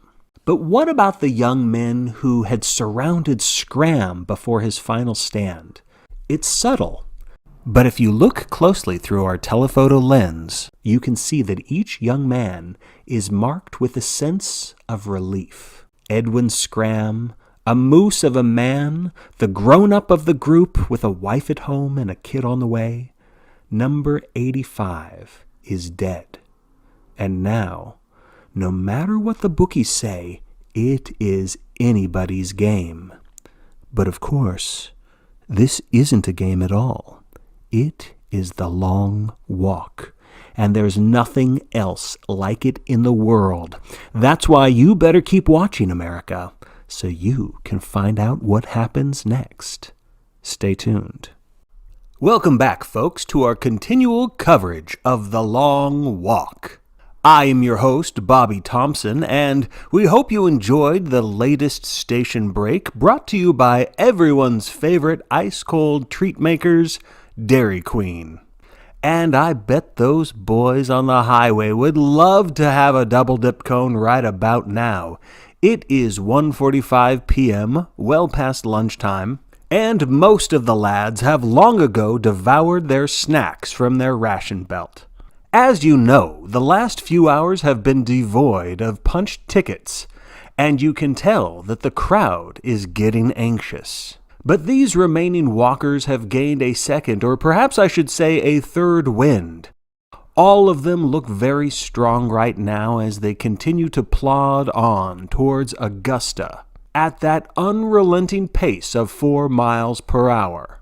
Of course, there are a few telltale signs that one or two of these competitors won't see another sunrise. Not to jinx him, but number 97 lost one of his sneakers a long time ago.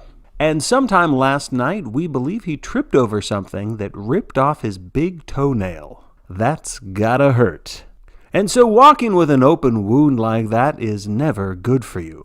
Then there's number 63, Montag. His fever is burning up. There's a lot of speculation that the same virus that debilitated the late Edwin Scramm has infected Desmond Montag, as well as several other walkers who have been coughing up phlegm all morning and afternoon. But there are many walkers still full of energy, even whimsy. There's one young man who has gone unnoticed by this broadcaster until just recently. I am speaking of Kevin Johnson, the nondescript fellow in the gray hoodie. A while ago, about the same time rations had been delivered, he began to kick a can down the road. And now it's become his pet project. Folks, as you can guess, every year there are an assortment of can kickers. Normally it passes the time for a few minutes, even a half hour, and then the walker loses interest. But Kevin Johnson is approaching the 5-hour mark of his can-kicking pastime. And we've got Pastor and Pearson. They are cracking each other up with bad knock-knock jokes. And it's this levity that's made both of them become fan favorites. And then we've got another twosome, Abraham and Baker, number 2 and number 3.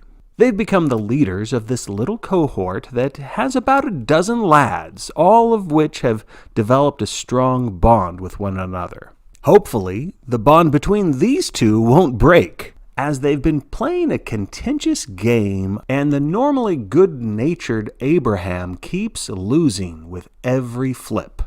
But I say it's better to lose a coin toss than the long walk itself. And it looks like Abraham's pals aren't the only ones who have formed a clique. You may recall early on in this competition, we noticed the disproportionate number of walkers with the last name that starts with a letter F. Well, now they've embraced the moniker of the F Troop. And there's quite a few of them that have joined ranks with one another. The de facto leader appears to be Boston resident Jerry Fernhill, number 15. And then there's the son of Idaho potato farmers, Charlie Field. That's number 23. And then we have number 29 and number 33, Luke Fields and Sean Fields. And tagging along is Kyle Foster, number 37. And then walking at a slight distance behind them is number 40, Xavier Foster. He's got a running nose, and it seems he doesn't want the contagion to spread, which is very courteous of him. According to my notes, none of these lads are related, but their alphabetical proximity is enough to turn these strangers into brothers as they continue to march southwest toward the border of New Hampshire. And up ahead, all by himself leading the procession, is the lonely Joseph Motega. As I'm sure you remember, his brother's ticket was punched earlier today. But number 65 presses onward, as serene as ever. And this is in spite of the efforts of number 78, Quince, who is walking a few feet behind Motega. Quince is making whooping sounds and doing what appears to be a mockery of a rain dance. Well, save your wind, Quince. I don't think your heckling is working. Oh, but further back, something is happening near Abraham's group. Number 47, Raymond Garrity, is crying out in pain, grabbing at his leg. Looks like it's a classic Charlie horse, and it is slowing him down so much he has received warning number 2. He's stumbling. The group is leaving him behind, saying some brief farewells. And our crowd, the spectators, they have a mixed reaction, both worried and excited. They want to see a punched ticket. It has been a while.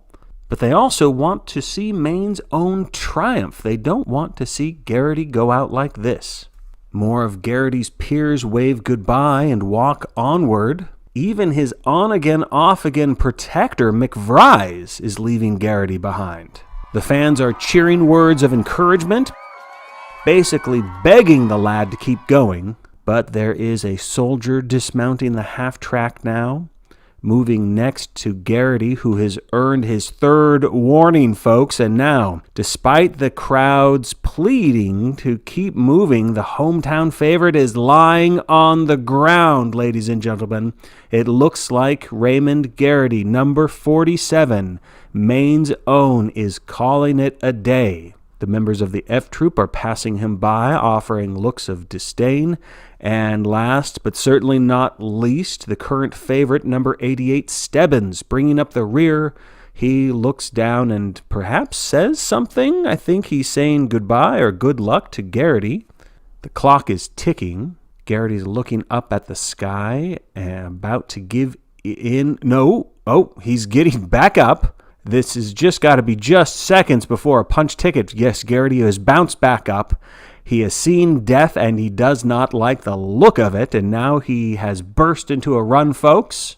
Just a few seconds away from that punch ticket. And now he's got to work off that third warning. He's got to maintain this brutal pace for an hour. And if he falls behind again, just by a few seconds, he will be doomed. But the crowd definitely believes in him. They are cheering. You know, if this wasn't a death sport, I would say that Garrity is just plain teasing his fans. Number 47 now moving into a speed walk. He's catching up with McVries. McVries seems to be pleased that his companion is still alive, and now the two of them are speed walking past the Motega brother, and now McVries and Garrity are the two-man vanguard of this procession. And of course, number 47 is not the only one walking on his third strike. Number 97, Wyman, has been limping along, and he seems to keep falling below the pace. Every time he works off that third warning, he stumbles, falls behind, and is back in that final warning zone, a place you do not want to be. And number 53, Huang, is also walking on a third warning. He is sneezing non-stop. This is that flu that was going around. A little bit of Scramm left over.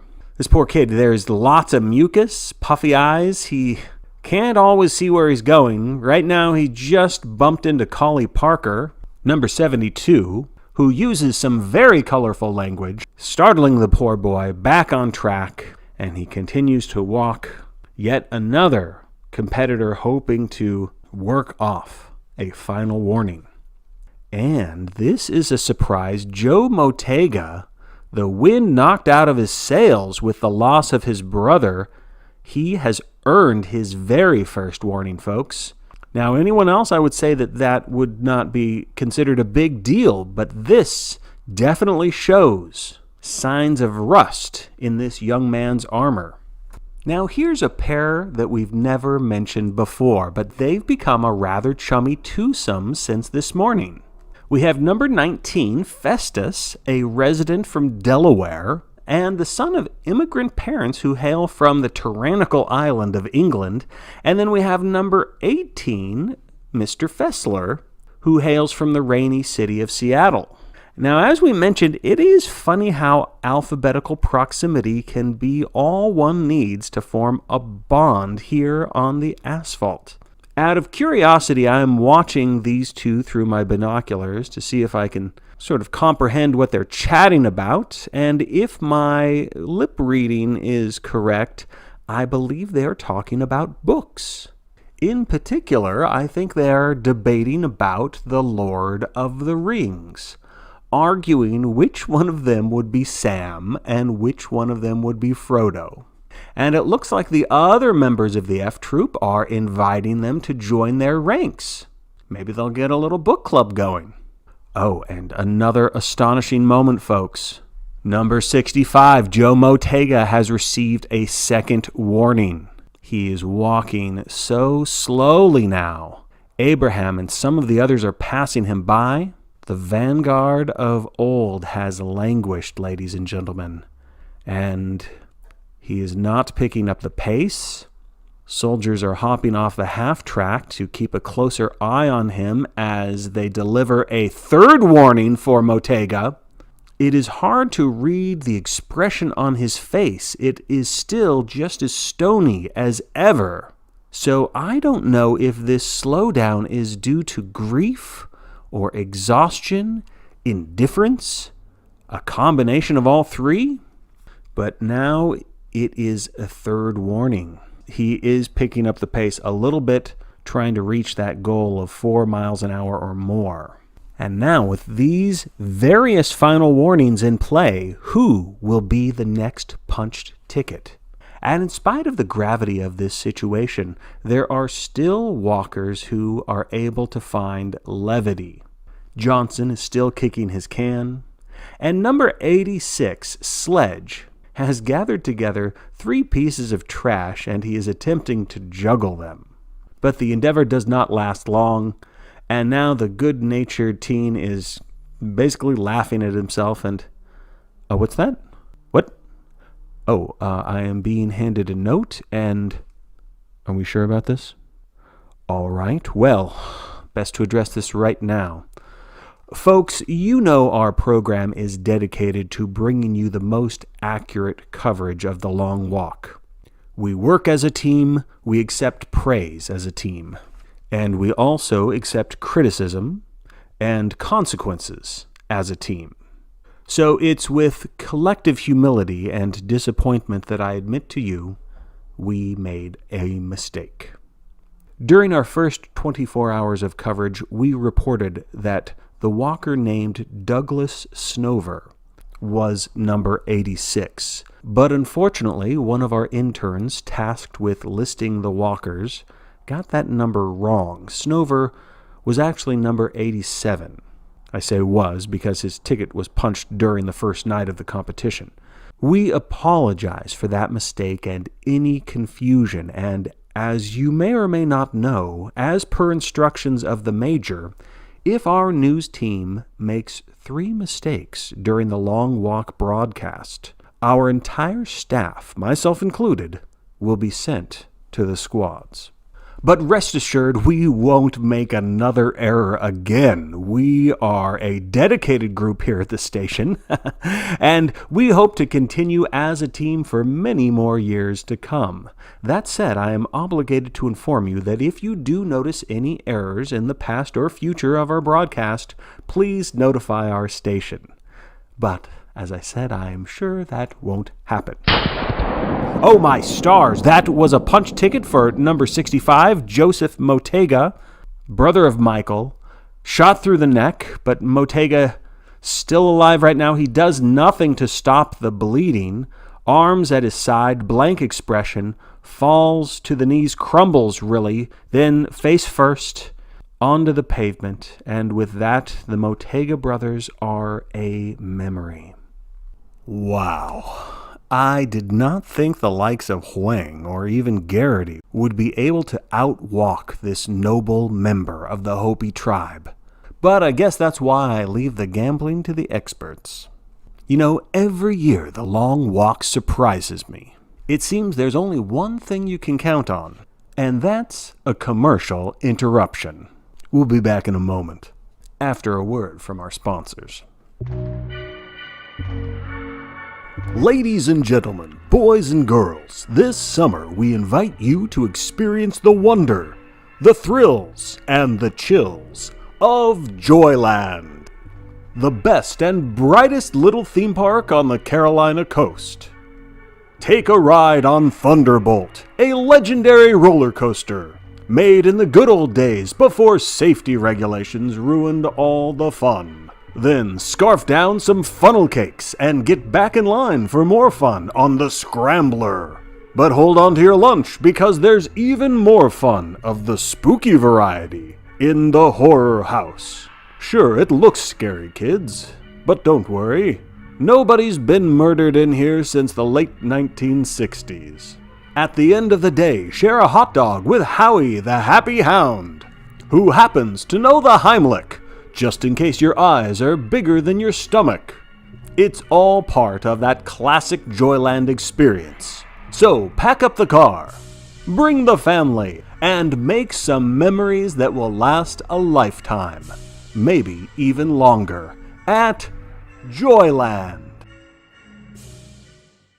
Welcome back, folks. You may have noticed during our commercial we maintained coverage in the left-hand corner so you could keep track of the latest developments. Number 40, Xavier Foster, has been having a seizure. His fellow members of the F Troop stayed as long as they could without taking a warning, but then they bid him farewell. leaving him to the care of two very watchful soldiers as the fallen lad makes gurgling, gobbling sounds. A punch ticket for the unfortunate Xavier. There were originally 7 walkers with the last name Foster in this competition, and now there is only 1 foster child remaining, so to speak. Number 37, he is from Kentucky, no relation to the others, but I'm being told that whether or not Kyle survives this competition, his family has just won a year's supply of fried chicken, courtesy of one of our sponsors, Foster Farms Chicken. Just one of the many ways this event and its sponsors support our community. Keep on walking, Kyle, and maybe, just maybe, you can enjoy a drumstick with your brothers and sisters. Uh-oh, looks like someone lost control of their little doggy. There's a 4-legged rascal on the asphalt, dragging his leash behind him. The crowd is laughing at just how much this little pooch wants to join the procession. Look at him, he's chasing his tail, going round in circles. You know, it's a good thing you're not actually in this competition, little guy, because you would be given your first warning. Oh, and now he's trotting towards number 74, Pearson, who is welcoming this lovable mutt. Oh my God.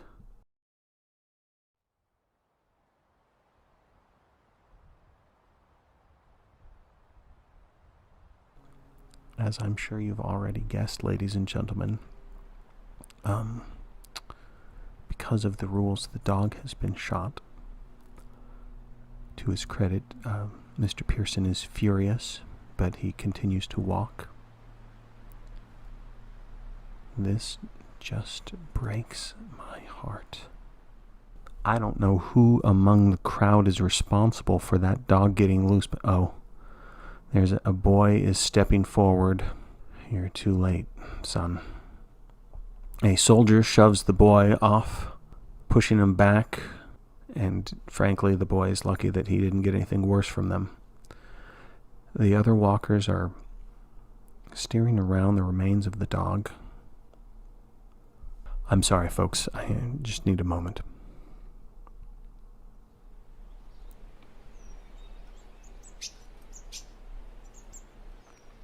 Do we know the name of the dog?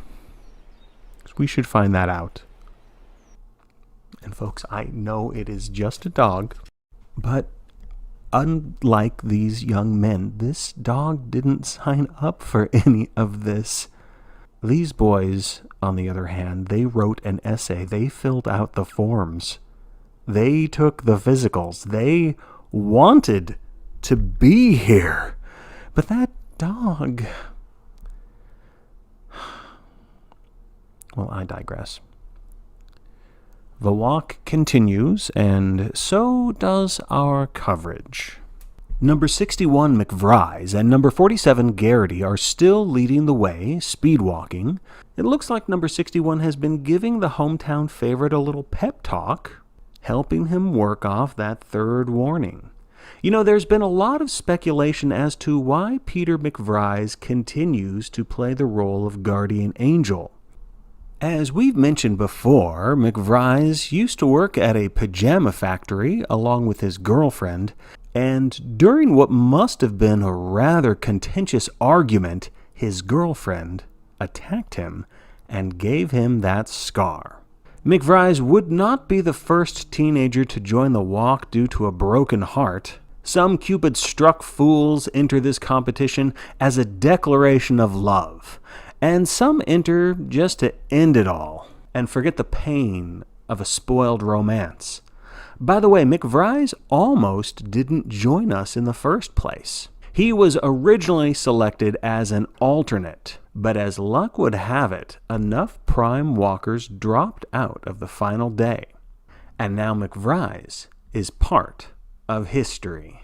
Let's hope for his sake that Garrity will return the favor if it comes down to it. And speaking of guardian angels, or should I say fallen ones, number 46 has been walking alongside the soldiers at the half-track, which is perhaps the most dangerous place you can be. Gallant seems calm, but very exhausted, and he's trying to ask the soldiers a question. He's just getting the silent treatment, of course, but he doesn't seem to be begging or pleading with them. Let me get the binoculars and see what I can pick up. Oh, I'm definitely making out the words organ donor. Over and over again, organ donor. I think he's asking if the walkers who receive a punch ticket can donate their organs. Well, that would be a worthy cause, Mr. Gallant. But the answer is no. The bodies are bagged, put into a box, and shipped to their parents, along with a generous gift certificate to be redeemed at participating funeral homes. Kevin Johnson, number 57, for those of you who are wondering, is still kicking his can. And each time he does, the spectators cheer. Number 97, Wyman, has kicked off his other shoe, taking a second warning as he does so. But he does a good deed by handing his shoe over to a nice little old lady in the crowd. Wow, that is a souvenir, folks. Oh, well, now this is disappointing. The other spectators are fighting over the shoe, and poor old grandma is being trampled. There aren't any police in the crowd right now, and the soldiers on the half-track, it is not their job to do crowd maintenance, so they just pass the calamity by. It is now 4 o'clock. The ranks of the F Troop are growing. They've summoned number 43, Everett Frost, one of the more standoffish walkers in this competition. When explaining why he wished to join the Long Walk, Frost said on his application that, quote, "No one in my school likes me, so why the heck not?" Why the heck not indeed, Mr. Frost? And now the F Troop is inviting you in. They are now a marching cluster of 9 boys. We've got Luke and Sean Fields. They are the last of the original 8 Fields that we had at the beginning of this competition. Now, I wonder if our sponsor, Mrs. Fields, will be donating some cookies to the final Fields family. We'll have to stay tuned to find out. Number 44, Fulton, is also part of this now hopeful band of walkers, the F Troop, who perhaps naively believe that there is safety in numbers. You may remember a while back that Fulton did an accidental barrel roll, a somersault. Well, the fans are loving his gymnastic skills, and every once in a while he indulges them with a cartwheel. That stamina is pretty amazing, folks, when you consider how long they've been keeping up this non-stop pace. And Fulton's energy levels have made some of the other walkers downright miserable. Just now, when number 62, Philip Milligan, witnessed the most recent cartwheel, he burst into tears. Because here Milligan is, just staggering along, holding onto his side, dealing with stomach cramps, and yet Fulton still has a hop, skip, and a jump to his stride. That has got to be disheartening. But not disheartening for the fellow members of the F Troop, who cheer him on. By the way, there is still one solo walker whose last name is an F word. George Fielder, number 24. He's one of the more cruel competitors. The other boys don't want him around, and number 24 doesn't seem to care about their rejection. And here's another soloist who's been keeping to himself, number 52, Bill Huff. He brought along several different comic books in a plastic bag to protect them from the rain, and it looks like right now he is studying the pages of Superman. Hopefully that'll inspire Mr. Huff to become a man of steel as this ordeal continues. We are approaching the 6 o'clock hour, and there are some interesting catcalls that have been coming from the sidelines. It seems that our sour-faced Eagle Scout, Harold Quince, number 78, has a quartet of groupies. These girls have been running along the sidelines, weaving in and out of the other spectators, calling Quince things like handsome and gorgeous, declaring that they want to have his baby. It's definitely a boost to his ego because Quince is now reclaiming the lead of the procession as a one-man vanguard. McVries and Garrity, the warning's worked off now. They edge back towards Abraham's group. Number 5, Barkovitch, gives McVries a dirty look, even spits on the ground, which is just a waste of hydration as far as I'm concerned. And number 61, McVries, he doesn't even bat an eye. Number 84, Ronald Saunders, has started to slap himself in the head, sort of rhythmically. I'm not sure if this is for motivation or maybe just to keep himself awake as the sun sets behind the hills, or maybe he's having some sort of a conniption. But those slaps just seem to get harder and harder. The poor kid is going to knock himself out if he doesn't stop. Number 46, Jamie Gallant, is on his 3rd warning now. He's very weary, but he seems more concerned about Saunders than himself. He is asking the very brotherly question, why are you hitting yourself? And Gallant tries talking to Saunders. There's no response. Number 46 taps on Saunders' shoulder and, Saunders shoves Gallant hard, and that earns Saunders a penalty warning from the soldiers. You can't get that aggressive. Gallant kept his balance, but looks like he sprained his ankle. Ooh, and now he is even slower than before. Saunders has stopped slapping himself, though, and he sprints ahead, leaving Gallant behind. I'm not sure why number 46 was so interested in helping the young man to begin with. Like McVries, Gallant has been a mystery to me. And Gallant will remain a mystery. His ticket punched. But I will say this about number 46. Throughout the competition, Mr. Gallant lived up to his namesake. Well, except when he shoved away Fritz, I forgot about that. But most of the time, he was a pretty good guy. That gunshot did not seem to disturb the others. Pastor, Baker, and several others are listening to Abraham as he pleasantly holds court. It's getting almost too dark to see that soda can, but Johnson is still kicking it. Maybe he'll become a soccer star if he makes it to the end of this. A lot of boys have found ways to pass the time, a little mental distraction to help endure the physical stress. Number 76, Greg Plum, brought his yo-yo along with him, and I recall noticing him playing with it on the first day. And to be frank, he wasn't very good.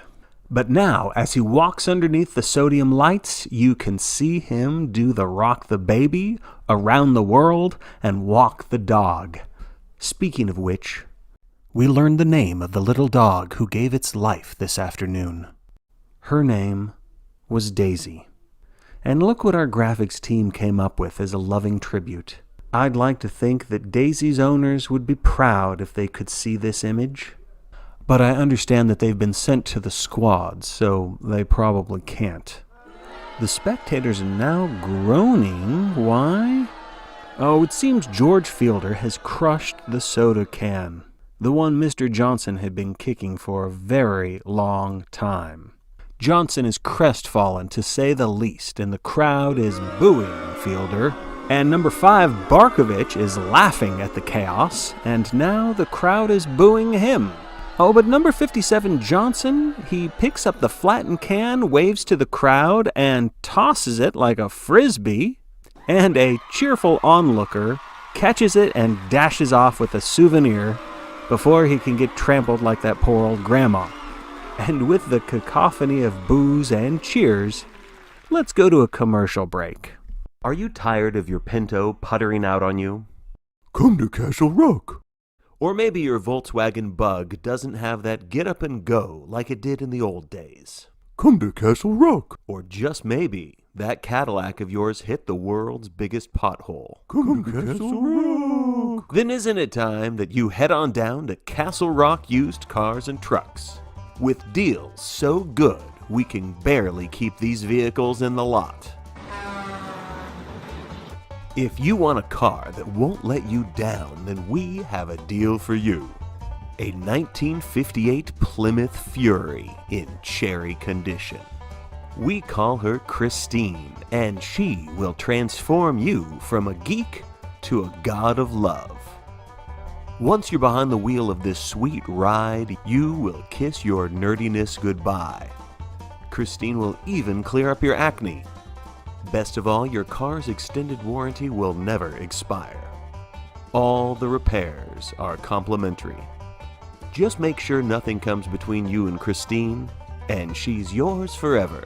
And we do mean forever. So take Mrs. Todd's shortcut to beat the traffic and come on down to Castle Rock Used Cars and Trucks. Hurry on down and find the car of your dreams before it finds you. We are now upon the outskirts of Augusta. You might remember that name from grade school, back when state capitals were a thing. This was the place where all the state senators would gather and make bills that would turn into laws. But fortunately, we've evolved as a society, and we now have the major to cut through all of the red tape. Even at a distance, you can hear the dull roar of the crowd. You can see the spotlights. The enthusiasm of the masses is palpable. Fessler and Festus, the Samwise and Frodo of F Troop, are intimidated as they walk down the hill, holding on to each other's sleeves, frightened as if they are about to step into Mordor. And there is something fiendish about this crowd. The folks that line the streets seem less festive than Old Town, and more bloodthirsty. It reminds me of ancient Rome. No, these people aren't wearing togas, but it's easy to imagine these citizens cheering on gladiators. And why not? Isn't that why the Major created this competition? So that a hero may rise? Ah, the Major! Right on cue. What a demigod! Long may he guide us. The crowd is cheering. The walkers are cheering. And you can bet number 83 Sackett is cheering the loudest. You may recall his essay consisted of a simple repetition of I love yous, dedicated to the magnificent leader, the Major. Many of the boys seem stunned, not just by our fearless leader and his troops, but by the size of the crowds. They can barely be held back. But the lads needn't worry. The soldiers won't let anyone touch them on pain of death. Speaking of which, number 62, Milligan, he is not cheering, he is screaming, he's stumbling, he's already walking on 2 warnings. The expression on his face looks like he's experiencing the ultimate migraine. He's dropping to his knees, and the crowd is going wild at the sight of this. All of Augusta is hoping to witness a punch ticket, and they might get their chance. Number 64, hands at his temples, and it's hard to hear over the crowd, but a 3rd warning has been announced. The other boys are passing him by. Some are running as though they're afraid that Milligan is going to explode, and still Milligan screams. And now it is the crowd who screams. There is an ecstasy when one bears witness to history, and Milligan is now a part of the history books. Of course, some might say he's just another statistic, but not to these Long Walk fans that are here in Maine. They are enraptured by this boy's sacrifice. And 36 walkers remain. Klingerman, number 59, better watch where he is going. Oh, he trips over Milligan's corpse, and the audience roars with laughter, and he's a little hurt too. His palms are bloodied. But he still waves to the crowd and then trots off, hoping to leave that embarrassing moment behind him and to work off that first warning that he earned. We haven't paid too much attention to Mr. Klingerman. He's one of the solo walkers who hasn't made any bonds with his fellow competitors, and we'll see if that strategy pays off. The boys continue their journey down Main Street. You know, folks, it is really strange not having the Mottega brothers lead the way. Instead, we have number 78, Harold Quince, marching through town. The crowd is really energizing him, so much so he's goose-stepping. What a show-off. He's probably hoping that his female admirers are watching somewhere in the crowd. Number 72, Mr. Friday Night, Collie Parker, maintains his usual feistiness. He is presenting the middle finger to the citizens of Augusta, calling them pigs, and the fans seem to love it. Sorry, Collie. No matter how much you hate us, we're still going to love you. Nearby Parker, Garrity and McVries seem to be arguing about something. Number 47 looks upset. McVries has a smirk on his face. Not sure why Garrity would be so angry with his guardian angel, but he is, and McVries drifts away. Is it another spat, or is their friendship over? And as we leave Augusta behind, the F Troop loosens up a bit. They were hunkered together during the frenzy of the big city, and now they shift into pairs and trios. And it looks like number 15, Fernhill, is congratulating them, delivering pats on the back all around to the F-Troopers, except for George Fielder, of course, who is near the back of the procession, just in front of Stebbins, number 88. Perhaps Fielder is calculating his next little scheme to make life a little more miserable for his fellow walkers. As we edge back into the suburbs and the New England countryside, there are still adoring spectators, but not nearly as many, so it feels like there's some room to breathe now. Number 74, Pearson, does not look like his jovial self. And his glum expression, that might not just be the exhaustion. It might be the fact that his last shoe has fallen apart. So he is kicking it off right now. And so, like Marty Wyman, Pearson, number 74, is walking in his socks, and that cannot be comfortable. But number 2, Abraham, he's got sturdy shoes, regular clodhoppers, and though they might be heavy, I bet they could last all the way to Florida. I don't believe we've mentioned this before about Abraham, but he wrote something rather incorrigible on his essay. Answering the question, why do you feel qualified to participate in the long walk, he said, because I am one useless SOB, and the world would be better off without me, unless I happen to win and get rich, in which case I would buy a Van Gogh to put in every room in my mansion. I love the confidence, and I, for one, hope that you get your wish, Mr. Abraham. Reach for the stars on this starry, starry night.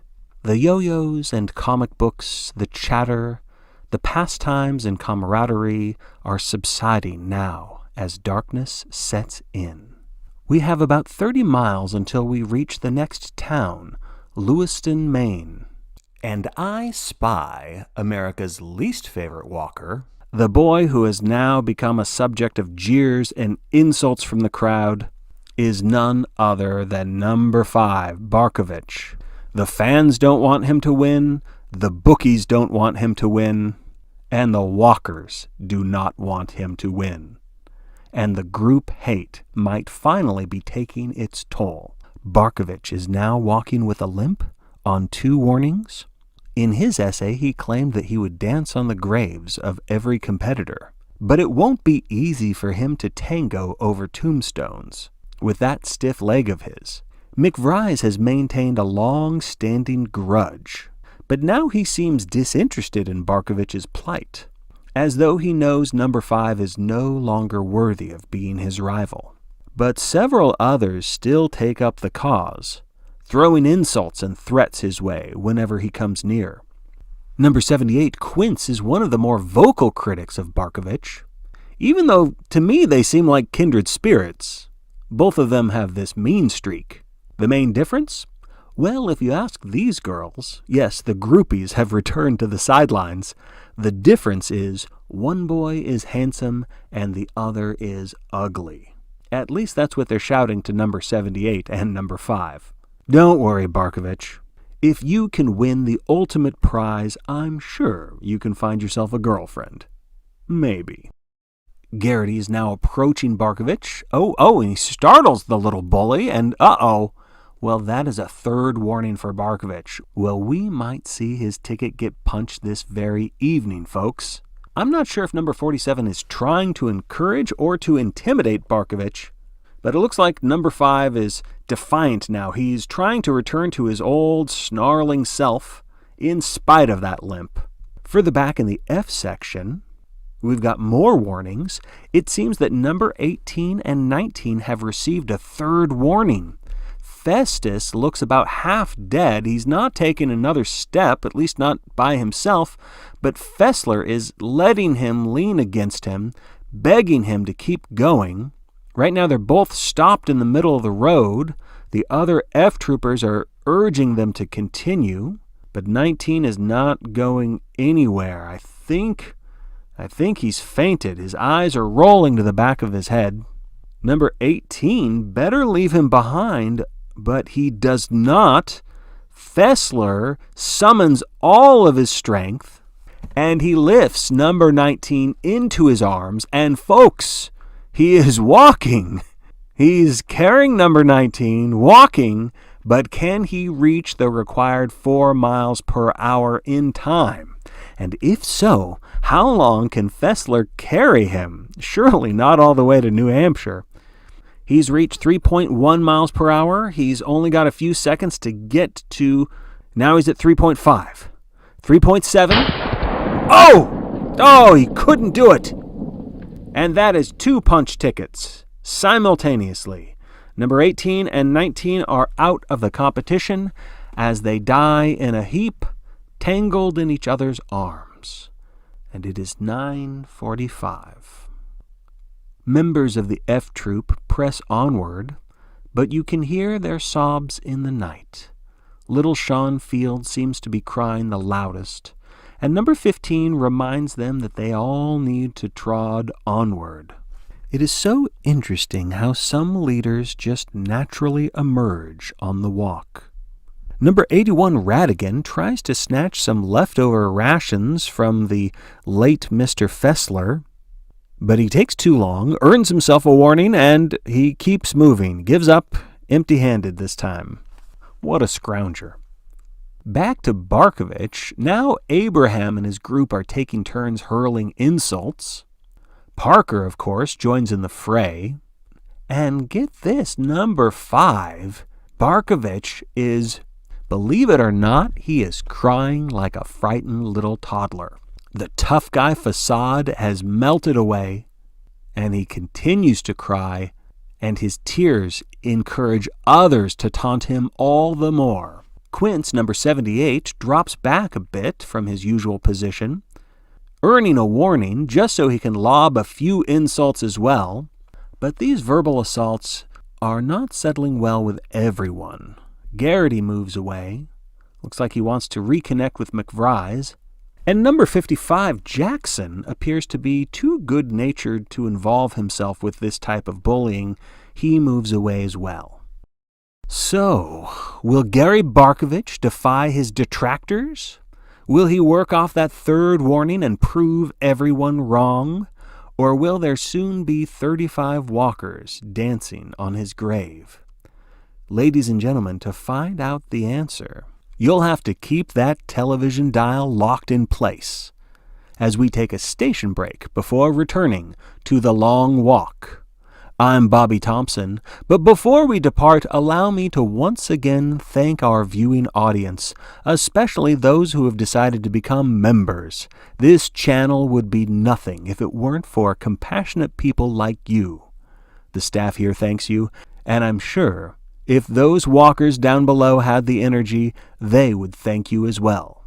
So don't touch that dial, folks, because as sure as there are 31 days in April, there is certainly much more to come during our broadcast of The Long Walk.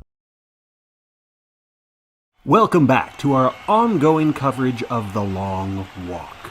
I'm your host, Bobby Thompson, and let me tell you, just like the viewers at home, I cannot take my eyes off of the recent developments down there on the asphalt. The remaining 35 walkers are led by a vanguard of 2. These leaders, if you want to call them that, are very different from the Motega brothers, who once held on to the vanguard, but of course they are no longer with us.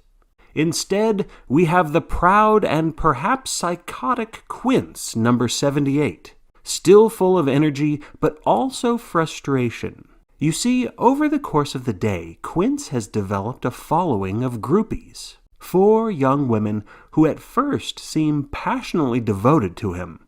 They've been blowing kisses and declaring their love for him. And twice now, Quince has been enticed enough to actually approach the shoulder, hoping to receive a hug or a kiss or some physical form of satisfaction, but then the girls just giggle and fall back, retreating from the sidelines, disappearing into the crowd. And this last time they pulled that little siren act, it seemed to really get to Quince, because I could tell through my binoculars that his lip quivered in disappointment. The other leader of the pack, so to speak, is number 5, Barkovitch. He has pushed away the tears from his own emotional breakdown not too long ago. He has swallowed up the fear and the self-pity, and it seems that he has even cast aside his rivalry with Peter McVries. And instead, he is now focusing all of his hatred on Harold Quince. He's following just a few paces behind, glaring at the back of Quince's head. Ugh, the look in Barkovitch's eyes, folks. He wants to murder number 78.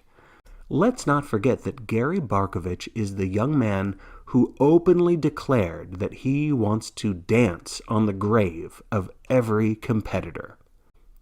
Quince picks up the pace even more now. Apparently, Barkovitch's strategy is getting under his skin, and since number 5 does have that limp, he can't quite catch up, at least not right now. And those 4 siren sweethearts have returned to the sidelines. They are beckoning Quince with open arms. And poor Harold staggers a bit, then runs to the girls. But they are backing away just out of reach, tantalizing him all over again. Quince gets a warning as he pauses at the roadside shoulder. He is reaching out. He's begging, it looks like. He's begging something from the young ladies. Not exactly sure what he is saying, but I can guess. The girls again laugh, wave, and blow kisses. I'm trying to read their lips. It looks like the girls are saying that, well, to translate it into words appropriate for television, it looks like they are promising to make love to him after Quince wins the long walk. You would think that would pluck up the young man's spirits, but instead, it looks like this promise just crumples him completely. And as the girls make themselves scarce in the throng of spectators, Quince continues along. But that determination that he had not too long ago, that look of confidence, it has just evaporated. You know, the Boy Scout motto is to be prepared, and Quince, as a member, should have heeded that advice.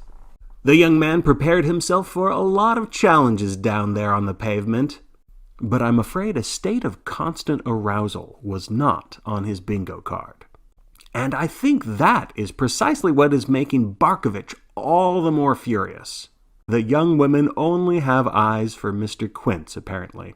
Now the girls have run further down the road, returning to the road's edge.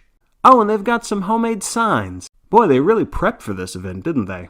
They hold up the signs as Quince shambles by, and they read, "We will kiss you in heaven." Quince is staring at the words as he passes by, not sure if he's flattered or... he can't take it anymore. He is flailing his arms as he rushes the sidelines. The girls scream, signs tossed and forgotten, as the rest of the crowd squeal and disperse away from the shoulder. They know they don't want to be anywhere near Quince if he gets too far off track, and it looks like he is bolting for it. And that is it for number 78, a clean shot to the head. He is down. The crowd has a stunned look of collective delight on their blood-spattered faces. No spectators were hurt, fortunately, and I can guarantee those girls won't ever wash those halter tops again. The splotches of gray matter are the ultimate memento for this occasion. On the souvenir market alone, that'll be... Oh, what is this? Barkovitch stops. He stops long enough, and he is dragging Quince's body off the shoulder, pulling it by the legs into the middle of the road. He's already got warning, so I'm not sure what he is doing, and the crowd jeers at him. The girls, they shout slurs in his direction.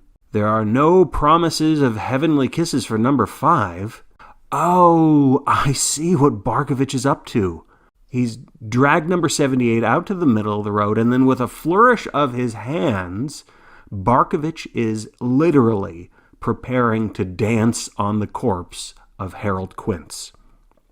And the crowd hates him for it. You know, he had recently worked off a 3rd warning, and now that final warning is back on. The death clock is ticking once more, and Barkovitch puts a foot tentatively on the body. Are we about to see some weird, twisted, brutal ballet?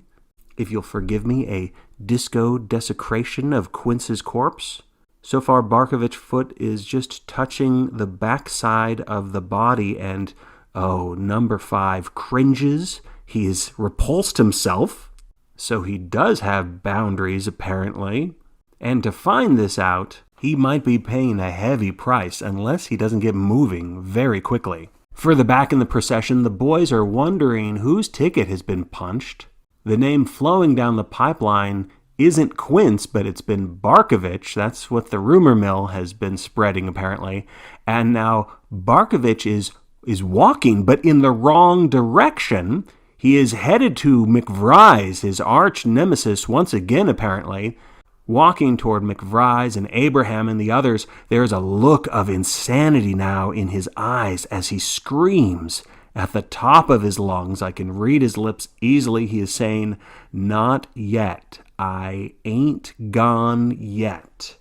But if he doesn't snap out of it soon, that soldier nearby will soon make the rumors of his death grossly accurate. Oh. Oh my God. Number 5 is clawing at his own throat. His fingers are digging, trying to dig out his own esophagus. The jeers and the boos of the spectators have stopped. Even the half-track ceases a moment as most of these walkers pause at the sight of Barkovitch, his fingers digging into his Adam's apple. Blood trickling down, dripping off of his elbows. The crowd is eerily silent. Barkovitch is defying all mechanisms of self-preservation, and he is tearing out his own throat, ladies and gentlemen, wrenching out crimson bits of flesh as he attempts to end himself before the soldiers get a chance to do so. He is staggering in circles now. The walkers are mesmerized, but they cannot stand still for long, so they give number 5 the widest possible berth as they pass. And finally, Barkovitch, his bloody face unrecognizable, lets go of his madness and crumples into a fetal position. And now I believe he is dead.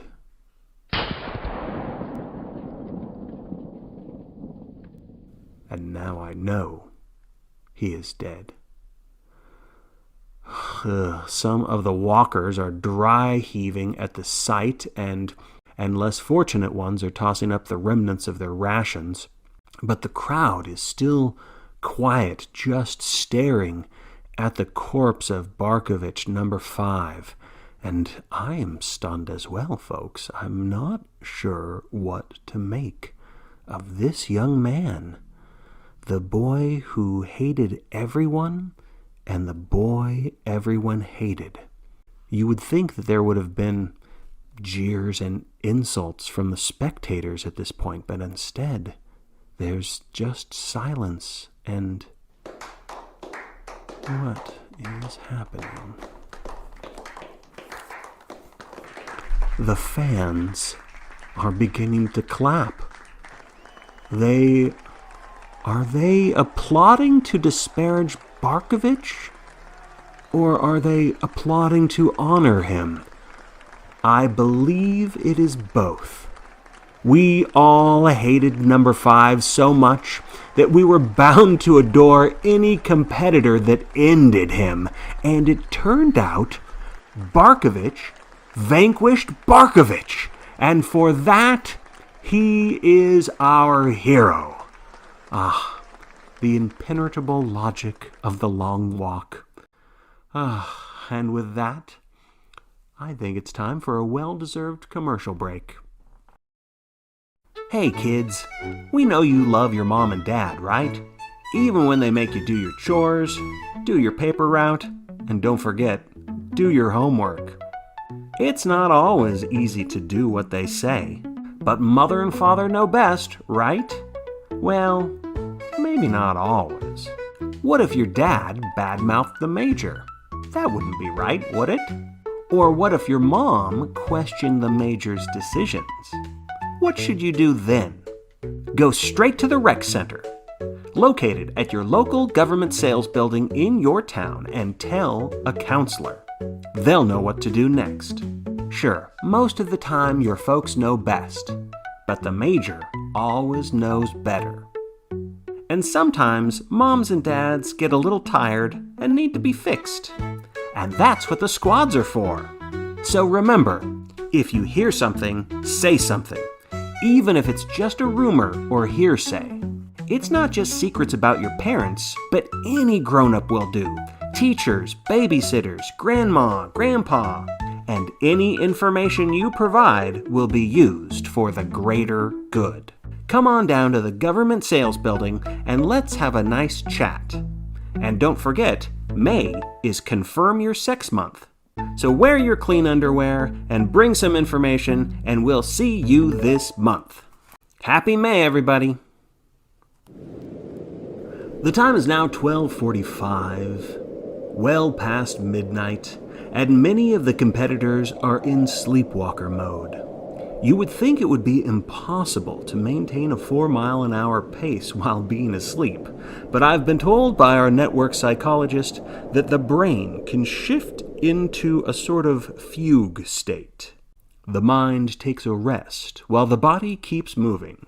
It's quite beautiful out here tonight. A fog has settled upon the valley. The spectators are still out there somewhere. It's just hard to see the crowds through the haze. But the walkers can hear them, their shouts of encouragement, and the ubiquitous chanting for Maine's own Raymond Garrity.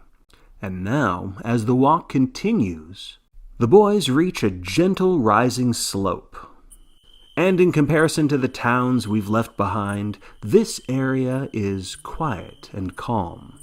We're back to nature just for a little bit before we reach the town of Lewiston. Number 74, Pearson, has been shivering in the cold these past 2 hours. You see, during the Barkovitch incident, he threw up all over himself, plastering his shirt with vomit. And in an irrational moment of disgust, he ripped that shirt right off and he left it on the road. He has been walking bare-chested ever since, and he might be on the verge of hypothermia by now. It should be noted that his frequent companion, Bruce Pastor, number 73, is no longer walking by his side. The two had spent countless hours during the day poking fun at the crowds together, but now, perhaps sensing the end, Pastor is keeping his distance. And it's interesting to note that Pastor is wearing a jacket that he could lend to a friend in need if he so wished, but, I'm not here to judge. I'm here to bring you the events as they play out on the asphalt, and also, during the night, to help pass the time, I'm here to lighten the mood with a little bit of literature. Tonight's bedtime story is the classic children's tale, Charlie the Choo-Choo. Bob Brooks was an engineer for the Midworld Railway Company on the St. Louis to Topeka run. Engineer Bob was the best trainman the Midworld Railway Company ever had. And Charlie was the best train. Charlie was a 402 big boy steam locomotive, and Engineer Bob was the only man who had ever been allowed to sit in his peak seat and pull the whistle. Everyone knew the woo-woo of Charlie's whistle, and whenever they heard it echoing across the flat Kansas countryside, they said, "There goes Charlie and Engineer Bob," the fastest team between St. Louis and Topeka. Boys and girls ran into their yards to watch Charlie and Engineer Bob go by. Engineer Bob would smile and wave. The children would smile and wave back. Engineer Bob had a special secret. He was the only one who knew. Charlie the Choo-Choo was really, really alive. One day, when they were making the run between Topeka and St. Louis, Engineer Bob heard singing, very soft and low. "Who is in the cab with me?" Engineer Bob said sternly. "Don't worry," said a small, gruff voice. "It is only I." "Who's I?" Engineer Bob asked. He spoke in his biggest, sternest voice, because he still thought someone was playing a joke on him. "Charlie," said the small, gruff voice. "Hardy har har," said Engineer Bob. "Trains can't talk. I may not know much, but I know that. If you're Charlie, I suppose you can blow your own whistle." "Of course," said the small, gruff voice, and just then the whistle made its big noise, rolling out across the Missouri plains. "Woo-woo!" "Goodness," said Engineer Bob. "It really is you." "I told you," said Charlie the Choo-Choo. "How come I never knew you were alive before?" asked Engineer Bob. "Why didn't you ever talk to me before?" Then Charlie sang this song to Engineer Bob in his small, gruff voice. "Don't ask me silly questions. I won't play silly games. I'm just a simple choo-choo train, and I'll always be the same. I only want to race along beneath the bright blue sky and be a happy choo-choo train until the day I die."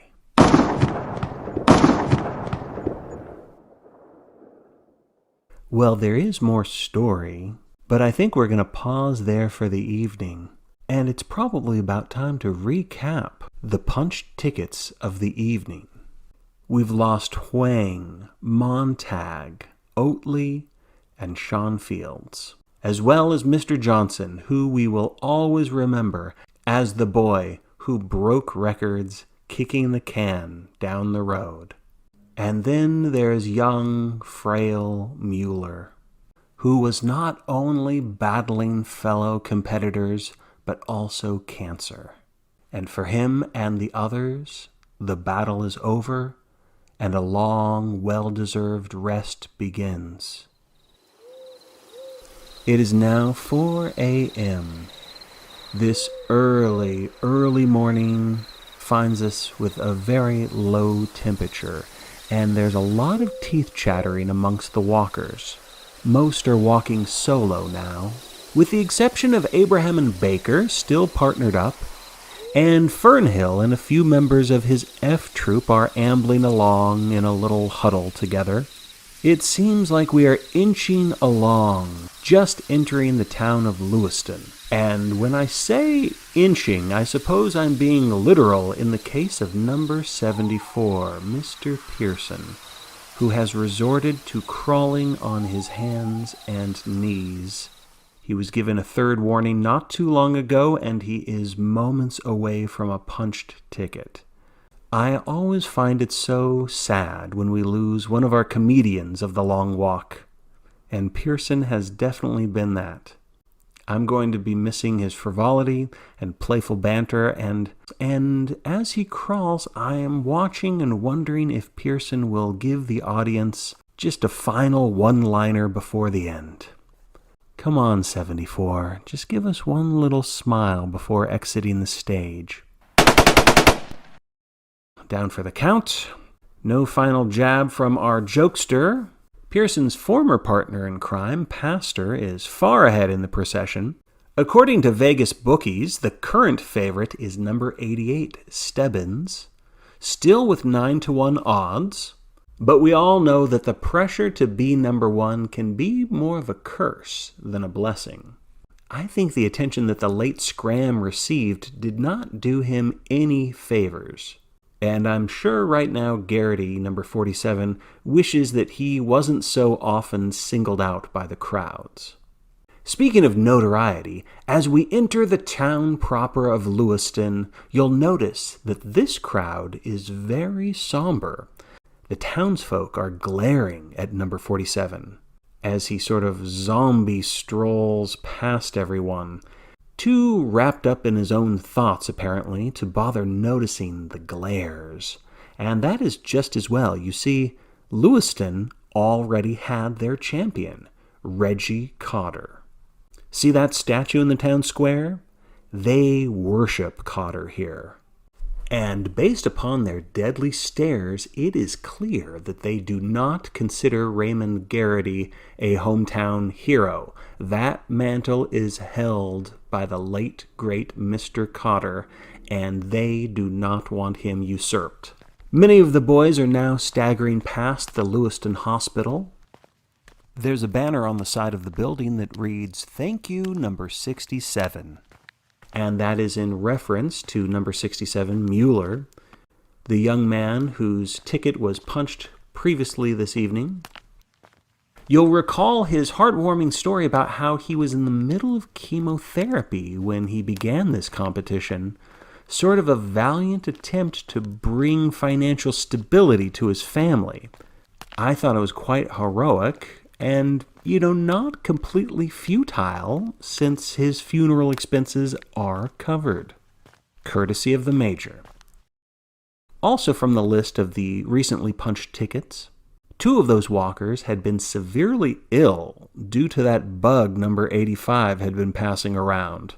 So you might look at tonight's set of punched tickets as a predictable culling, and the ones who are left, though they might look ragged and worn down, they are actually the cream of the crop, America's finest, walking through the fog, hoping they will live to see another morning.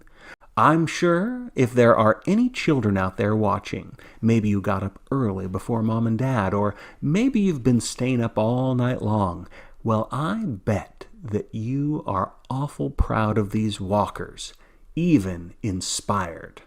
Well, don't forget that in just a month, the Major's administration will be looking for next year's contestants. But just remember, girls, boys only, no girls allowed in this event. I'll never forget that one year that Patricia Milton tried to disguise herself as her own little brother in order to take his place in a long walk. Gosh, that was about 8 years ago, you remember? But of course she never made it to the starting line, and that is why we have physical exams, people. Don't forget, it's sex confirmation month. Hey, whatever happened to Patty and her little brother anyway? Oh, that's right. They were both executed. And rightfully so. Yes, the Major is always tough but fair, and very consistent.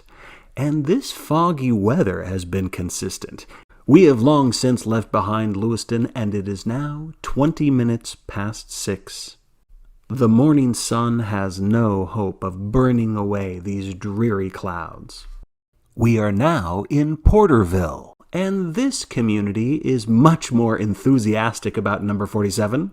The crowds are cheering Garrity's name over and over. But there's not even a wave from this lad, which surprises me because although I'm sure Garrity is exhausted, he should be recharged right about now because he is getting closer and closer to his hometown of Freeport, Maine. And I'm told that his mother and his high school sweetheart are at the front of the sidelines in Freeport, just hoping and praying that they'll see this young man cresting the hillside, and it is not far away now.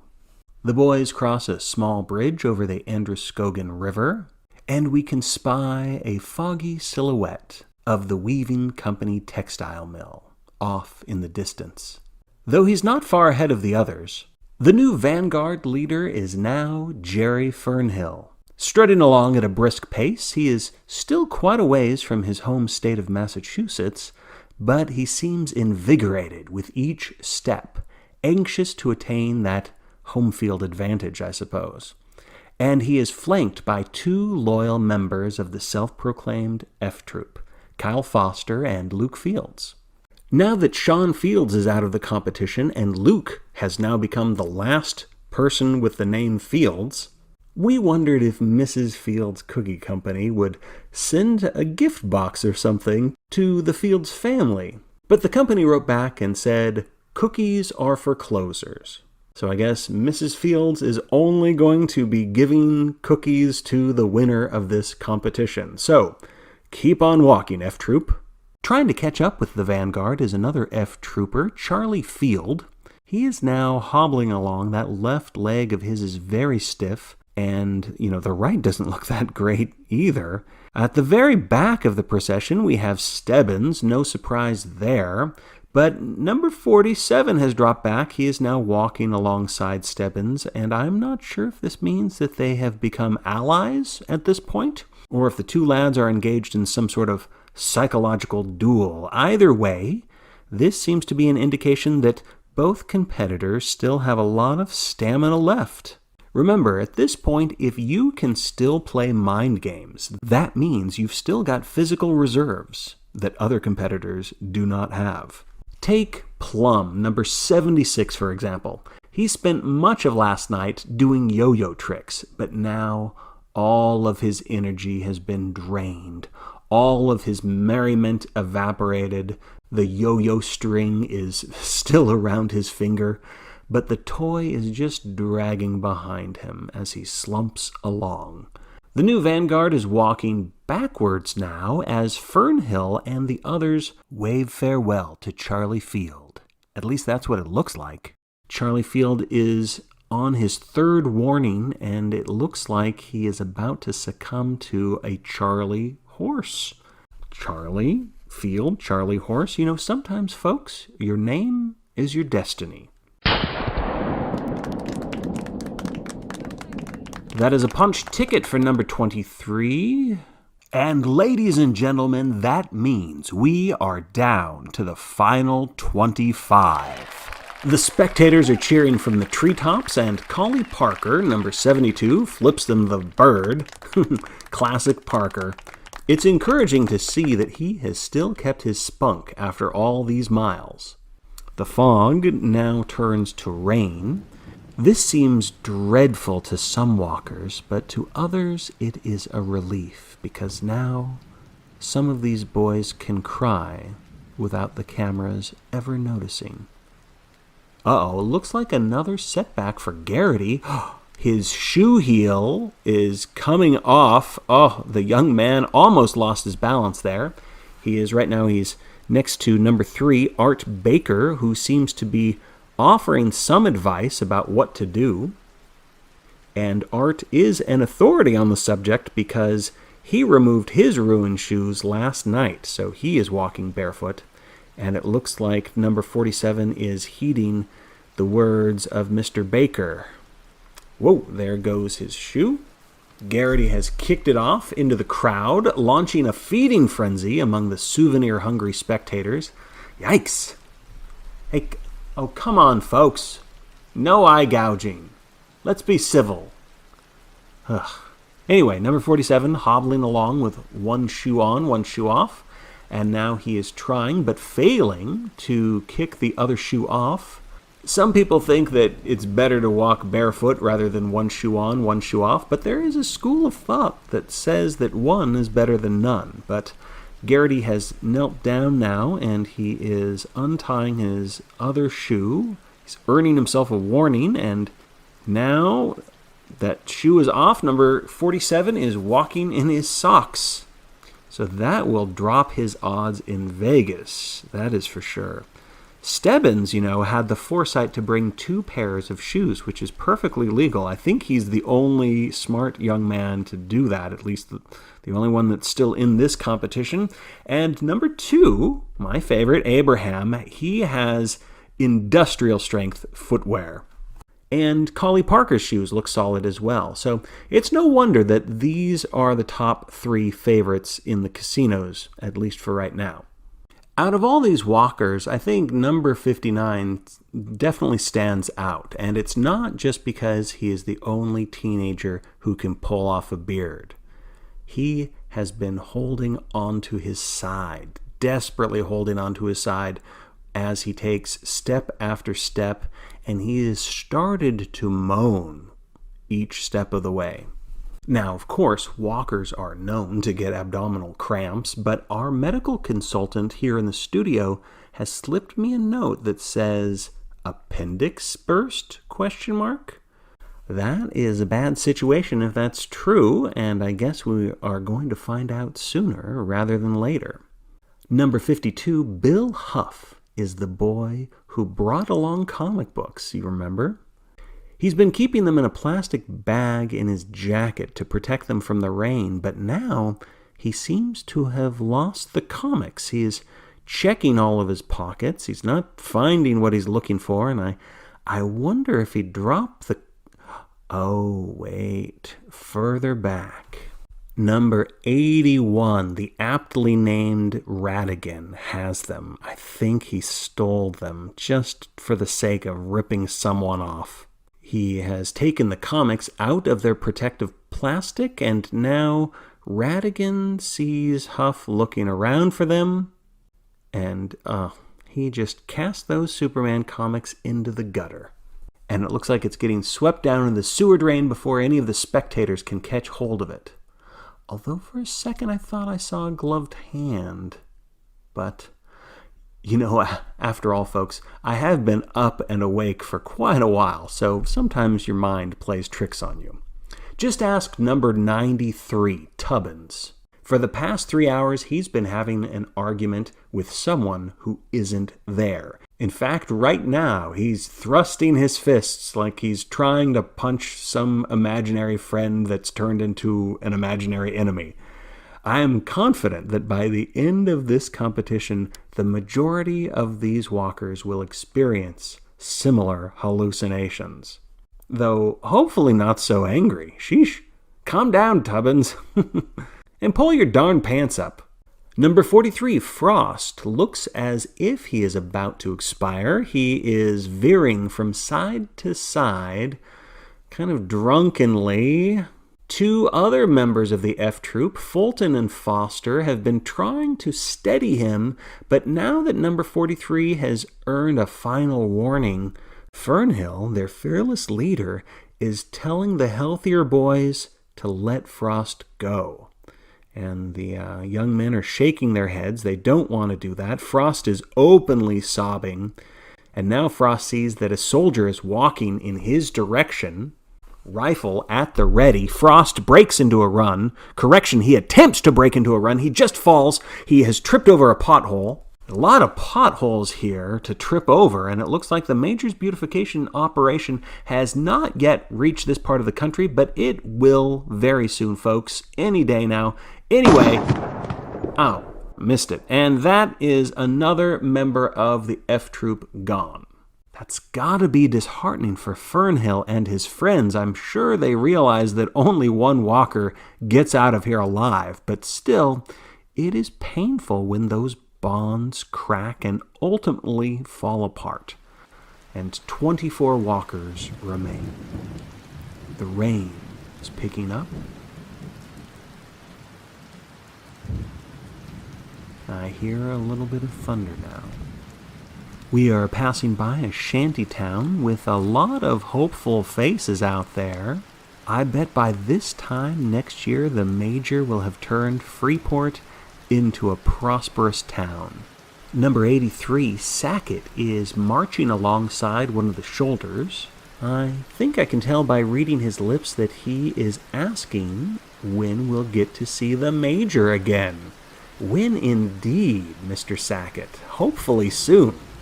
But the soldiers give no answer. They are not here for conversation. The time is now 8:45 a.m. The rain is still here, but things are lighting up. We are just 15 minutes until breakfast is served yet again. And I'm not sure if number 59, Klingerman, will have much of an appetite. Our medical expert in the studio is quite sure that number 59's appendix has in fact burst.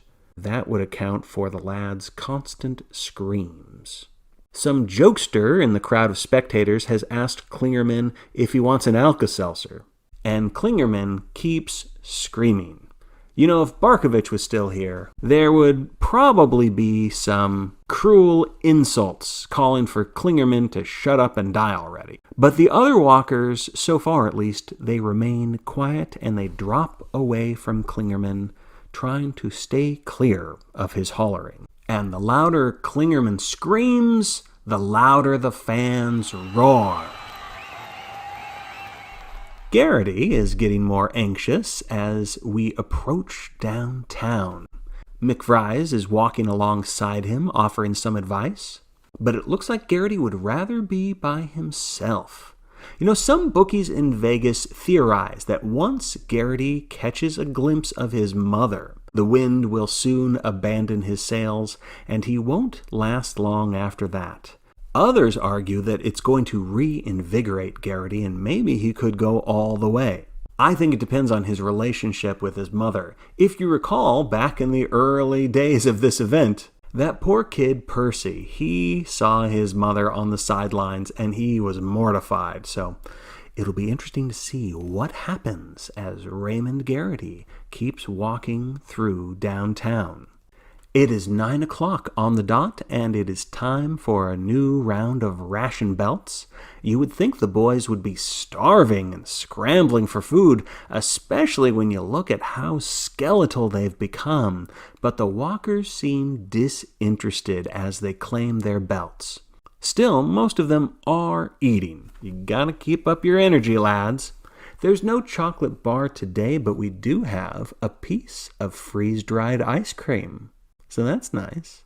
And here's some more good news. The sun is breaking through the clouds as we cross the 295 overpass and the boys turn right on US 1. This will be our only road from now on, all the way to Florida, if the boys could make it that far. But of course, no walker ever does. Lots of fans out here, lots of signs for Raymond Go-Go Garrity. And as number 59 continues to scream, the local fire department turns on a siren to join in the merriment. I can see reporters and camera crews in the crowd, and you guessed it, they are surrounding Mrs. Garrity, the proud mother of number 47. And there's Ray's girlfriend Jan standing right next to her. Can Garrity see? Yes. Number 47 breaks into a clumsy run. McVries is by his side, trying to slow him down to steady him. And there they are, the family, embracing.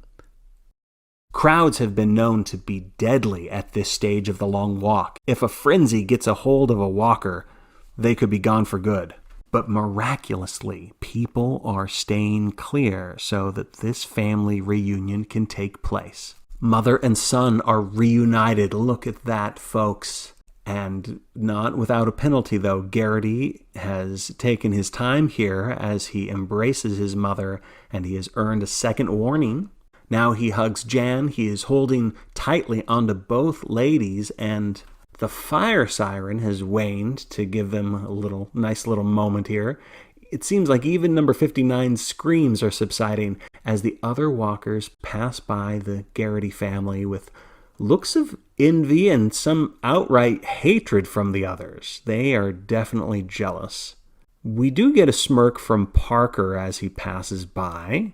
You know, Mr. Friday Night has spent much of this walk talking about all of the women he'll have if he wins the ultimate prize. But, you know, that smile on his face right now, I dare say that he is genuinely happy for Garrity, which in my estimation makes him a bit of a romantic underneath all of that bluster.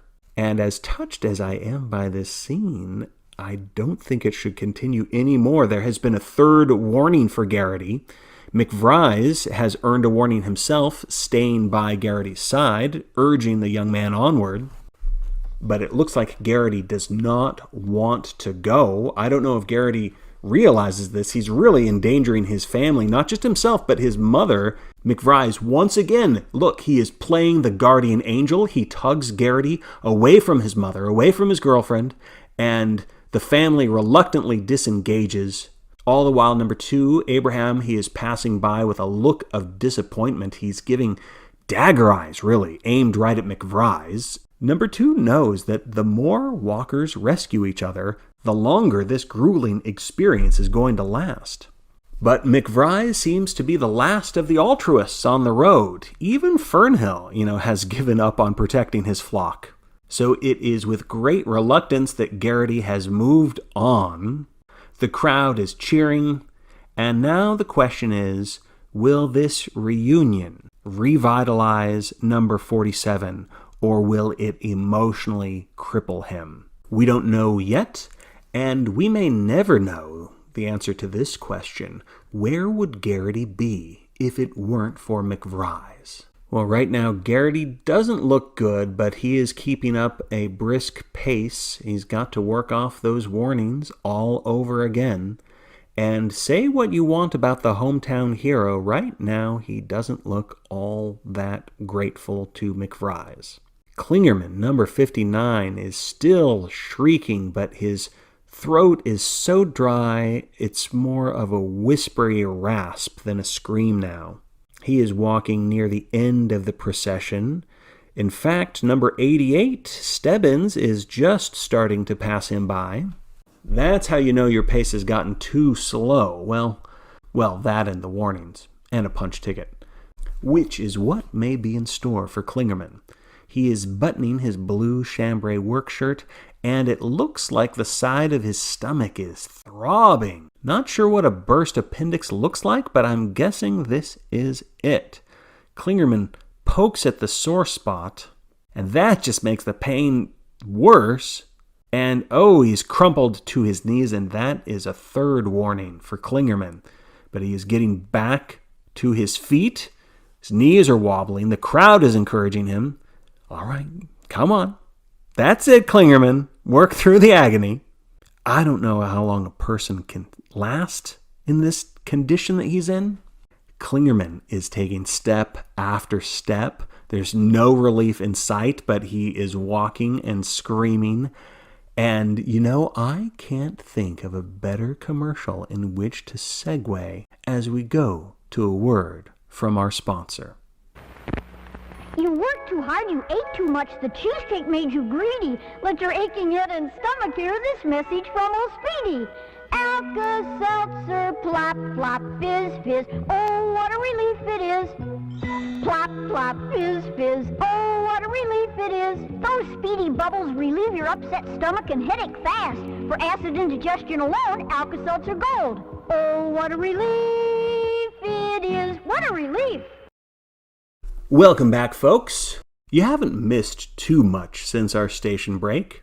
Just the constant wailing of number 59, Klingerman. His howls of pain are not winning any friends. Several walkers have been hurling insults in his direction. Did I think all of the mean people were dead? I was wrong. And I can easily read the lips of number 72, Parker, as he tells Klingerman to just die already. But Klingerman continues to walk. Unlike number 76, he is right now standing near the gutter, and he's come to a sudden stop, and I'm not sure why. Oh, I see. Oh, his beloved yo-yo is wedged in the grate of the drain. So Plum is reaching down to get it unstuck. Hey, look out!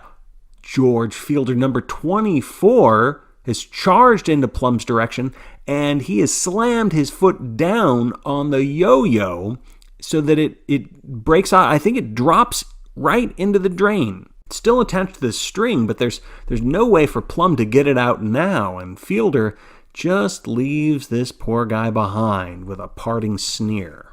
So he needs to let that toy go, but it looks like his finger is stuck to that string. It's tied on too tight, I guess. And Plum gets a second warning as he tries to untie the string from his middle finger, and it is not coming off, folks. Now, Plum, as you know, had this toy tied to him all day and all night, and that finger of his it's practically purple right now. I don't know what Plum was thinking having it on so tight, but of course, rational thought is rare at this point in the competition.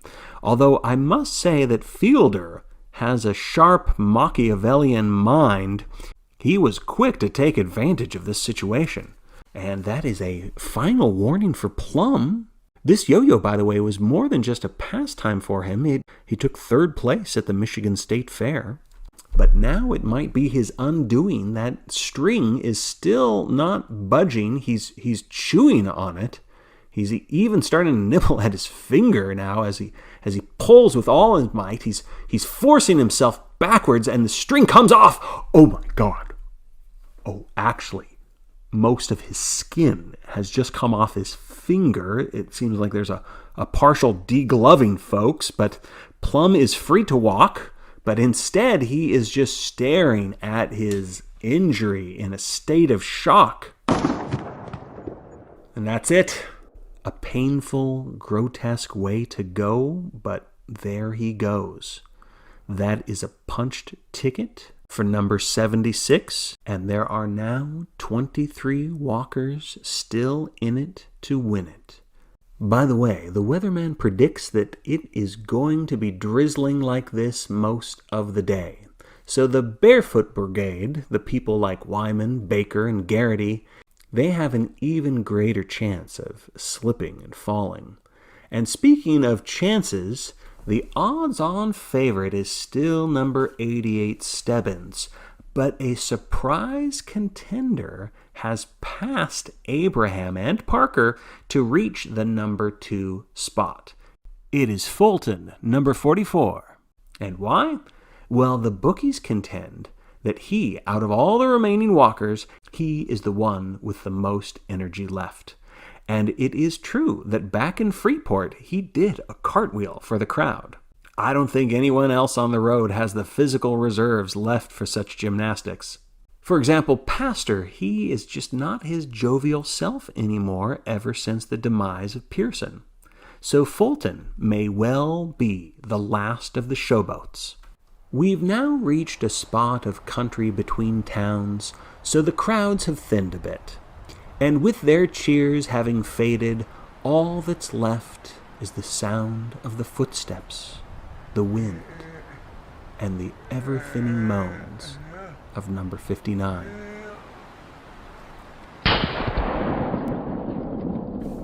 Well, it couldn't last forever.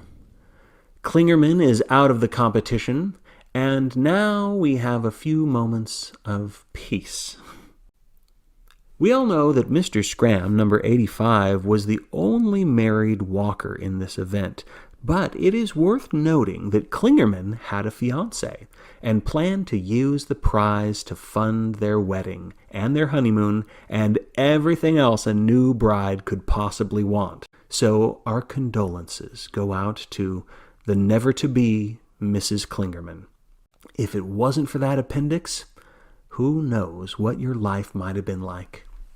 It is now 10 minutes past noon, and the boys approach the Martins Point Bridge. This will take us into the city of Portland, and also give us a sublime view of the Atlantic Ocean. I'm sure the lads will find this seashore breeze invigorating as they make their way into town. And we have a new one-man vanguard leading the way, number 55 Jackson. It looks like he has decided to go it alone. He's about 50 yards away from the others, forging on, far ahead. That might use up a lot of energy, but it does take one away from all of the drama and mind games amongst the rest of the procession. Jackson's mother and father, by the way, own a nursery, which is why you see him proudly holding a sunflower in his official photo card. According to his application, the family business is behind on its loan payments. So if he can win the ultimate prize, the first thing he plans to do is save the farm. How wholesome is that? Jackson is about 1/4 of the way across the bridge, and next to step on is number 52, Bill Huff, and number 69, Mickey Odette. As we often like to note, his uncle competed in this event way back when, and so it's always special when we have a legacy walker with us. Next up on the bridge, we have the charismatic number 2, Abraham, and his constant companion, at least so far today, number 3, Baker. And we have number 73, Pastor. These three have been a lot less chummy, a lot less talkative this morning. Then we've got Garrity and McVries side by side. And not far away from them is Collie Parker, Reed, Sledge, and Wyman, whose bloody toes are leaving behind a trail of footprints. These are all the walkers who are in Abe and Baker's camp, so to speak. They are followed by several loners, Sackett, the Major's #1 fan, and there's Tubbins, still hitching up his pants and arguing with his imaginary enemies. Number 84, Saunders, pauses to tie his shoes. His hands are shaky. He doesn't even have his ration belt on. It's just kind of hanging over his shoulder. And his hands are so shaky he has to start over tying his shoes, and that earns him a warning. But he does it, and he is up and at it again. And this is interesting, folks. To ward off the wind, the F Troop is huddled together. You know, there's only 4 members of this group remaining. We've got Fernhill, Fulton, Luke Fields, and Kyle Foster. Keep in mind, George Fielder is not part of their, dwindling clique. He is further back in the procession. And then we've got Radigan and Stebbins bringing up the rear as usual. And back to the front, we've got Jackson. He is the first to clear the bridge, and the citizens of Portland welcome him from the sidelines. They are very excited to greet. Oh, there is something happening back in the middle of the procession, the middle of the bridge. There's a commotion going on in the F Troop. Is it an argument? Fernhill has tossed his jacket off to the ground, throwing it to the left as he dashes to the right, and now he jumps from the railing of the bridge like a gazelle. I don't know if the soldiers expected this. Oh my gosh. 2 of the soldiers are jumping off the half-track. Fernhill has leapt from the bridge, ladies and gentlemen, in a desperate attempt to, I suppose, swim to freedom. But he does not make it to the water. What number 15 did not realize is that the bridge has been equipped with a safety net just for such an occasion. And so a very surprised and panicky Jerry Fernhill is tangled up in this rope. The 2 soldiers are at the railing. They aim their rifles. And as I thought, that is a punched ticket for number 15 going off the route. Jerry Fernhill, the self-nominated, by the way, the self-nominated leader of the F Troop, perhaps on impulse or a whim, has tried to escape, and he is eliminated from this competition. And Foster, Fields, and Fulton are all stunned. Just standing there, they have earned themselves all a warning. Their mouths agape, they look like codfish. Fernhill will not be leading them onward. He will not be crossing the border into his home state. He has abandoned his comrades for reasons we will never fully understand. And guys, there's no point in standing around. The remnants of F Troop must keep going unless they want to join the fate of that bloody Bostonian who now dangles lifeless in the net. Wow, on to more upbeat things. In town, the crowd is so thunderous in its welcome. I don't think Abraham and the others even know about the bridge fiasco that has happened behind them. And look at number 72. Crowds have a way of renewing Collie Parker's spite and his spirit. Number 72 is serving up his usual stew of profanity, though it's worth noting that as he flips the middle finger, his hands tremble. There's mostly dock workers and their families here. The crowd is drunken, to say the least. There's a lot of broken beer bottles strewn across the pavement, so Wyman and the other barefooters, they really need to be careful here. The spectators are especially excited to see Fulton walking through town. They are chanting for him to do one of his signature cartwheels, but it looks like Fulton is not in the mood for tricks. After all, he just lost a friend and a leader. But these folks don't seem to understand or to care. They want to see Fulton, the famous show-off. Fulton is shaking his head, denying them their spectacle, and sulking along with the remains of the F Troop. He flinched. Someone in the crowd just hurled a bottle, and it looks like it grazed Fulton right in the temple. He's covering his wound. I hope it wasn't too bad. I think I see some blood.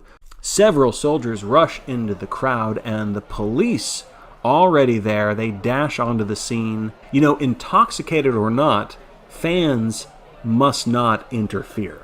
The authorities will not tolerate it. And now it looks like they are rounding up about a dozen people from the crowd, all of whom will be sent to the squads, even though there was only one perpetrator, which, does not appear fair at first glance, you might be saying to yourself at home, but you would be wrong.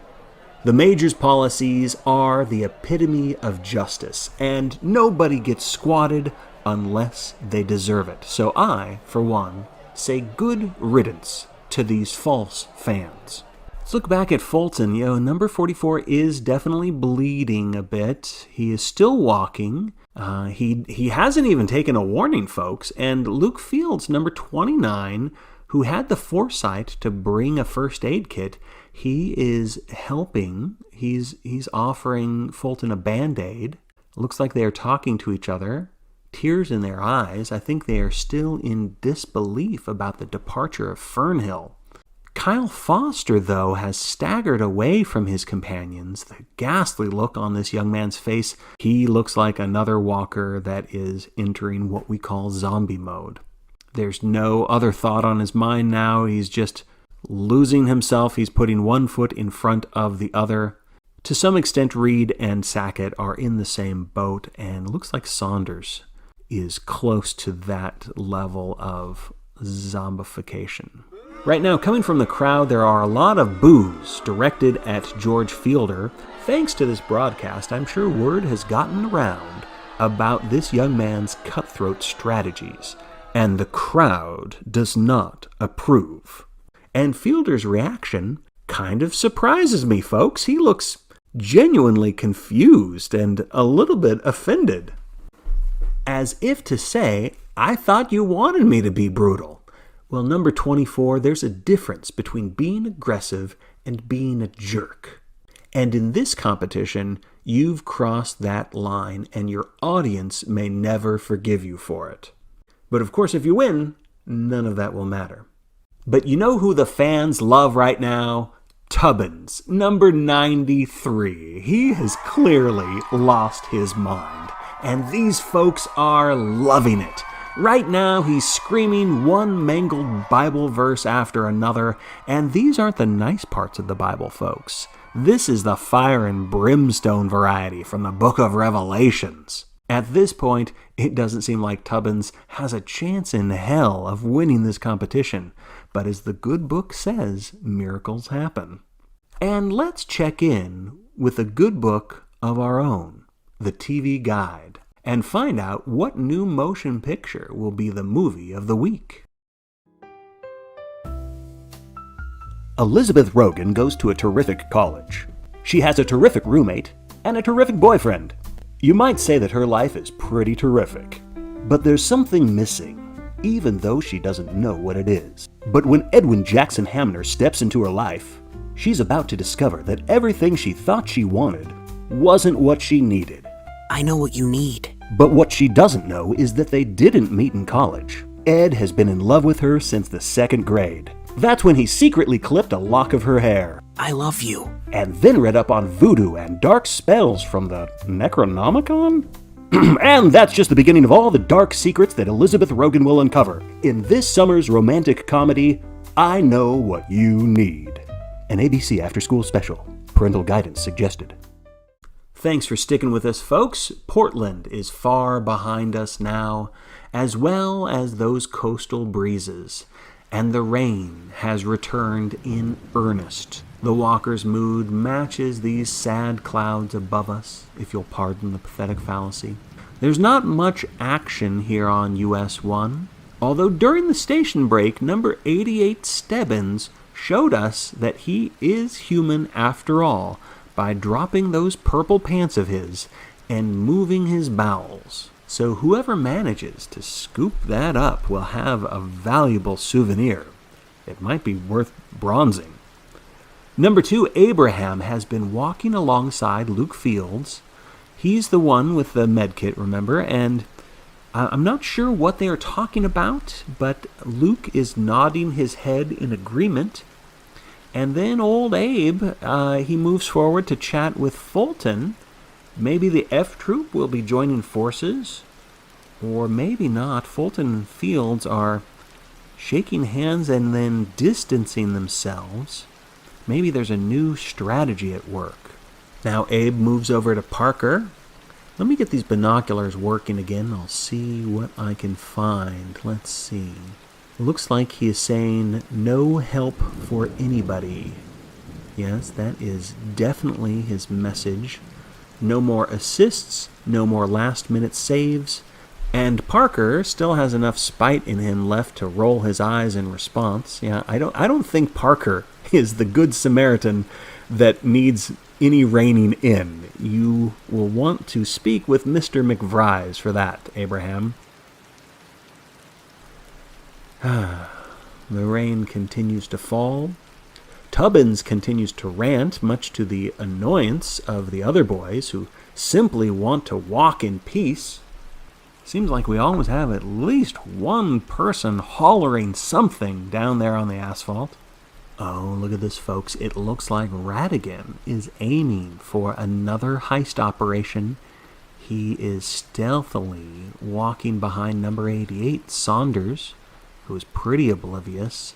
Saunders, who has his ration belt precariously slung over his shoulder. I think his fingers were too tired to successfully use the belt clip, so he's just... So I think Radigan is hoping to snatch another treasure, and he's reaching out for it, and... Saunders detects the culprit and comes to a full stop, startling Radigan. The boys just standing there, staring at each other, maybe about to fight. They receive their first warning, but Saunders is not doing anything. He's not throwing a punch. He is taking his ration belt slowly and letting it fall to the ground. Number 81 seems stunned, just watching. Saunders walks on, and Radigan picks up the food belt, but... he doesn't look pleased with himself. I don't think it's guilt or remorse. I just think that it's not fun for him if it's charity. It's a little after 3 o'clock now. Pastor number 73 has been coughing up a storm. And number 2, Abraham, he might be suffering from a fever as well because he is unbuttoning his shirt and letting it fall to the pavement. That is not a good sign, not a wise move. I'm afraid that he is really going to miss that shirt either when the sun comes out, to avoid sunburn, or when night falls and the chill of death is upon him. Ugh, Abraham, I hope you know what you're doing. And we've got even more trouble amongst the walkers. Tubbins is on warning number 2, and at this point, he is more or less inventing his own twisted gospel. I don't think you'll find any of the sentences that he is spewing in either the Old or the New Testament. Collie Parker is telling him to shut up, but Tubbins is oblivious to his fellow walkers, and oblivious to the soldiers as well as their guns, because Tubbins' erratic stumbling has earned him a final warning, and I don't think he's going to snap out of his delirium anytime soon. And it might be for the best. After all, if Tubbins gets his ticket punched here, he will be departing the game without any fear, without any foreknowledge. And it looks like that ticket is going to be punched right about now.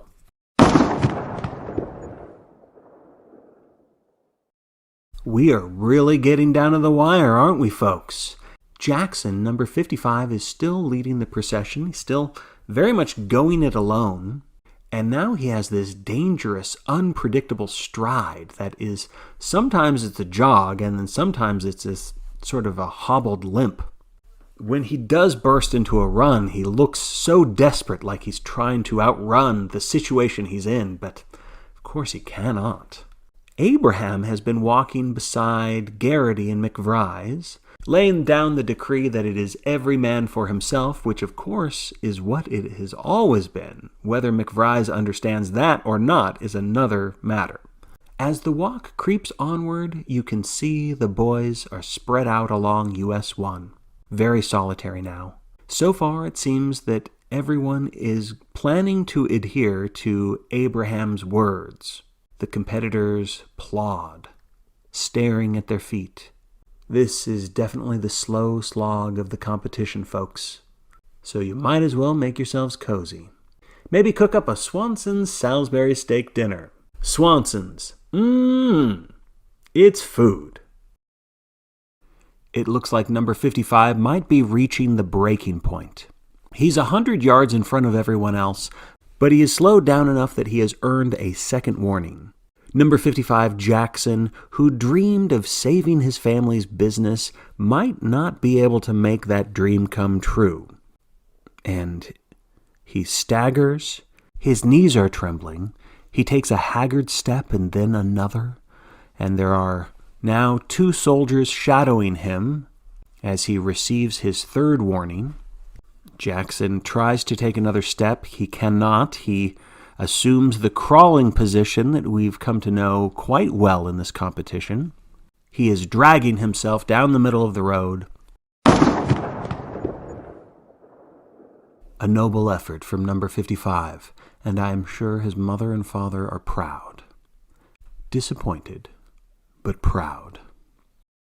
And because Jackson was so far ahead of the procession, the soldiers do have time to remove the body before the rest of the boys get here, and yet the soldiers do not. The evidence of the punched ticket remains there for all to see as each walker passes by, single file, yet another reminder of the fate that will befall all but one of them. One by one they pass by. Most do not look, some do not even notice. McVries, though, takes a good long look before turning away and increasing his pace. And this guy's not even paying attention. Reed trips over the corpse. Ouch! He scrapes his hands up pretty badly, and that's a second warning for Reed, but he gets up quickly and walks onward. The sun has relented. The night sky settles in as we reach the 6 o'clock hour. There are 19 walkers still battling it out for the ultimate prize. Number 83, Sackett, is now leading the way, and it looks like he is continually whispering the words, the major, over and over again. Then there's number 44, Fulton. At some point, his bandage fell off in the rain, and the bleeding has resumed. Number 81, Radigan, is lurched over. He doesn't look well. He looks like he's about, he is retching up all of that extra food that he received earlier today. It seems number 69, Odette, is the latest walker to come down with those Parkinson-like symptoms, or palsy maybe. Whatever it is, his hands won't stop shaking. Makes it very difficult to drink from the canteen. We are approaching the little village of Kennebunk. But despite the small size, there's a fairly large crowd waiting to see the walkers, though in comparison to Portland, it's not nearly as rowdy. It seems the darkness and the constant drizzle has subdued both the athletes and the spectators, and maybe even, I'm just now noticing that number 72, Collie Parker, is behaving a bit odd. For him, at least. Normally, when we enter a town, Parker is swearing at the locals, but right now, he's not. Instead, as he walks along behind the half-track, he is staring intently at a soldier. It's a soldier who is kind of sitting a little slumped over at the end of the half-track. It looks like the soldier may have nodded off to sleep, impossible as that may seem. I think Parker might be about to make the biggest mistake of his life, because no one in the history of this sport has ever managed to... Oh, he is making his move, folks. Number 72, Mr. Friday Night himself. He has snatched the rifle from the sleeping soldier, who is now startled awake. I can't believe this is happening, folks, but does Parker know how to use that thing? Oh my God, yes he does. Parker has shot the soldier right between the eyes, and now number 72 is scrambling to the top of the half-track. The other soldiers leap away in fear and surprise, as Parker triumphantly calls his brothers to take arms. Oh my God! Parker has done it! He has killed a soldier. He has taken the half-track. Now's your chance, boys! Rise up! Get those bastards! Get every damn one of them!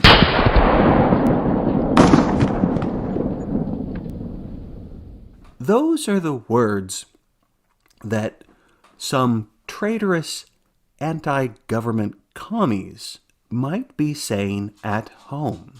But of course, those of us loyal to the Major know that there's no escape from the long walk, as proven by that last set of gunshots you may have heard. That was the report of a rifle from one of our brave soldiers who just shot the diabolical Collie Parker in the back, putting him down like the rabid Saint Bernard he had become. And rightfully so, ladies and gentlemen. If you defy the rules of the long walk, this is the price you pay. But as for being an innocent bystander, well, there are risks involved with this competition, even if you're on the sidelines. It seems, in the frenzy of things, one of the spectators has been shot. We don't know the extent of the injury, but it looks like it's pretty bad, folks. And we will give you more information when we can. But getting back to the competition itself, number 72, Parker, his ticket punched, has tumbled off of the half-track. His one-man rebellion is now over, as the other walkers, who have wisely refused to join this insurrection, pass by. Like you patriotic viewers at home, I am stunned and saddened by the loss of one of the Major's men. This is an unprecedented tragedy. And now I think it would be best if we take a station break and have a moment of silence for this young soldier who gave his life for his country, as well as this beloved televised event that we know and love as The Long Walk. We'll be back soon, folks. And thank you for staying with us. I'm Bobby Thompson, and God bless you, and God bless the Major.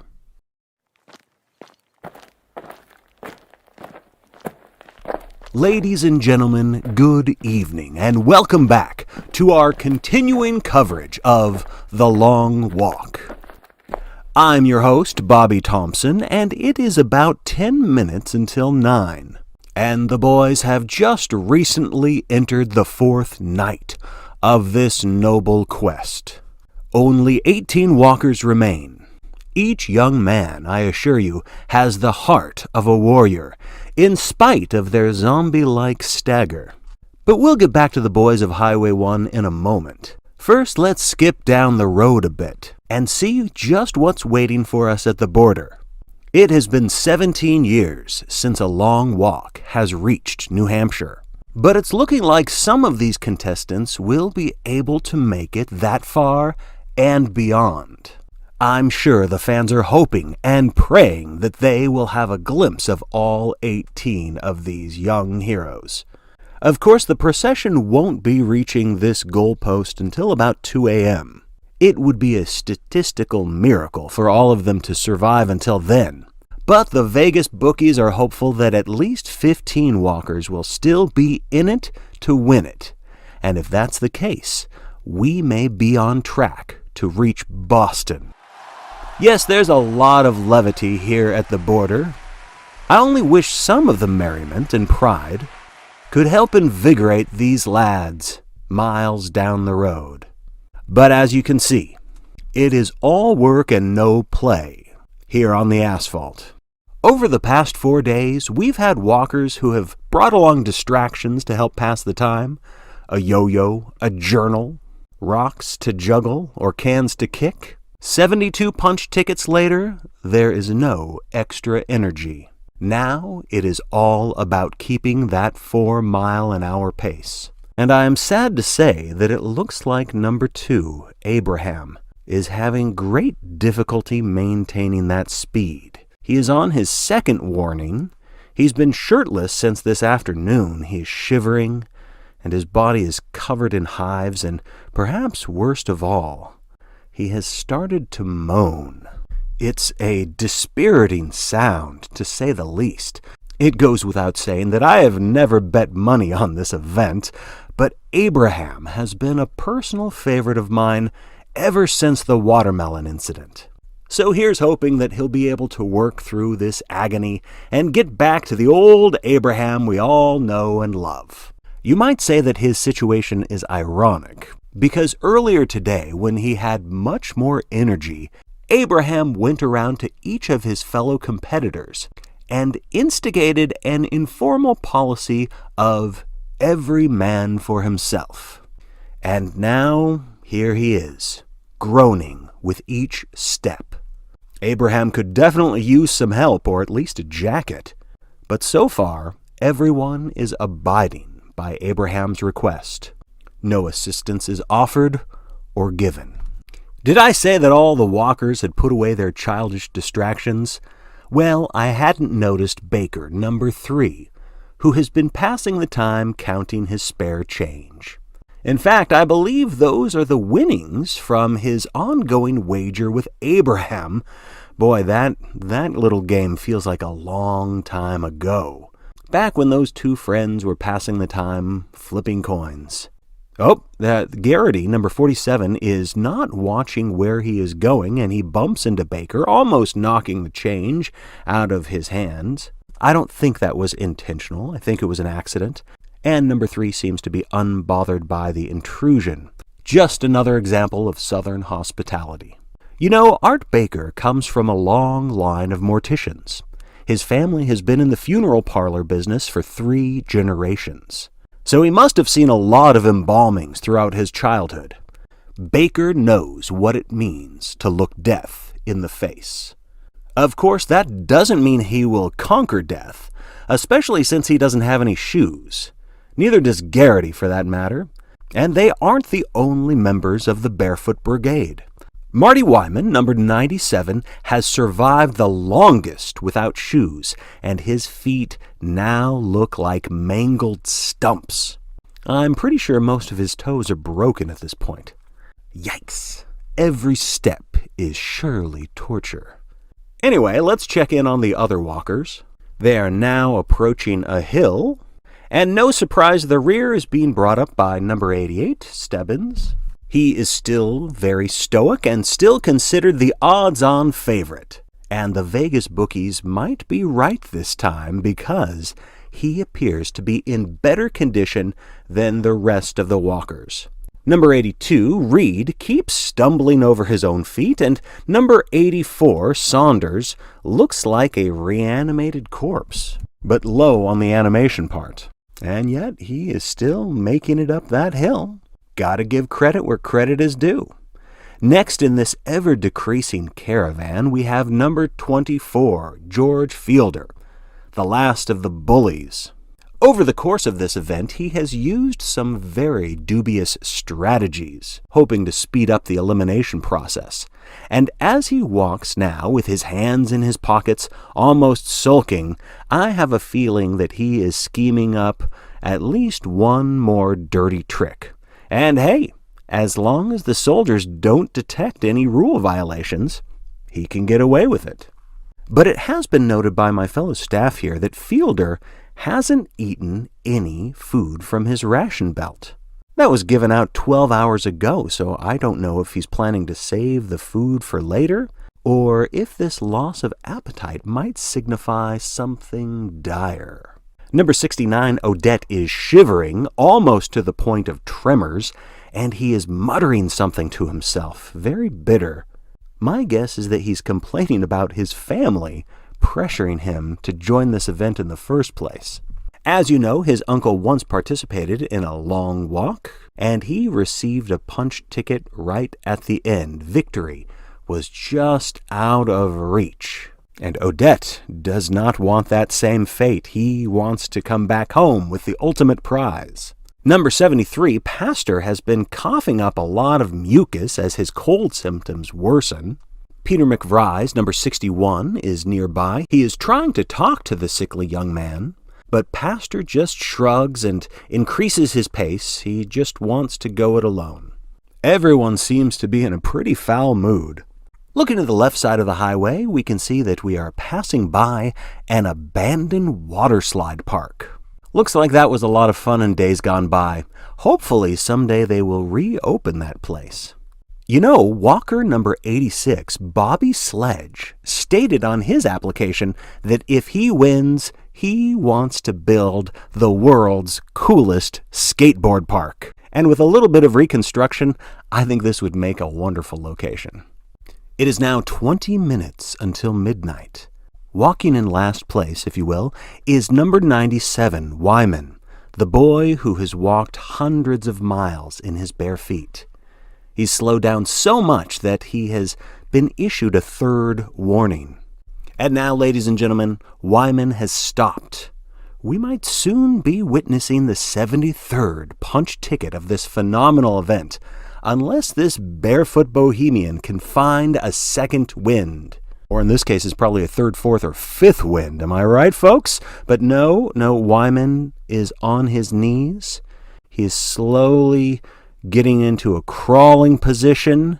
And folks, it looks like number 97 he's stopping. He's not crawling anymore. It looks like he's just getting cozy.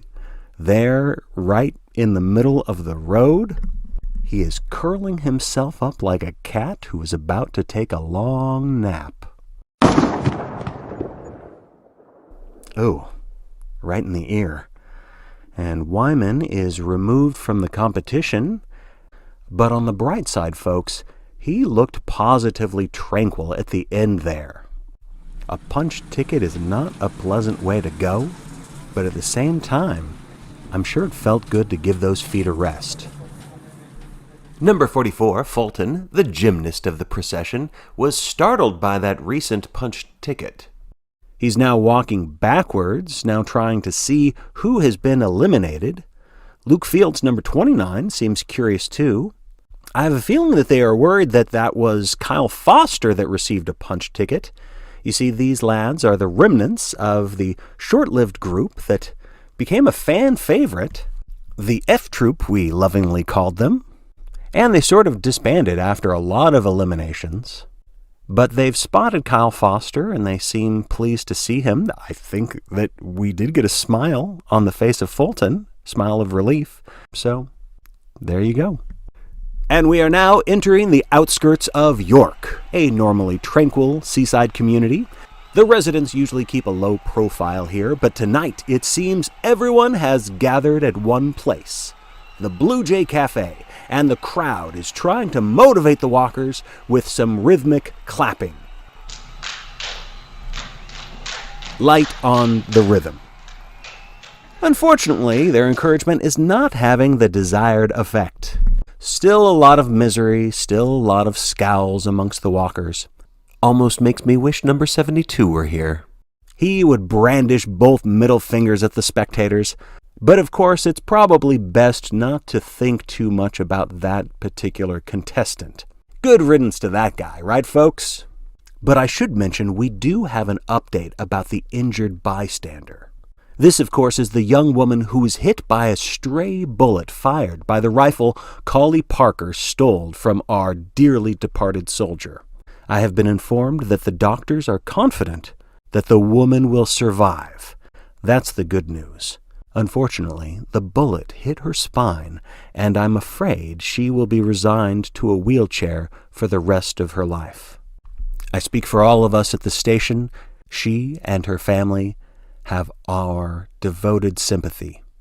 But we also want to remind any viewers at home that may decide to rush out and join the sidelines, the Major is not responsible for the safety and welfare of the spectators.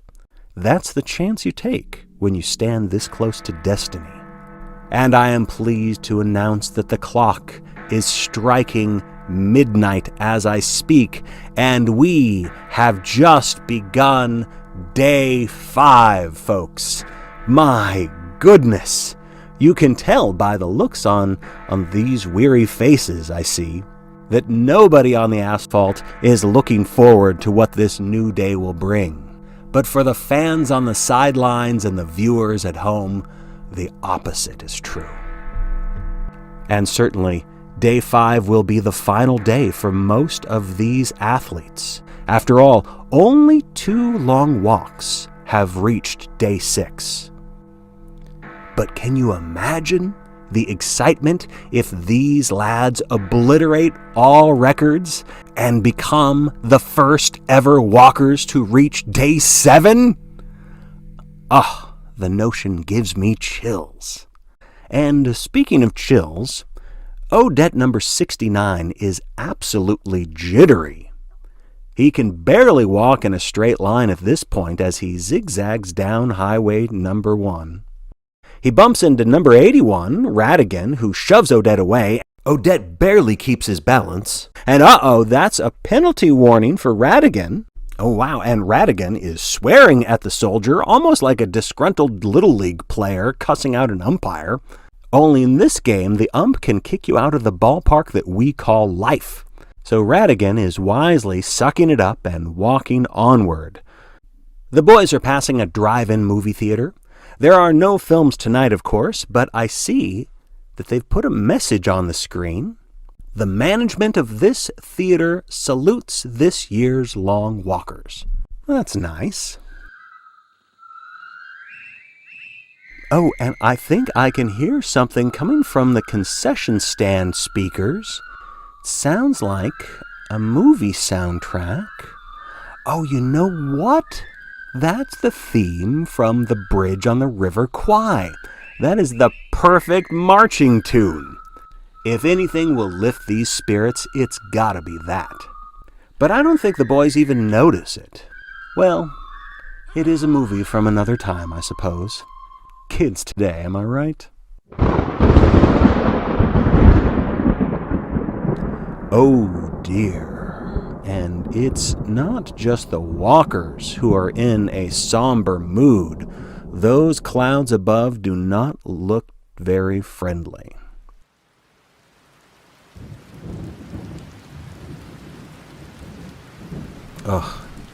Just looking at Abraham, my heart breaks for him and the other shirtless lads on the road. Some of these boys just did not choose the right attire. I bet the walkers wish that they had Barkovitch's yellow rain slicker right about now. It seems Bill Huff, number 52, is the only one who is still wearing a waterproof jacket, and he seems to be faring reasonably well during this downpour as he leads the procession, serving as a one-man vanguard. Number 2, Abraham, is looking up at the sky. I think he's trying to say something, but no, apparently Abraham is not making a big speech. He is just moaning. Just moaning incoherently like a little lost calf. And now the moan turns into a coughing fit. You know what, though? I haven't given up hope for number 2. He is still my favorite, and you know what? Since we've reached day 5, let's celebrate with my favorite day 5 tradition by opening up a cold one. I've got mine right here, and you can guess what I'm drinking, folks. Harrow's Supreme Lager. So what do you say we hear a word from our sponsor, and hopefully by the time we come back, this rain will have subsided.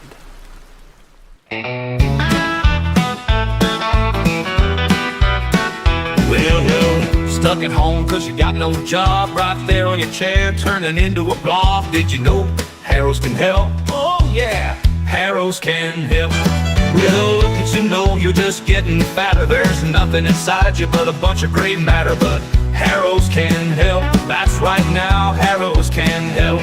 Are you trapped with your wife all winter long? Don't think, just drink. Listen to this song. Did you know Harrows can help? Oh yeah, Harrows can help. Keep sipping and you'll feel better in no time at all. Harrow Supreme. It is miserable out here as the boys continue to plod toward New Hampshire. This weather isn't keeping the crowds away, though. We are starting to see an increase in spectators now as we get closer and closer to the border. It is about 10 minutes after 1 a.m., and as the fans howl in this tempest, let's take a look at the Vegas odds. I think you'll find some interesting changes have occurred. Stebbins is in the lead, no surprise there. But Bill Huff, number 52, has moved up big time. I'm sure it's that jacket that's given him this edge. And here's another first.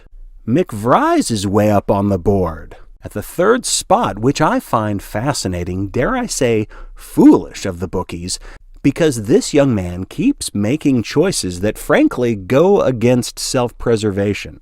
And then we've got his on-again, off-again partner in crime, Garrity, number 47. Born and raised not too far from where we are right now, this hometown favorite has always hovered around the 4 or 5 spot.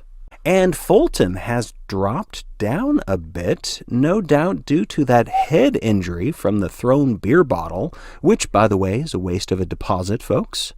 Oh, I think there is something happening down on the road. Number 86, Sledge, is walking very close to the crowd, and now he is slowing down to talk to a group of them. This is a group of older ladies, part of the Tupperware brigade that is always eager for a souvenir. One lady is opening up her Tupperware container and Sledge has spit into it. I guess that's nice. Who knows how much she can sell that for? Now I'm wondering if he's trying to haggle for a raincoat or something, which would not be legal. Oh, Bobby Sledge is slipping into the crowd. It looks like he's being absorbed by the Tupperware party. Number 86 he is nuts if he thinks he can get away from this. The crowd is not really letting him through. They are tugging at his sleeves and his hair. They are wanting a piece of him. And 3 soldiers, they burst into the sidelines. The nonsense is over. This half-hearted escape is not going well for Sledge. They are grabbing him, dragging him back out onto the pavement. And Sledge is on the ground. He actually has a grin on his face, saying something. I think he's trying to appease the soldier. He's trying to get to his feet, saying that he's just going to go back to the walk as if nothing happened. But, yep, That's not how it works. No warning for any contestant who tries to make a break for it. Warnings are for walkers. Number 86, Sledge, is the 74th punched ticket. And I guess we won't be seeing that world-class skate park anytime soon. 16 walkers remain. The border is getting closer, the crowds are growing, and you can feel the adoration, the obsessive admiration emanating through the faces on the sidelines. Look at how much they appreciate this annual tradition. I just wish that more of this enthusiasm would rub off on those boys. For instance, take Sackett, number 83. He has been the most patriotic of the bunch, and yet lately he has just been sobbing during this whole downpour. I can barely read his lips, but I'm pretty sure that he is talking to himself, saying the same thing over and over. Where is he? Where is he? Where is he? And we all know who Sackett is talking about, don't we? Where is the Major? That's what Sackett wants to know. Well, we never know when the Major will show up. But when he does, that will certainly be the morale boost that this ragtag bunch needs. But just remember, Mr. Sackett, if you keep walking, you are sure to see the Major again. Because the Major is always there to congratulate the victor. It is 1:40 a.m. now. The wind has settled, but the spring showers are still with us. The soldiers are nice and dry under their umbrellas. And it looks like we have an ocean of raincoats on both sides of the highway. We are just entering the little hamlet of Kittery, the last town of Maine, right on the border, and the residents are screaming for Raymond Garrity, number 47. It will be fascinating to see if the home field advantage extends onto... Oh, something has just happened. Baker number 3, Art Baker, has slipped. He has hit the pavement. That's a head injury. His head has hit the pavement. On the sidelines, the Sons of Norway group shouts "Oofda," and the rest of the crowd is sucking in their breath in sympathy, and now they are encouraging the young man to get back up onto his feet, but so far he does not. It looks like number 47 might be stepping up to help, but McVries, number 61, is stopping him, reminding Garrity about Abraham's pledge, I'm sure. But at the same time, isn't McVries still looking out for his companion? Still being Garrity's guardian angel? We gotta have our people dig a little deeper and see what's really going on with these two. The crowd's cheers and jeers are subsiding as we wait to see if Baker will get up. He has earned a third warning, and a soldier is standing next to Baker, rifle casually at his side. All of the other lads have passed Baker by, except for Stebbins, who is coming up in a moment. Baker is now moving, though, just a bit. It looks like he is trying to do a push-up, and he can't quite lift himself. The crowd is hushed. Only the rain is murmuring now. And look at that. Baker is getting to his knees, blood pouring down his face. I think that's a broken nose, but Baker, despite that, is standing now. He's swaying, and he bursts into a run. He wants to get far away from that soldier. I do not blame him. Number 3 is jogging. Folks, he is back in it. Yes! That was a close one, Baker. He's got 3 warnings to work off. A lot of blood, but he is going.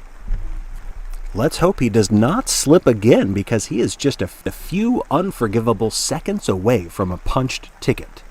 Wow. It is now 2 a.m. The walkers are making their way across Highway 1's Memorial Bridge. There have been no jumpers this time. That's good. Oh boy, that, folks, is not a punch ticket that you hear. And it is not thunder. Those are the sounds of celebration. Cannon fire. From the historic Fort McClary, a building that goes all the way back to the Revolutionary War. What a way for these boys to say farewell to Maine, as each one of them, to the fanatical glee of the crowd, crosses over into New Hampshire. Stebbins brings up the rear. The fans are begging for at least a wave or a nod from him, but number 88 is all concentration as he crosses the border. And we have done it, folks. These walkers have left Maine behind. And look, we've got fireworks on display. Oh, what pyrotechnics. That was the major. You see, the storm isn't strong enough to stop us from enjoying the sight of our righteous leader. 16 walkers have crossed into New Hampshire. We are on track to tie the record. So, let's do this, fellas. The town of Portsmouth is filled with music and merriment. We've got 2 brass bands from local high schools, each one playing a different John Philip Sousa tune, battling it out. All the walkers are greeted with mostly cheers, but I am hearing some boos mixed in. All of them seem to be targeted at Raymond Garrity.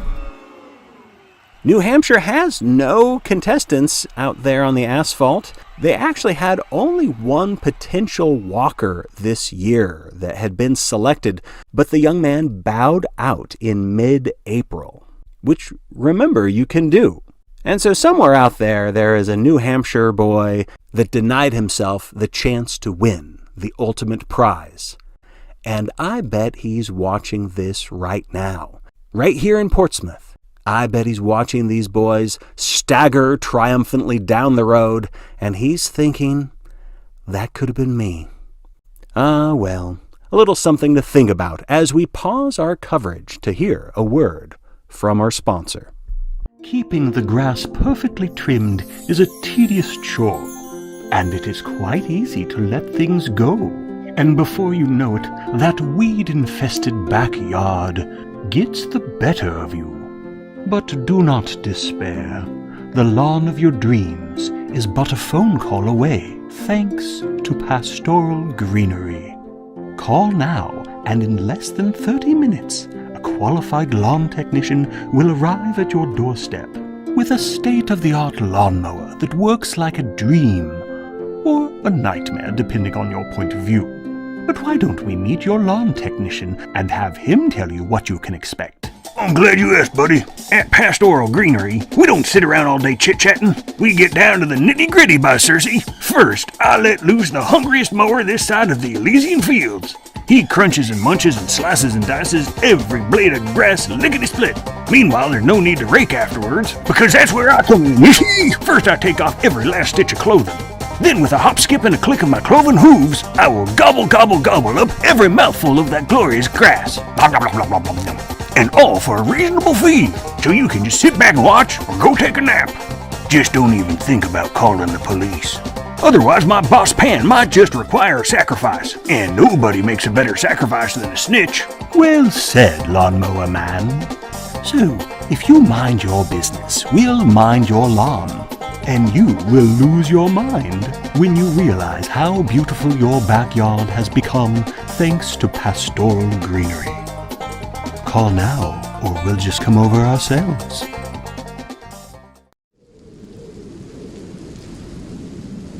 The rain continues, so I'm guessing that the grass in these parts will definitely be growing. So if you live in Maine or New Hampshire, you will definitely want to give the Lawnmower Man a call. There's a big, beautiful flag waving above City Hall as the storm rages. And etched in stone, we can see the well-known state motto, live or die.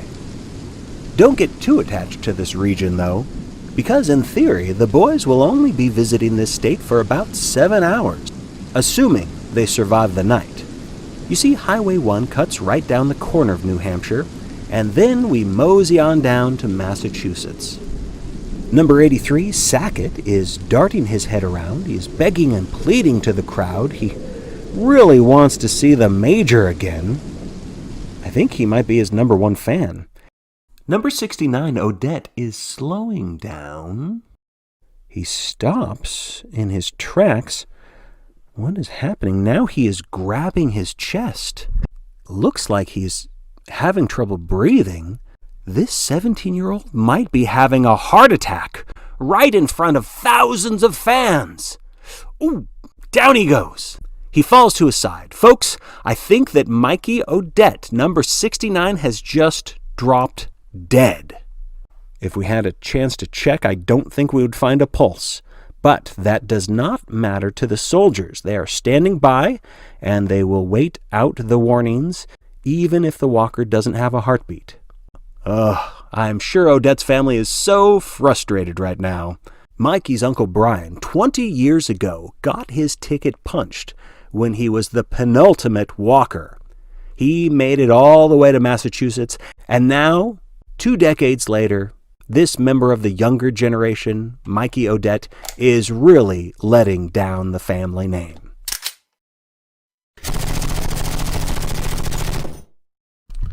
Wow, that was 3 warnings already?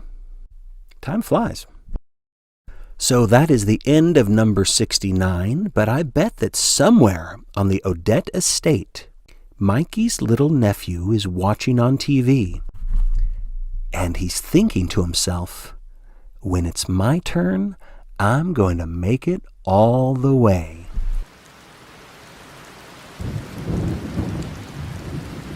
As the soldiers drag away the body, the crowd and the sky are thunderous with approval. And now there are 15 walkers who still breathe, who are still making their way towards the outskirts of this town. 15 walkers, folks. We are getting close. Who will be the last walker standing? And what will they choose for their ultimate prize? You know, a lot of viewers are curious to know about how this prize works. So now might be a good time to shed some light on this amazing opportunity that awaits the victor. A lot of people think that the ultimate prize is an infinite amount of cash and that you get to have anything you could ever imagine for the rest of your life. And in some ways that is very true, but oh, wait a moment. Let's turn our attention back to the asphalt.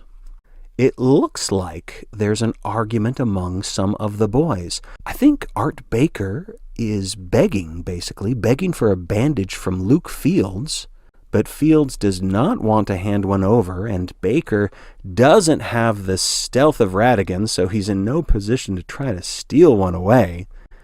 And now Baker's begging is turning into anger. He's just yelling right now, but it looks like things might get physical. Oh, and this commotion has woken up the zombified Kyle Foster. He's really come back to life a little bit as he approaches his old friend, Luke. And now Fulton is stepping in between Baker and Fields, playing the role of peacekeeper. All of this conflict, by the way, is happening as they still maintain that 4-mile-an-hour pace. Fulton seems to be appeasing things, but Baker does not like getting denied medical help when he knows that it could be given. Luke Fields was the only one with foresight to bring a little first aid kit. But Fulton points out his own open wound. Fields had given him a bandage, but that was a long time ago, and that Band-Aid has been lost in the storm. So that seems to alleviate the argument, and Baker is now walking onward, leaving them alone. And now, Fulton, Fields, and Foster are walking together. They seem happy to be in each other's company again. Oh man, it looks like the F Troop is getting back together. Well, that makes me feel good.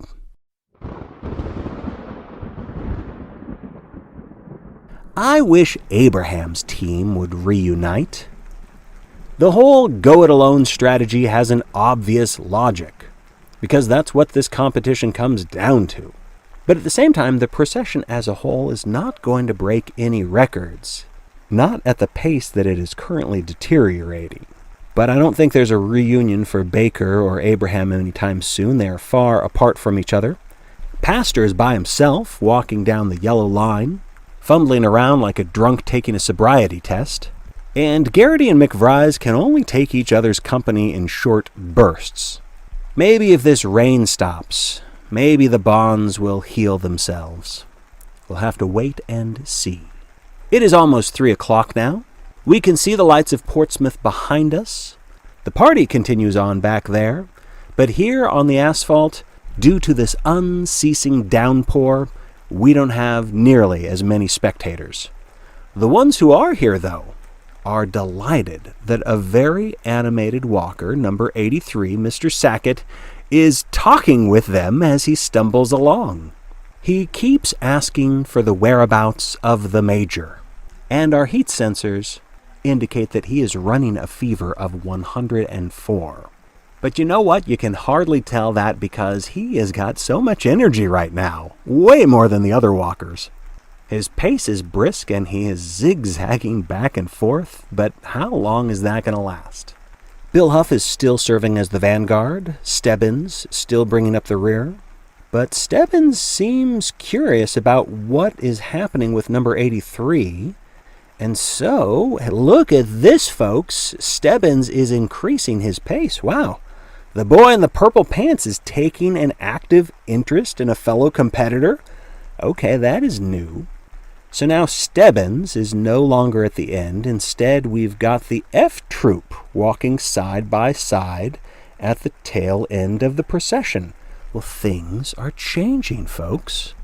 I can tell there is going to be a very different dynamic by dawn. Sackett has been receiving warnings, even though technically he's walking 4 miles per hour. He is not going 4 miles per hour along the route, if that makes sense. That zigzag pattern is slowing down his pace, basically. So he's got 2 warnings to work off. But he doesn't seem to care. He's just whirling around now, more confused than ever. And now he just stops and points down the road. But what he's pointing at, I have no idea, because there doesn't seem to be anyone that he's pointing at. But he definitely is acting like he is seeing something or someone. There's a big smile growing across his face as he is looking up. Our staff psychologist has just passed me a note indicating that number 83 is most likely having a psychotic breakdown, which makes sense. I've heard that long-distance runners have been known to experience hallucinations, even out-of-body projections of themselves. So I think that Sackett is conversing with an imaginary friend, sort of like Tubbins did right before his punch ticket.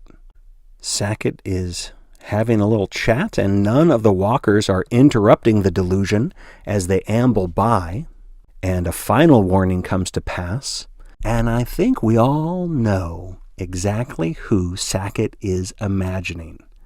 Why, the Major, of course. The god of Sackett's world, the man who resides in the hearts of all loyal children. You see, number 83, the Major was always with you after all. Sackett is kneeling down now, eyes wide, arms open, as if ready to receive a sacrament. And a respectful smattering of applause from the dozens of spectators. They have witnessed a very special punch ticket tonight. In his own mind, Sackett's wish came true. Sackett was the 76th ticket. There are 14 walkers left.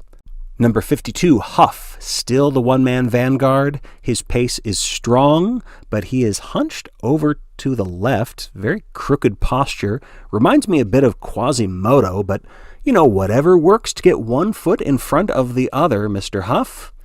Next, we have number 82, Reed. He has been kind of doing a half jogging style, burning up a lot of energy. At this rate, he will soon be the new vanguard if he keeps up the pace. Radigan has the number 3 spot in the procession. It is hard to see him in that dark hoodie, pulled all the way over his head, trying to hide his face. Then there's McVries, sulking right now, followed by Garrity, about 3 yards behind, staring blankly at McVries' feet, probably wishing he still had shoes. Garrity's bare feet are getting pretty beat up by the pavement. And next up, strange to see, we have Stebbins, number 88. I wonder why he's changed his strategy so late in the game. And I wonder how long this new tactic will last. Number 73, Pastor, still in a foul mood, coughing every step of the way. And then next we have George Fielder, holding his stomach as he walks. You can also see some rather disgusting brown stains on the back of his jeans, and there's a trail of what must be excrement that has been leaking out of his pant legs. Looks like a bad case of diarrhea. Then we've got number 84, Saunders, unfortunately downwind of Fielder, but he seems too zombified to care. Number 3, Baker, walking barefoot, shirtless, with both hands holding onto his forehead. He's keeping pressure on that wound, which will hopefully clot soon, if not already. Number 2, Abraham. His fever seems to be raging at 104. No shirt, arms flopping in the wind back and forth like a big old rag doll. I'm guessing his throat must be sore from hours of moaning. But his Oxford shoes are still in sturdy condition. Those things are certain to outlast all the other footwear on the asphalt. And just behind the half-track, we can see the slow and steady pace of the newly reunited F Troop. Fulton and Fields still look hearty, but Kyle Foster has an awful limp, and his two fellow F Troopers are kind enough to stay by his side, at least for the time being. All of this paints a brutal picture. You can see how these athletes must combat not only physical exhaustion, but also mental degradation. That, after all, was the real culprit in the case of the late Mr. Sackett.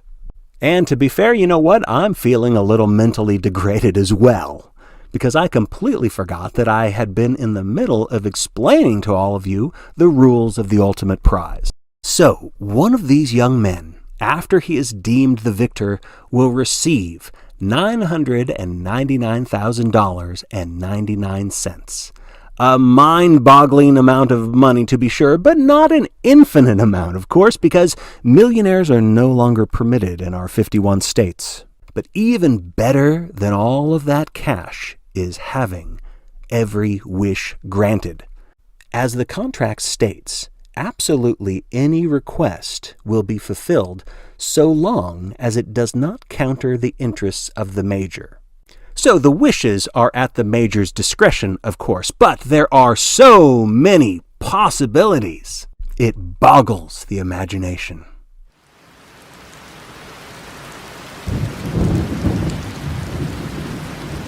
We are just an hour away before dawn. This wet and dreary night is almost over, and it looks like we are approaching a construction site.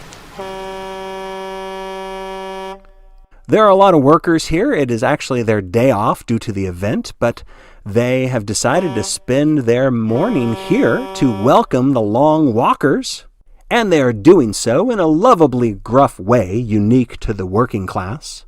They've also brought their families with them. Look at these kids having fun in the rain. Hope nobody catches pneumonia. Speaking of which, Pastor just coughed up something that looks like a small organ. Gross.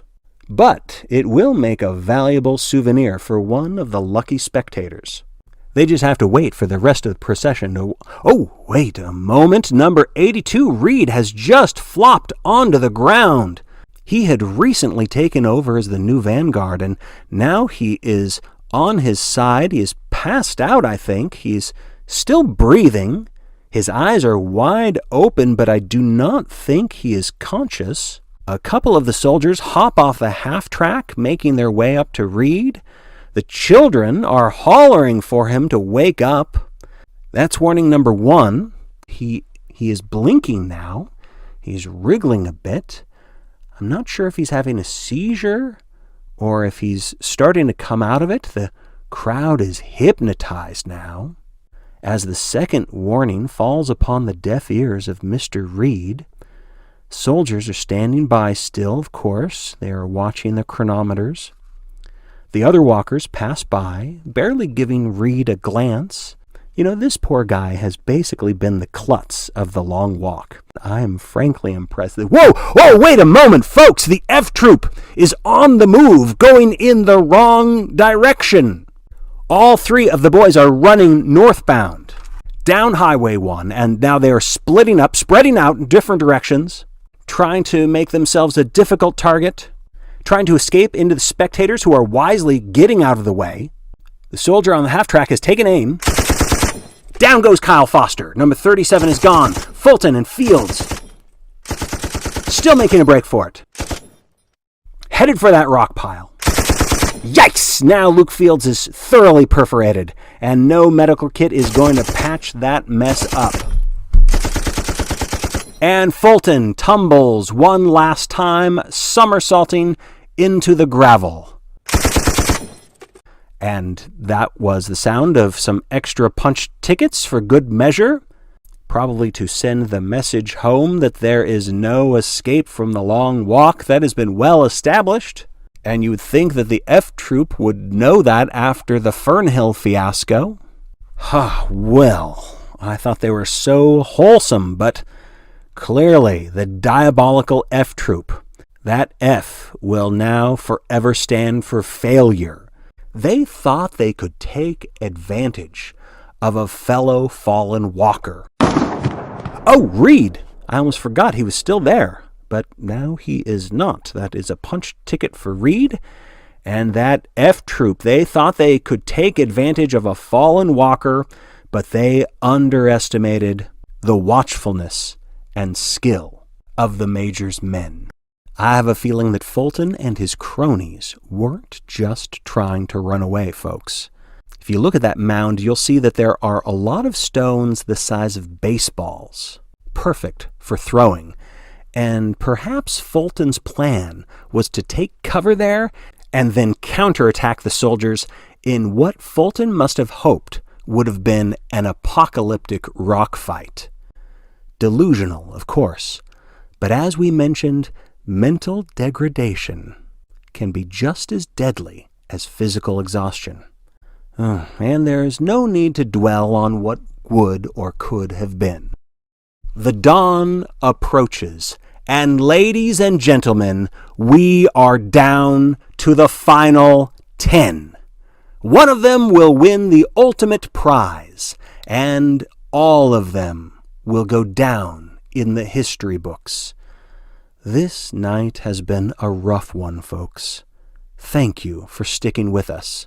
We've seen a lot of bravery on this long stretch of road, but as far as I'm concerned, you viewers at home, you're the real heroes. I'm Bobby Thompson, and we are overdue for a station break, so sit tight and get ready for more of The Long Walk when we return.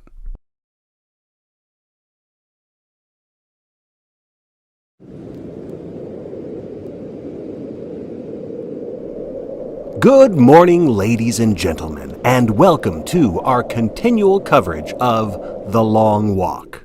It's just 20 minutes before sunrise, and you know how they say it is always darkest before the dawn? Well, I think that must be the case here, because it is awful dismal out there on Highway 1. I'm Bobby Thompson, and before we get back to our 10 final walkers, let me take a moment to thank our crew for their never-ending diligence. It takes a dedicated team to bring this high-quality broadcast into millions of homes, and I couldn't be prouder to work with these professionals as we continue to witness one of the most memorable long walks in history. And now to the walkers. Leading the way is the stalwart number 52, Bill Huff. His posture is still a little crooked, but if he continues on with this level of resolve, he might just win this competition. And if he does, he plans to use that prize money to build a log cabin up in the mountains far away from the rest of the world. That's what he says on his application essay, anyway.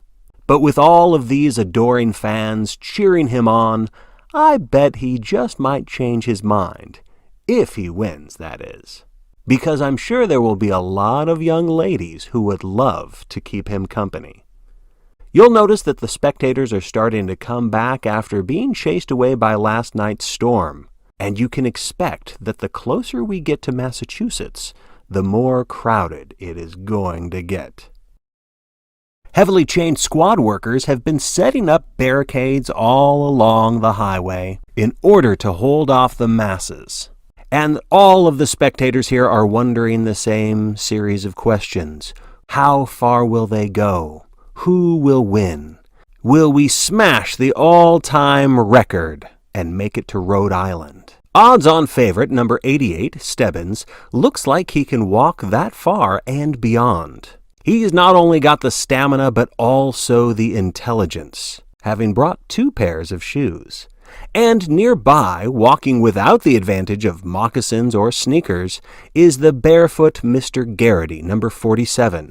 But despite that setback, the young man is still doing remarkably well. There were a lot of predictions that Garrity would falter after leaving his home state. But that has not been the case. He seems more determined than ever, at least for now. Maybe that's because for a while he has been emotionally detached from number 61, McVries. These two have a habit of saving one another from punch tickets, as well as getting into heated arguments. It's been an off-again, on-again friendship, so to speak. And given the life or death circumstances of their situation, their fickle behavior is quite understandable. Next in the procession is number 24, George Fielder, looking positively ghastly. It's amazing how skeletal he's become in the last 12 hours. The crowds have not been kind to him, and this young man isn't nearly as threatening as he was at the beginning of this competition.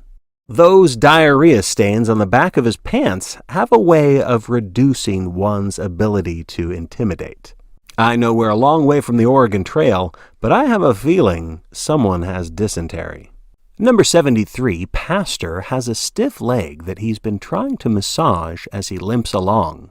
I know at this point in the competition, the time for smiles and levity has long since expired, but it's interesting to note that Pastor had been one of the jokesters of the procession, but since Pearson's demise, it has been all frowns for number 73. It seems like he is stuck on the 4th stage of grief, depression, and he'll want to make an attitude adjustment if he wants any chance of achieving history. Then there's Radigan, number 81, head down, hiding his face in that soaked hoodie. His inscrutable emotions are par for the course, but his gait looks reasonably healthy. There's no spring in his step, but I'm guessing there's a lot of mileage left in him. For his wish, he stated on his application that he just wants to live his life without any of the laws applying to him. Well, that's up to the discretion of the major, of course, but first, Radigan, you will have to outwalk 9 more contestants. And taking a look at the remaining walkers behind him, that probably gives number 81 hope.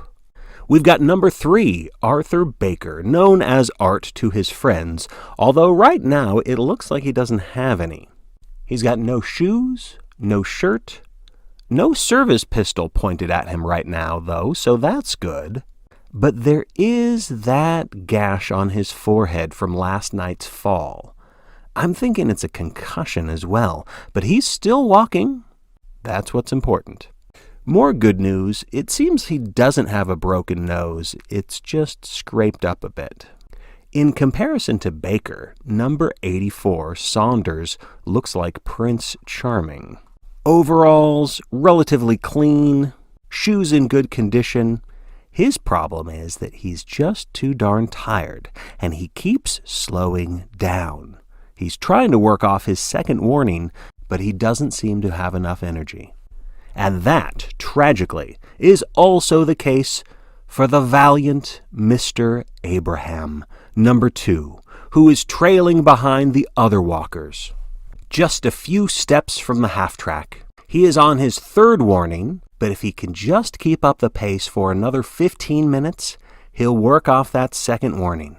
And if he can last until dawn, then things will warm up, and hopefully that will reinvigorate this shirtless young man in his sturdy Oxford shoes. Pastor is having another coughing fit. He almost trips, but keeps his balance and he keeps walking. That was a close one. Oh, Amber, my research assistant, is signaling me. And she is not alone. We have... folks, this is a first. We are being honored with the presence of 2 soldiers, 2 of the Major's men. They have just entered our little mobile studio. Welcome, gentlemen. It is a pleasure and a privilege to have you here.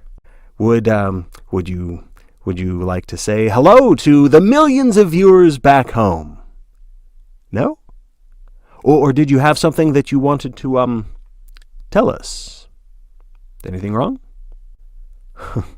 Folks, I do believe that they are the strong and silent type. No idea how you fellows got up here, but, Amber, did they say anything to you? They didn't tell me anything. They just climbed up the ladder, and now they're here. And we are so glad to have them. Let me be the first to say that we are so sorry for the loss of your fellow brother in arms. What number 72 did was an abomination. And we at the studio want to offer our thoughts and prayers. Yes, thoughts and prayers. And you're sure you fellas don't want to offer a few words? No? Just going to stare at me. Okay then, well, I guess we will get back to our coverage of The Long Walk. Well, the walkers continue their way down Highway 1. Sunrise is creeping closer, and I bet some of you, watching at home, thought that I forgot about our little tradition of having an evening read-along. As you know, it's been a very busy night down there on the asphalt, so there hasn't been much time for a literary break. But you know what? Right now, while it's still dark, it seems like these 10 walkers have gotten into a rhythm. So I think we have just enough time for a short poem that I'm dedicating to number 2, Abraham. A walker we've all admired, and one we hope will have an amazing comeback. So if you will indulge me, ladies and gentlemen, here is a classic poem by Dylan Thomas. Do not go gentle into that good night. Old age should burn and rave at close of day. Rage, rage against the dying of the light. Though wise men at the end know dark is right, because their words had forked no lightning, they do not go gentle into that good night. Good men, the last wave by, crying how bright their frail deeds might have danced in a green bay.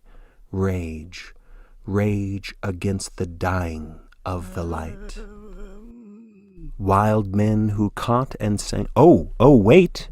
Folks, let me pause the poetry for a moment to report to you that Abraham has picked up his pace.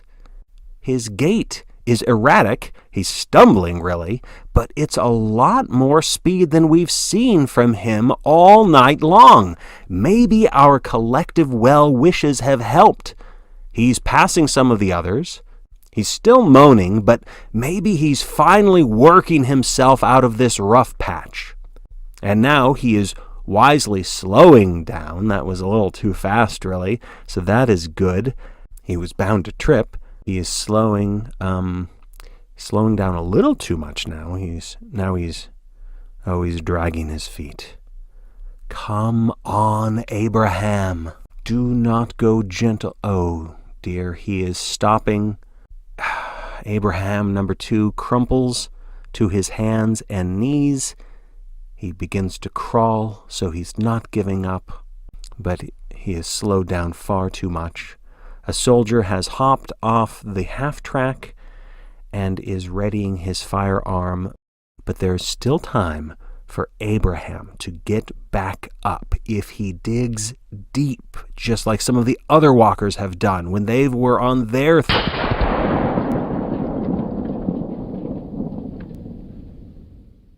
Well, I shouldn't have got my hopes up.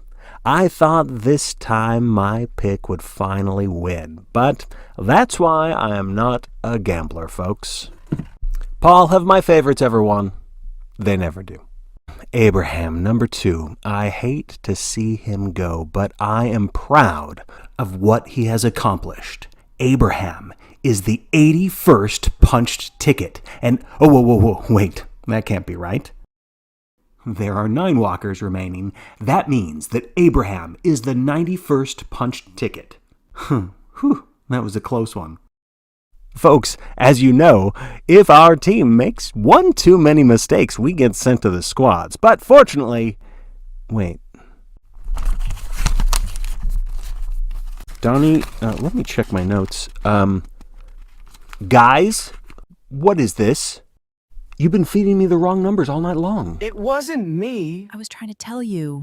Back during the commercial break, I asked you what punch ticket we were on, and you said 72, Donnie. I'm not very good at math. And why didn't you correct him, Paul? Hey, you wanted him as your intern. It's your job as the producer to make sure It's not my fault you and your nephew can't count.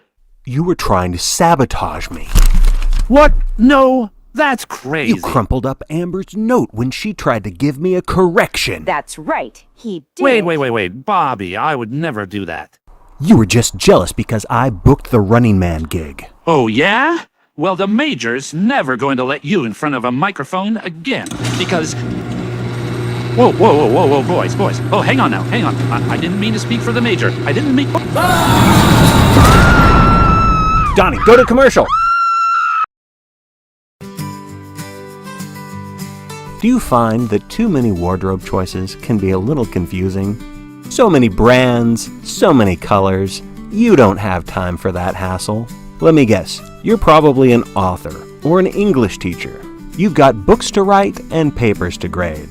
That's why the king of fashion is here. We've got attire for any occasion. Blue chambray work shirts? They're not just for work anymore. Next, you need a Sam Brown belt to keep those blue jeans hitched up. And you'll want to go for a long walk in our best-selling engineer boots. Top it all off with a Red Sox ball cap, and there you have it. You're dressed like a king. And our prices are so low, we won't lighten that Lord Buxton wallet of yours. So come on down to the Fashion King. We've got stores in Castle Rock, Derry, Jerusalem's Lot, and there's one opening soon in Chester's Mill, as soon as that invisible dome gets taken care of. The Fashion King, perfect for writerly protagonists 6'4" and above. And we are back, folks. Sorry for that commotion. The soldiers here made the wise decision to escort my producer Paul out of the studio, so I'm afraid we won't be hearing from him for a while, but things are much calmer now in the studio. Amber, they're much calmer now, aren't they? That's right. And we're ready to turn our attention to what's truly important, the long walk. Last night's storm is a memory now, and this beautiful morning sun has come out to brighten the faces of the 9 warriors who continue down Highway 1. And just look at the crowds! I told you they would be big. There's a little bit of rain, but it is not scaring away any of these fans. Hundreds, no, thousands of folks have come a long way just to get a glimpse of human excellence in action. No matter what happens, from this point on, each of these competitors embodies the spirit of perseverance. Behold, We are almost at the 9 o'clock hour. That means that it is time for a well-earned breakfast. The ration belts are being delivered to the walkers. You may remember how just days ago this was an enormous operation, but now all we need is one soldier to hand out the food. The boys should be delighted to learn that Day 5's rations include the return of everyone's favorite chocolate bar and something brand new. Barbecue beef paste, straight from the Major's ranch, which is very generous. You soldiers must love working with that glorious man, right? Well, they are not responding verbally, but dare I say, there is a friendly glint in the eyes of the soldiers here that says, yes, we love the Major, and the Major loves his loyal citizens, of which we are all very proud to be here in this studio. Back on the road. Bill Huff, number 52, is maintaining the vanguard position. He is eating tuna fish. It's a healthy appetite right there. And number 84, Saunders, brings up the rear. He has not even attached his ration belt yet. He is just letting it dangle, even though he must be starving.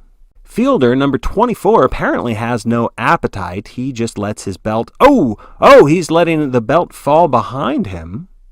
Oh, boys, you gotta eat.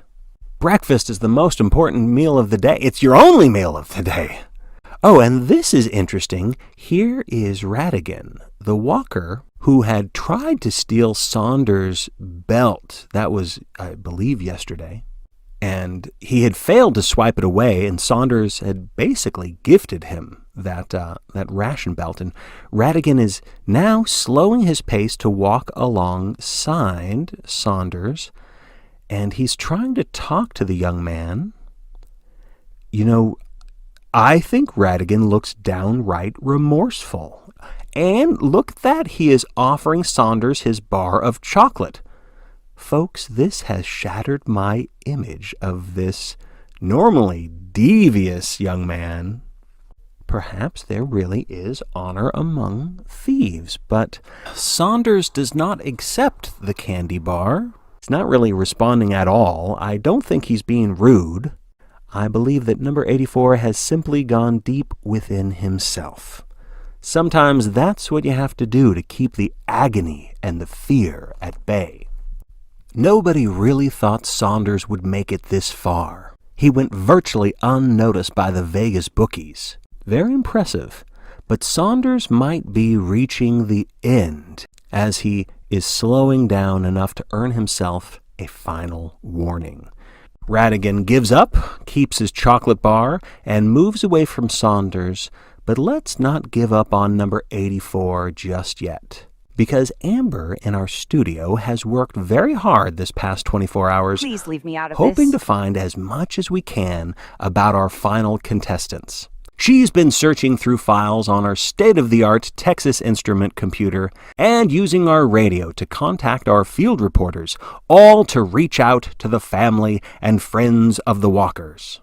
And now we have an exclusive clip from number 84's grandfather, a retired National Parks Ranger, back when that job existed. Amber, let's play the recording. Christopher's the only grandson I have, so I sure hope he makes it. He's about the kindest boy you'll ever meet. He didn't put this on his application because he was worried he wouldn't make the cut, but if he wins that ultimate prize, he's going to tell the Major to stop cutting down all the trees and preserve these magnificent forests here in Montana.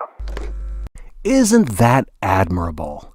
And it's easy to tell just how much the old-timer loves his tree-hugging grandson, so we wish the best of luck to the whole Saunders family.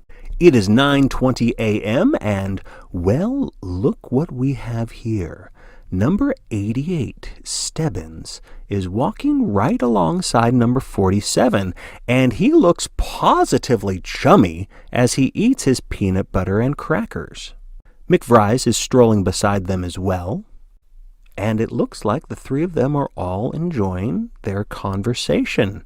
Now, maybe it's the enthusiastic fans, or maybe it's simply having their hunger quelled. Whatever it is nice to see that some of the lads are socializing again. Let's hope that the camaraderie can last. We are now little more than 5 miles away from the border of Massachusetts. The fans are positively giddy that these walkers might be smashing the all-time record, but only if they can make it beyond Boston and into day number 6. Pastor number 73 has been walking barefoot for a while now, and I don't know what's going on with his feet, but they are starting to turn purple. Now, it might be just bruising, or maybe there's some blood poisoning happening right before our eyes. We'll have to keep watching as the situation develops. Baker number 3 is getting very close to the crowd. There is a barricade now, but it is still a dangerous place to be. Those spectators might reach out and grab you, even though they're not supposed to. Garrity and McVries continue their lively conversation with Stebbins. Can't tell if they are being friendly, passive-aggressive, or just downright confrontational, but Stebbins is looking a bit disgruntled. And now that I think of it, that might be the first time that I have ever seen him look this way. Oh my! Stebbins has just thrown up his breakfast. Ladies and gentlemen, number 88, the seemingly unstoppable force, has just vomited his peanut butter snacks, and now he is staggering.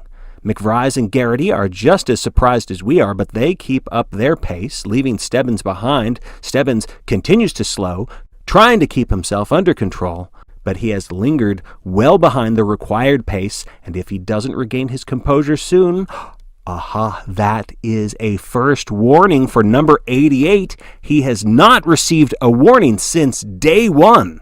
So now, it seems just about everyone has cracked a bit. No walker is flawless, and anybody could win this, or anybody could drop dead at any moment. Yet Stebbins is back on track now. Shrugging off this setback, he is already caught up with McVries and Garrity, who seem glad to have his company again.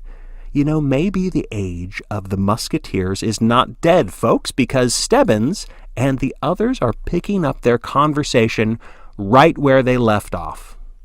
Number 73, Pastor, stumbles forward, passing by McVries and his companions.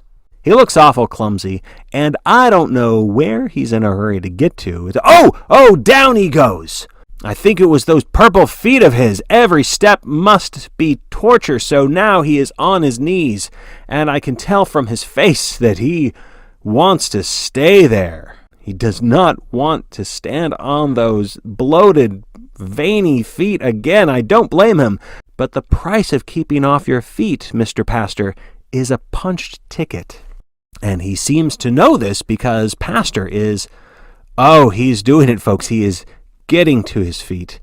He sees the half-track behind him, and he knows this is serious business, and off he goes. Still, it's painful to watch, still stumbling. Those veins in his ankles still pulsating like they're going to burst. But he is back on track. Oh, wow, still on his final warning, but returning to the 4 miles per hour pace in the nick of time. All of that effort, and I think it has all been to catch up with Baker number 3, his old friend. I say his old friend, even though they just met a few days ago. But it's been a while since they've spent time together. Oh, this is interesting. Pastor is taking the shirt off of his own back and offering it to Baker, who has been shivering lately. The shirt off of his own back. I've said it before, folks. Where else but the long walk can you see such acts of compassion? Baker accepts it, gives him a nod, and now he and Pastor are drifting a bit, separating due to 2 very different paces. But that was a very noble gesture on the part of number 73. Well, let's get back to the little trio and see what Stebbins and company are talking about. Let me take a look through the binoculars, and I will see if I can do some lip reading. I'm very curious to know just what these boys are chatting about. I can tell Stebbins is asking the question, why? As in, why am I here? And I think he is now explaining his reasons for walking. Maybe he is about to reveal his main motivation, which I, by the way, would love to know since his application essay is very vague. As Stebbins continues to talk, he has a wild look in his eyes, very animated as he speaks. I can read his lips clearly right now. He is saying, "Oh, I can't believe it, folks." He is declaring that he is the Major's... Well, actually, my lip reading is not perfect, and we, of course, do not spread rumors on this channel. After all, we know what becomes of squeaky wheels. Right, sirs? So I believe... Oh, yes, now I see. Number 88 is saying that he is the Major's #1 fan. Well, that is just great. There's nothing controversial about that. Good for you. Further ahead, Pastor has fallen back to his knees. His recovery, it seems, did not last long. The crowd is thunderous with anticipation for what is about to come next. Only 16 years old, on his application, when answering the question about the ultimate prize, he said, "I just want to do whatever I want, whenever I want." In short, Pastor was hoping for absolute freedom.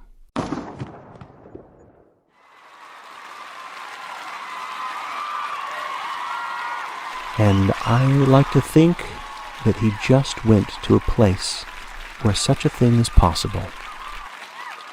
Look at those spectators. Look at what they are willing to do to get just a peek at these courageous young men. Both the ones that still walk and the one that remains. There are 8 walkers left. Which means what, Donnie? There's been 82 punch tickets so far? No, buddy. Pastor's the 92nd punch ticket. The herd may be thinning, but we are still on track to make it to the border. Of course, this rain is not helping things. We are now only a few miles away from Massachusetts. The crowd size continues to astound. With only 8 walkers left, every surviving competitor has an enormous fan club. You thought Quince had groupies back in the day? Well, now these last contestants have reached rock star status. And based on the posters and chants from the fans, right now the main dreamboat seems to be McVries. I guess the ladies are charmed by his mix of bad boy persona and misguided saint. Not to mention that scar looks pretty cool. And as we touched upon in an earlier broadcast, Peter McVries had a tumultuous relationship with his girlfriend, who abruptly became his ex-girlfriend after she slashed his face. It's natural to be fascinated with such a sordid tale, so we wanted to get the scoop. So we tracked down Peter McVries' ex-girlfriend Priscilla to see what she had to say about her old boyfriend making it into the final 10. What do you mean? Like, do I want to get back together with him? No. I hope he lives. But even if he wins, he'll still be a loser. That's not me saying that. That's him. Youch. Well, I can see why those two broke up. Harsh words from a young woman. But how true are they? Only Mr. McVries knows. At the end of the procession, the crowd is in a frenzy because number 84, Timothy Saunders, seems very dizzy, showing definite signs of fainting, eyelids fluttering, eyeballs rolling up to the back of his skull. Still walking, but wobbling, extreme wobbling, and foam bubbling from his mouth, and down he goes! He's on the pavement. Nothing but the whites of his eyes are visible now. Number 84 is on his back, but his legs are still kicking, as if he is imagining that he is still walking. He's slipped into dreamland, folks, and he thinks he's still in it to win it. Radigan is walking backwards, the only competitor who seems curious, even dare I say concerned, and a soldier is now approaching, rifle in hand, and maybe Saunders can hear the soldier's footsteps because number 84 is kicking his legs in the air faster and faster, back and forth, like he's trying to run. But Saunders, I'm afraid you are not going anywhere.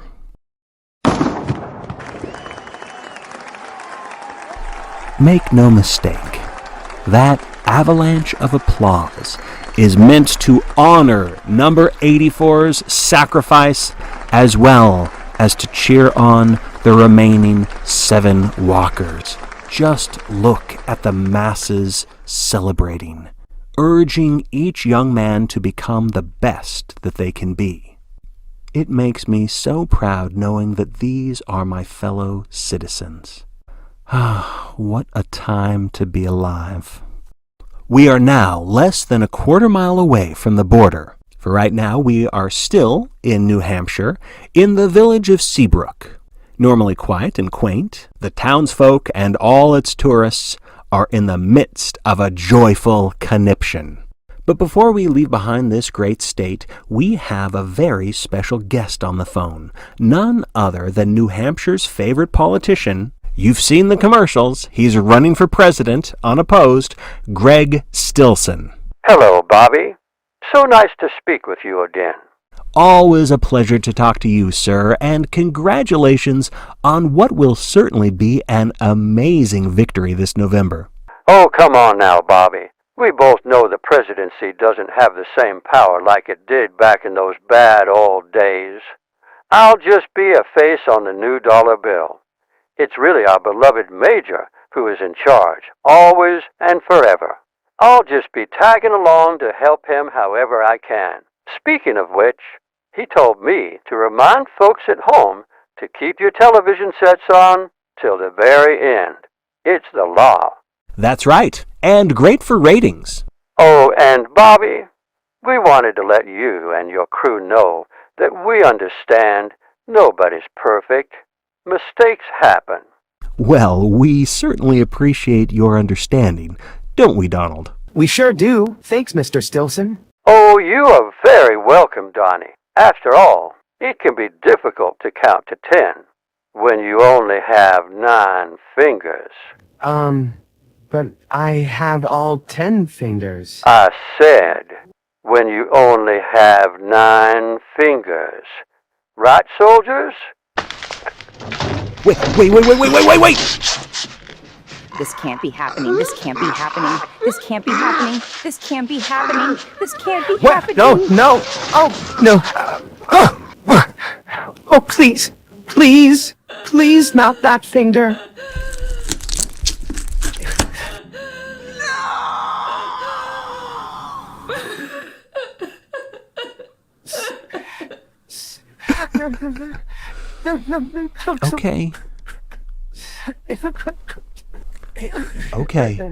Okay, buddy, they're done. Amber, let's get this on ice. Amber! Ice! Well, Bobby, I won't delay your broadcast any longer. It looks like the Long Walkers are just about to cross the border. So why don't you go do what you do best? Bye-bye. Greg Stilson, ladies and gentlemen, and he is absolutely right, of course. The 7 remaining walkers deserve our utmost attention. As one by one, they step across the border. The masses cannot contain their glee. Fielder shivers at the sight of the crowd. His eyes are wide. He looks positively terrified. Whatever stomach bug has been eating away at number 24, it seems to have also devoured his courage because, man, oh man, the bully of the boulevard keeps flinching with every cheer. Never flinch, Fielder. It just encourages them. I'm sure those barricades will hold everyone back, at least I think they will. We had all hoped for a brighter, warmer morning, but that is not the case. The drizzle persists, and the wind is picking up. Baker looks grateful to be wearing Pastor's old shirt, and Highway 1 curves now, giving the walkers a breathtaking view as the road slopes slightly downward, leading them between two hills, each one crawling with fans, and the sight fills the competitors with both awe and dread. Still in the vanguard, Huff appears distracted, looking around at all the banners and screaming fans. Many of the signs have his name. I see one that says Super Huff, and Huff the Incredible Hunk, and can't get enough Huff. I think I spot a shy little smile on that young man's face. Despite the exhaustion, Huff is giving the fans exactly what they want. A little wave, and oh, the crowd goes wild. They are in love with Huff as he waves. Oh, he stumbles. Oh, there's a sharp, painful misstep right there. Caught himself, didn't fall, but I think he sprained his ankle, or maybe worse, because that is limping. It's painful. And the crowd grows wilder. We may have discovered Huff's kryptonite, flattery. He continues to walk, but there's no smile anymore, and there is a distinct limp and a lot of pain. Radigan now takes the lead. He is doing something with his sweatshirt. Oh, he's taking it off. Oh, he's throwing it to the ground. I guess he's done with the hoodie. Still has a t-shirt on. Our heat sensors indicate a fever of 102, so he might have caught Scramm's fever in spite of keeping to himself. During most of this competition, he's still getting sick. Back behind Radigan, Huff once more. The crowd is gasping in sync with each painful step Huff takes. The noise seems to have completely unhinged George Fielder.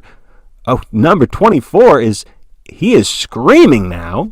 He is shouting something about how the crowd is going to fall on them. And he's starting to amble about in a circle. He's waving his arms like a madman. I think he's about to go full Barkovitch on us. And look how emaciated he's become. Radigan and Huff look like Adonises in comparison to poor number 24, who has withered away like a prisoner on a death march, I suppose. Anyway, Radigan and Huff are well ahead of this spectacle. Garrity, McVries, and Stebbins all give the whirling number 24 a wide berth, passing him by, surely hoping that Fielder will not snap out of his delirium, so that they will all be one step closer to victory. Number 3, Art Baker, looks like he has a bloody nose now, both nostrils, as he too makes his way past George Fielder, who is still in whirling dervish mode. Not only that, but he is on his third warning. And boy, this crowd is really eating up the spectacle. George is dancing around, still standing up as and that very dramatic spray of bullets from the soldier's long gun means we have just seen a punched ticket for number 24. He is standing despite those many bullets lodged in his chest. George Fielder, the long walker, the fighter, the tormentor of the weak, the self-proclaimed outcast who outlasted the F Troop, now flops onto his backside, legs spread, still sitting up, as incredible as that seems, still not ready to call it a day, but call it a day he must. And Fielder's long walk is over.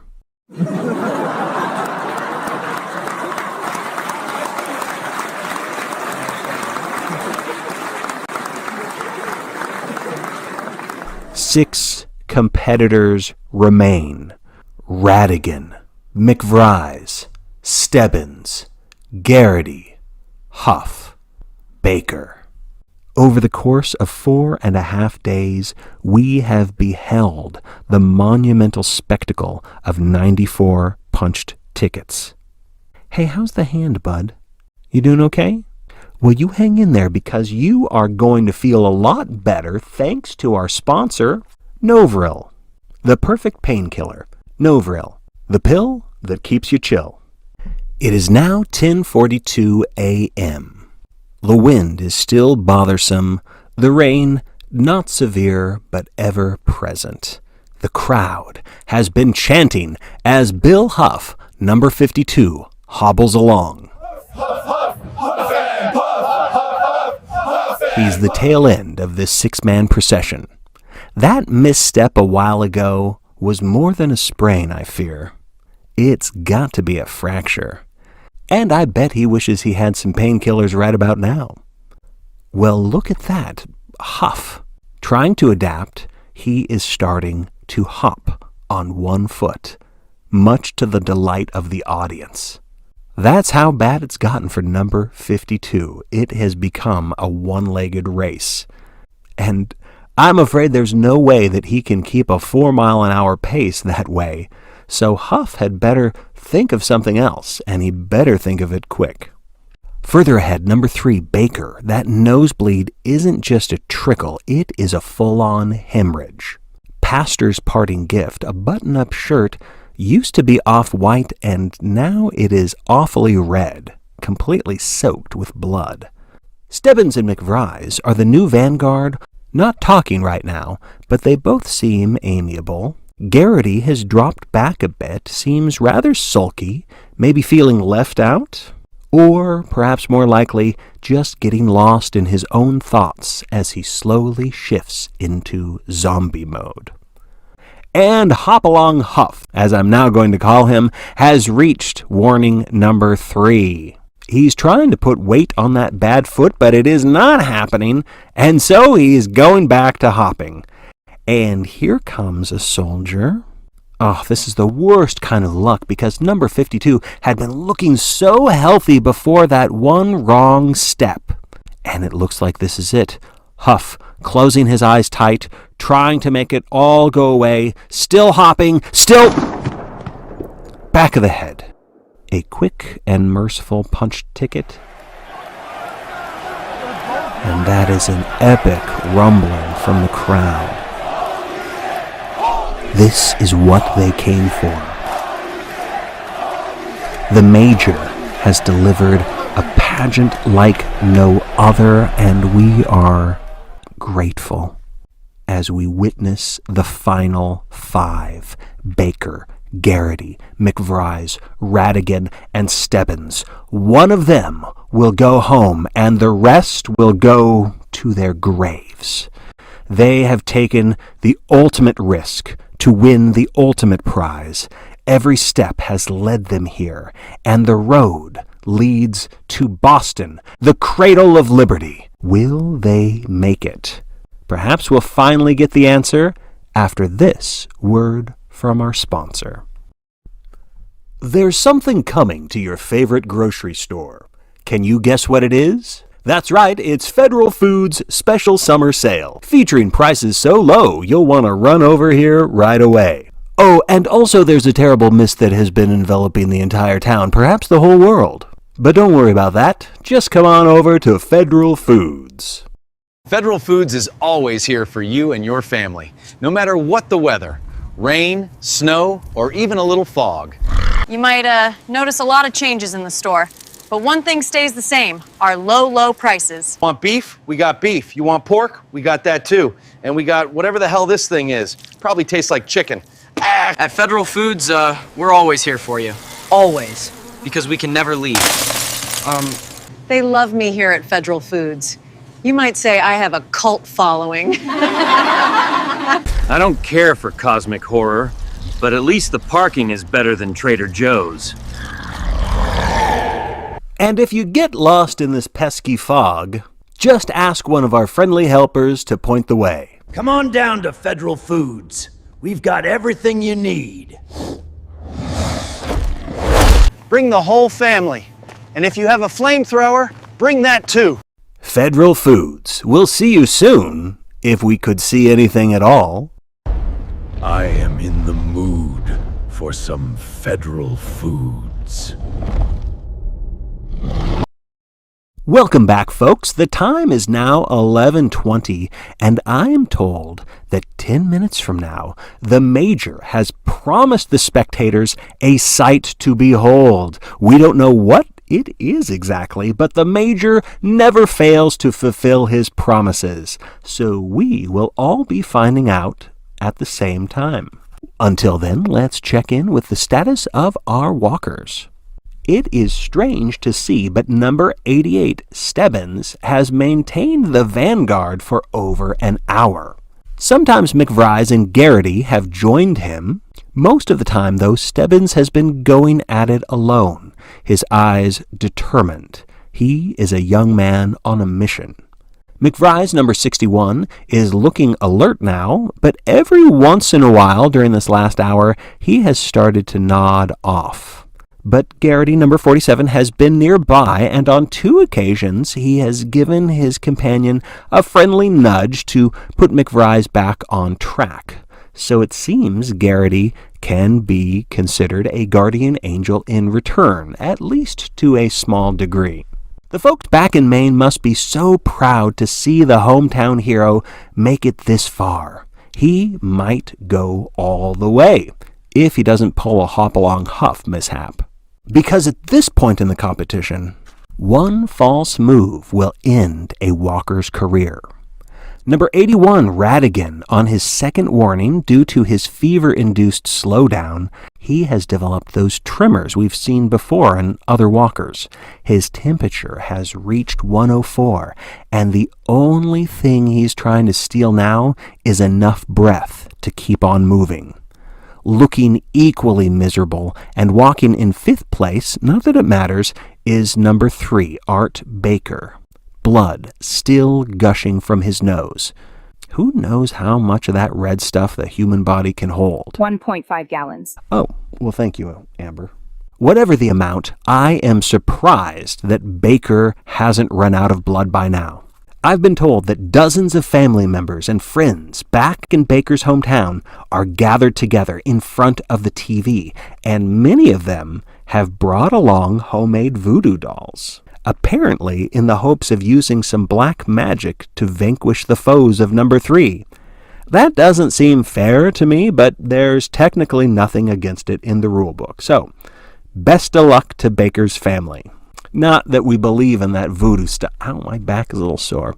I'm just joking, folks. As to Radigan, number 81's family background, I would have guessed that this young man was an orphan of the Artful Dodger variety. I can imagine him raising himself on the city streets, teaching himself how to pick pockets, scrounging through dumpsters to survive, a regular trash can man. But I had made those guesses before reading his application. It turns out that Radigan's stepfather runs a grocery store. Remember our sponsor? And so number 81 has grown up with a full belly and no reason to steal. But apparently that did not prevent him from shoplifting from his own family's store. Long story short, Radigan got kicked out of the house and he joined TheLongWalk to improve his dire straits.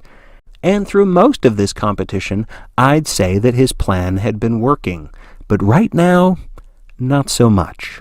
He better pick up that pace, because he is at the edge of receiving a final warning. The rain is dwindling now, still very wet out there. The wind is sweeping those clouds along, but I do see something else in the sky. Folks, look at that! 6 electric blue F-111s. It's none other than the Flying Deuces. Look at that formation as they fly by. Garrity and McVries, stunned. Stebbins, unimpressed. Baker, oblivious. And Radigan is clutching his ears. Stopped dead in his tracks, he sways. Now he swoons, and down he goes in one fell swoop, fainted dead away! And the soldiers are quickly approaching. That is warning number 3. The crowd divided. Some demand that he revive and get up, and some demand his sacrifice. 4 walkers still on their feet, moving onward, not even bothering to look over their shoulders. They have seen this movie before. Radigan, still breathing. He's twitching a little, like a tired old dog dreaming of chasing rabbits in a meadow.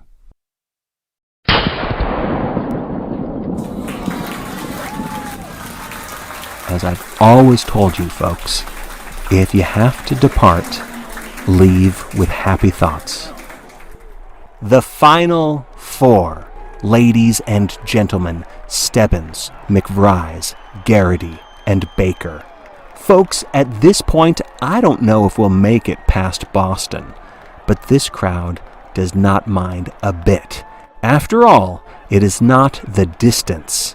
It is the dedication, and this quartet has lived up to that ideal. The fans are sensing that it won't be long now. I bet you soldiers will be thankful when this event is over, right? No? Nothing? Well, since Paul was sent away, and Donald here was appropriately disciplined, I'm hoping that's all the punishment for today. There's no squads in store for us, I hope. Yes? No? All right. Fair enough. Back on the asphalt. 2 walkers up front. Number 61 and 88 almost in lockstep. As McVries is whispering something to his companion, I guess we could call 88, we thought that the plotting and scheming had gone out of style due to severe exhaustion, but I think perhaps that there is a plan brewing between these two.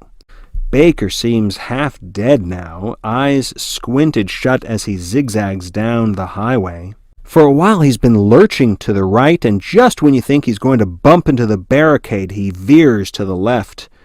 Garrity is trailing behind Baker. He has also shifted into zombie mode, but he is much more straightforward about it. So we have 2 energetic walkers, 61 and 88, versus the 2 stragglers, 3 and 47. Garrity looks like he is starting to enter this fugue state. He's mouthing something, actually. He might be singing along to some sort of music. Hopefully not jazz, that's not allowed, but I guess it doesn't matter if you're in the long walk. Anyway, it's something that only Garrity can hear. Maybe it's a lullaby, because it's almost as though he is putting himself to sleep. McVries isn't here to save you this time, Garrity. Number 47, eyes closed, tears now rolling down his cheek like he's in the middle of a sad dream. Garrity has all the signs that it is going... He trips! He stumbles to the ground!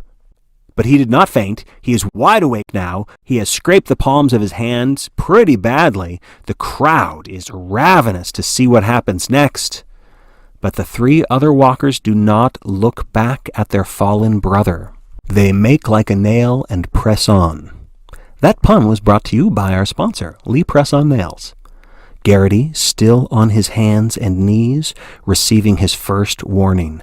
Number 47 is trying to get back on his feet, but it's a lackluster attempt, almost like he would rather just lay down and take a nap. This looks like the end. The soldiers are hopping off the half-track. Not just 1 or 2, but 4 of them. I guess since we don't have very many walkers left, the Major's men are getting a little, well, not bored, but shall we say, a little eager for action. And I'm sure Garrity can hear the sound of their boots coming up from behind as he continues to struggle, faltering again, and receiving a second warning. And that might be the motivation he needs. He is slowly getting back to his feet, shaky knees, but standing up. The 4 soldiers are standing behind him now. Garrity takes 1 step, then the next. The crowd is chanting number 47. This is the young man that has become famous for working off one warning after another. Both he and Baker have been amazing at just scraping by, and Raymond Garrity is working those legs back on pace. Not too fast, and more importantly, not too slow. He is doing it, folks. The soldiers, reluctantly perhaps, head back to the half track, at least for now, which is a promising sign for Garrity. He's even catching up with the haphazard Baker, passing him by, and now number 47 has caught up with the two-person vanguard, making it a trio. As McVries and Stebbins wordlessly make room for him, can't tell if McVries is grateful or disappointed to see his old companion. We did say we were going to find out more about both number 61 and number 47. We already covered McVries, but Amber, did we find anything more about Garrity? We certainly have, Bobby. Our field reporters have been scouring the villages of Maine, hoping to meet more friends and relatives of Raymond Garrity. And I think we've hit the research jackpot. Well, don't keep us in suspense. Tell us what you uncovered. When young Raymond was ages 5 through 9, he had a friend named Jimmy Owens. That friend moved away from Garrity's neighborhood, but we found out where he is now.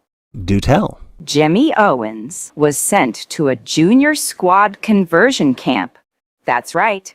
He is being reprogrammed to discover his hetero tendencies. Good for him. Yes, well, here's the connection to number 47. Jimmy wrote a confession on his first day of conversion camp. I have a copy of it right here. And he admits to being attracted to a neighborhood pal named Raymond. Jimmy claims that the two of them would sometimes... You know what, Amber? I think it might be a little bit too early for a report of this nature. I don't think you understand how big this is. The implications. If number 47 wins the long walk, he might be the first champion in the history of the event to be a homosexual.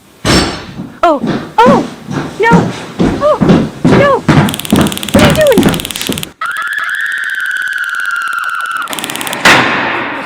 Not again. Not again. Donnie, shut up. Sorry for the excitement, folks. The soldiers just sent Amber out on an assignment to confirm her sources after dropping that exclusive, which I'm sure is not true. And after Amber's deep dive, I'm sure that we will find out that, whatever it is that we should find out. Well, enough office politics. Let's turn our attention back to Highway 1. That's what really matters, right? And down below we can see the insane fans carrying those colorful banners. Some of them read, 49 miles to Boston.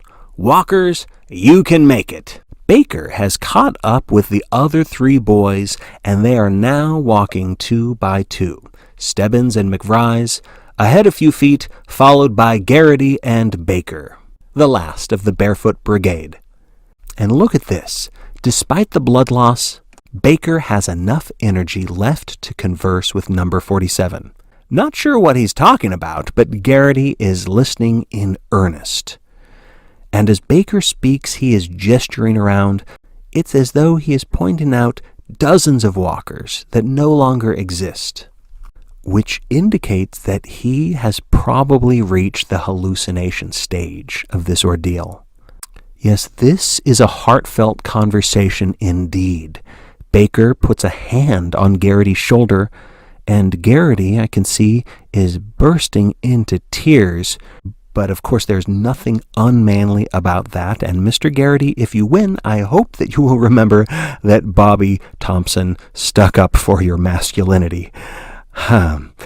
Anyway, Stebbins and McVries have increased their speed, created more distance between themselves and that of 3 and 47. Baker now slowing a bit, but still walking, still talking. If I'm reading number 3's lips correctly, he is saying, don't watch them do it. Promise me. Something along those lines is rather ominous. And now Baker stops altogether, and Baker and Garrity are shaking hands. Does that mean that number 3 is conceding? I think so, folks. He is already on his third warning. Garrity, reluctant, presses onward, very emotional, absolutely sobbing as he walks, and Baker remains standing. And now, very carefully, as the soldiers approach, Baker is sitting down. Eyes closed, head lolling. Unlike the frenzy of the crowd, this young man is calm and relaxed, willing to accept 4th place.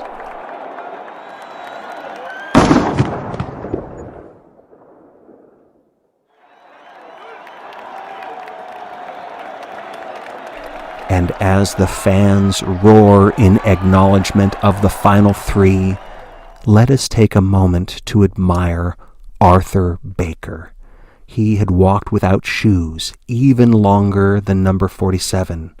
He walked with a concussion and a nasty gash on his forehead. He walked with a nose that gushed crimson, and surely he walked with massive internal bleeding. He walked with all of those disadvantages and still managed to outwalk 96 other competitors. To me, the lesson is that you can accomplish so much if you put your mind to it and still lose in the end. Stebbins, McVries, Garrity, they all may look mild and scrawny to the untrained eye, but they are warriors. They persist while others perish. I wonder if any of our viewers are old enough to remember the Olympics. It was a sporting event where they would give medals to the top 3 competitors: bronze for 3rd, silver for 2nd, gold for 1st. And they would all stand on the podium together, a trio of victors. What a naive age we once lived in. The Long Walk teaches us the truth. There is only one prize and only one victor. Of the 3 that remain, 2 young men will be going home in coffins, the same as the other fallen walkers. Number 47, Garrity, clearly does not want that fate as he starts to jog, catching up with number 61 and 88. Once again settling in between them as they continue to walk. And how far will these boys go? The world holds its breath and waits to know.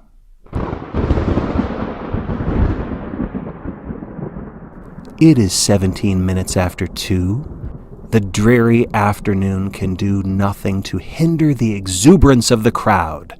Number 47, number 61, and number 88. They have been walking side by side for over an hour now. I never imagined that Stebbins would become chummy with anyone during this competition, especially as we near the end of it. But it makes me wonder, is Stebbins socializing as part of a strategy? Or does he actually want companionship? Maybe it's a little bit of both. These 3 have managed to completely ignore the fans, not a single wave or a nod. The last of the walkers are off in their own little world as they talk to one another. Let's see if I can detect what it is they are saying. It looks like Stebbins is asking Garrity to tell them a story. Well, that is a strange request so late in the game, but Garrity seems willing to oblige. This might be a devious strategy on the part of Stebbins. If he can convince Garrity to play the role of storyteller, that would truly be a waste of breath. Garrity should really save his energy for walking, not talking, but look, he's going forward with it anyway. Yes, Garrity is telling them a story. Let's see if I can read his lips. Garrity is saying, once upon a time, there was a knight who went out into the world on a sacred quest. He left his castle and walked through the enchanted forest. And at this point, Stebbins has interrupted. Apparently, he thinks that the knight would ride a horse and not walk, and Garrity seems to be amending the tale as he continues. A classic-style fairy tale, like the legends of King Arthur and a quest to save a fair lady. How many boys have been inspired by those stories? How many false hopes have been fueled by such doggerel? Countless. But when we're young, Oh, my folks, Stebbins' plan might be working. Garrity's story seems to be lulling McVries into a stupor. And not only that, but it looks like Garrity himself is falling under his own spell. He has become lightheaded, I believe, as he rambles about fighting trolls and goblins and wolves. And McVries might be sleepwalking, folks, because he has his eyes closed. He has veered away from the other walkers, and he is slowly headed for the barricade, much to the delight of the spectators. And Garrity, no longer storytelling, it seems, lost in a daydream, is still walking, but oblivious as Stebbins increases his pace and lets it all happen. This might be the end, folks. But Garrity snaps out of his stupor. He is not catching up with Stebbins, though. He spots McVries going the wrong way, and he rushes to correct the course. It's Garrity's chance now to return the many favors of McVries, but he better wake number 61 up quickly, or they will both be due for more warnings. Number 47 at the side of Peter McVries, trying to steer his friend back on course, but McVries is shaking his head. He is smiling, and to the horror of Raymond Garrity, number 61 is sitting down. First Baker, now McVries. Back-to-back, Garrity is losing two endearing companions, but McVries sits nonetheless. He is not getting back up. Two soldiers have approached McVries. McVries continues to sit, not budging. Garrity tries to yank up his friend. The two soldiers pull McVries away from Garrity. That is unusual, but not uncalled for, because it prevents Garrity from further interfering. Number 47 will have to let nature take its course, so to speak, unless he wants both of them to go out with a bang. Garrity is still standing there, pleading, collecting a third warning, trying to convince McVries not to give up, not to go gentle into that good night. He is even begging the soldiers, asking them to shoot him instead of McVries. Folks, we will never comprehend the amazing bonds that are formed by these contestants of the Long Walk. Such compassion emerges through our ritual, our annual tradition, our condolences go out to the McVries family.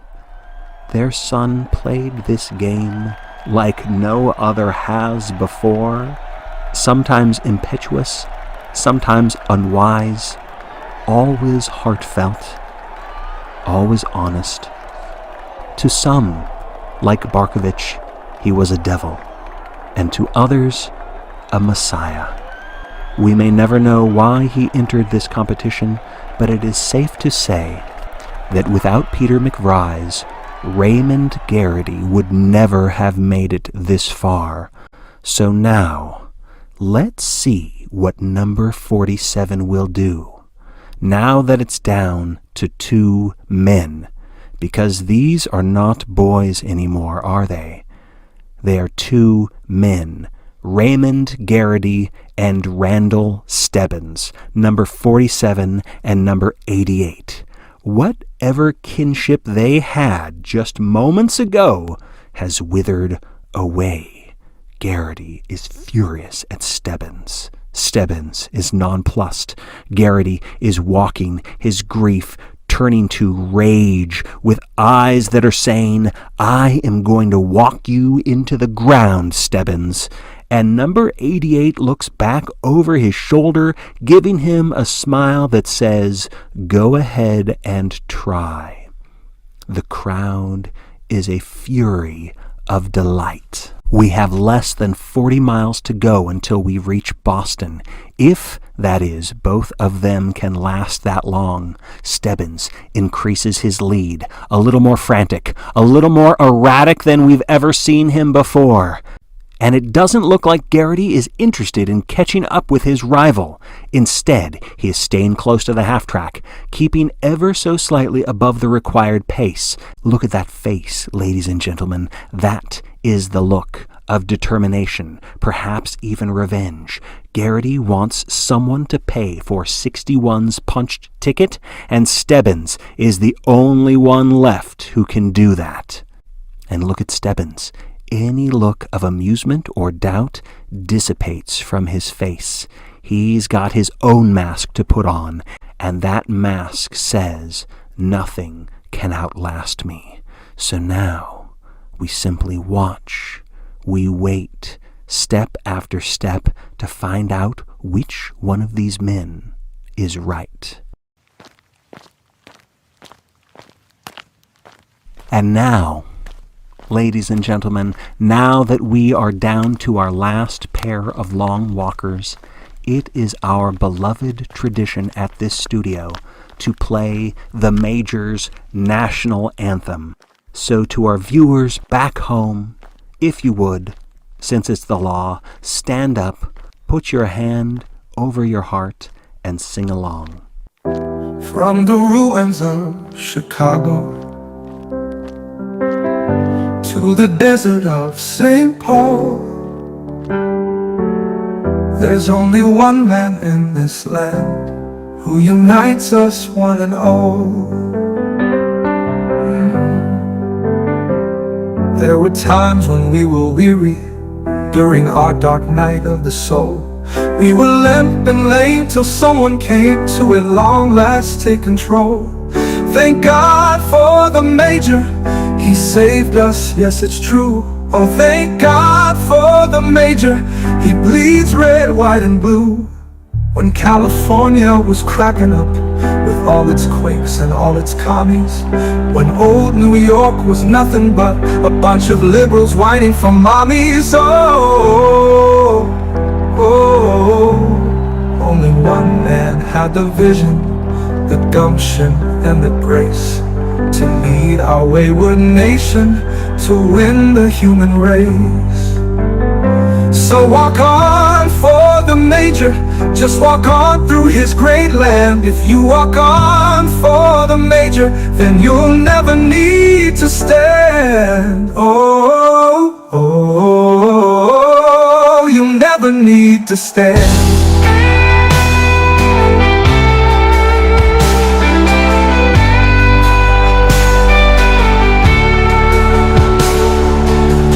You'll never need to stand.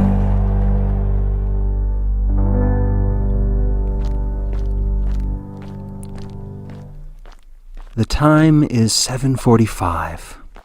The sun is about to say goodbye, but these two long walkers are refusing to say farewell. Number 47, still following number 81. Neither shows any sign of acquiescence. They both have become not zombies, but automatons. Well-oiled machines with no sign of stopping. And what's fascinating is that the usually boisterous and frankly often obnoxious crowd has become reverential as the young men pass them by, slow and steady in hopes of winning an impossible race without any finish line. Stebbins stumbles a little bit. Not too bad, but I think his moccasin has just had a blowout. Yes, and there is definitely a tear in the left moccasin, and you can see number 88's toes sticking out. He still has his spare shoes attached to his ration belt, so he could replace his footwear, but that would require him to stop, kneel down, and if he falls or if he can't get back up, that would be the end of him. So for now, perhaps wisely, Stebbins is just getting used to a torn moccasin as he continues to walk. He's still much better off than Garrity. The soles of number 47's bare feet are tar black, but it seems any wounds have clotted because there's no bloody footprints trailing behind 47.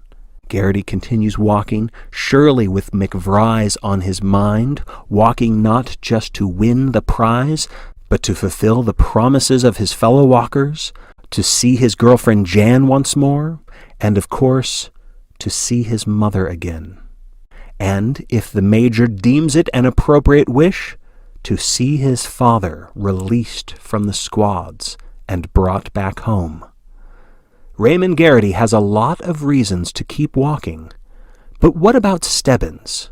From what little research we've been able to conduct about this mysterious young man, combined with his rather vague application essay, we don't really know who or what number 88 is walking for. He has no brothers or sisters cheering him on back home. He has only his single mother, who has refused to speak to reporters. So, is Stebbins hoping to make it back home to her? To a plate of jelly sandwiches? There must be more to Stebbins than that. I'm sure millions of people back home are wondering, if Stebbins wins this event, what is the first thing that he will ask for? But look at that face. He's too hard to read as he plods onward, one step after another. Those eyes, inscrutable, and that strong jaw is sealed shut. No secrets will emerge from this young man, who doesn't really look so young anymore. Actually, if you take a good long look at his face, I mean, when you really look at number 88, you do see a striking resemblance to Major Flagg, which makes... Oh. Wait, what did I do? I didn't mean to say that. What did I do? Oh, should I have said McVries instead of McVries? Please don't hurt him. Oh no, Uncle Bobby. Wait, please. I just want to see who wins. No!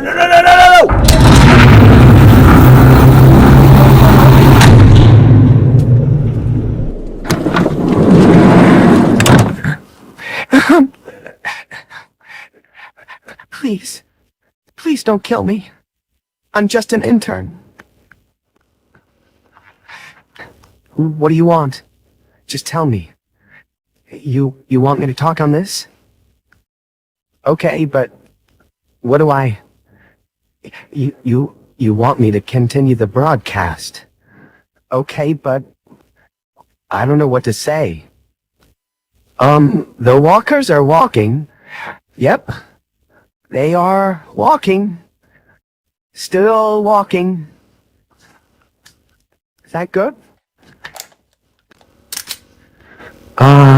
Number 88, the blonde one, is walking down the road.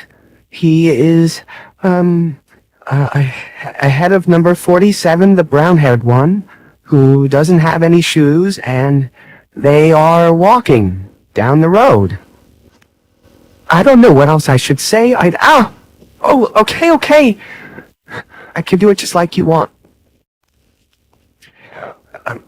Number 47, that's Raymond Garrity. He looks really tired, like he could just fall over any minute now, but if you zoom in on his face, if you zoom in on his face, you can see that he is deep in thought. And maybe he's thinking of stuff just to keep him going, you know? Like to keep him motivated, or maybe he's replaying everything he's ever done in his life so far. But if we zoom in on number 88, the boy named Stebbins, he looks like his face is made out of wax. It's like my Uncle Bobby said, there's a mask, which means he's hiding something. It's been just the two of them walking for hours now.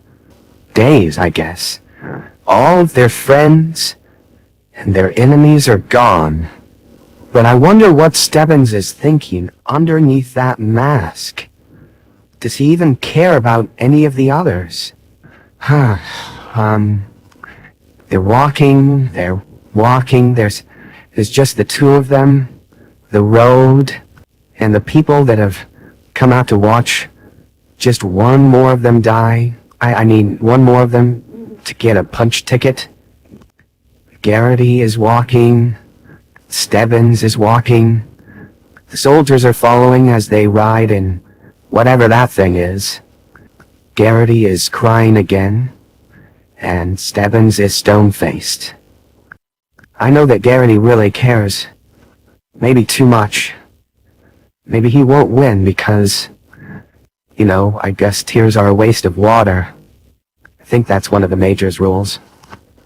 And maybe that's good advice because number 47 is starting to kind of waver. He's still walking, but he looks queasy. He looks dizzy. I might be wrong, but it looks like he's about to give up. There's no tears left. He just has this look on his face like he can't keep going. But like I said, I don't know. I wish my uncle was here. Oh, Garrity is going faster now. See, he still looks weak, but I don't know, he looks peaceful too. He's trying to catch up to Stebbins. The blonde boy is oblivious. He has no idea that Garrity is catching up to him. And Garrity is almost there. He's reaching out like he wants to say something, like he wants to say, "Good game, you win, I give up," you know, that sort of thing. He's almost next to Stebbins. He's touching 88's shoulder and, oh my gosh! Oh, the look on Stebbins' face! He's just staring at Garrity with these big, terrified eyes. That mask is gone, and there's nothing but fear behind those eyes. He's clutching Garrity's shirt. He's moaning something. He's saying, "Oh, Garrity." And then number 88, he's dropped to the concrete. He's passed out.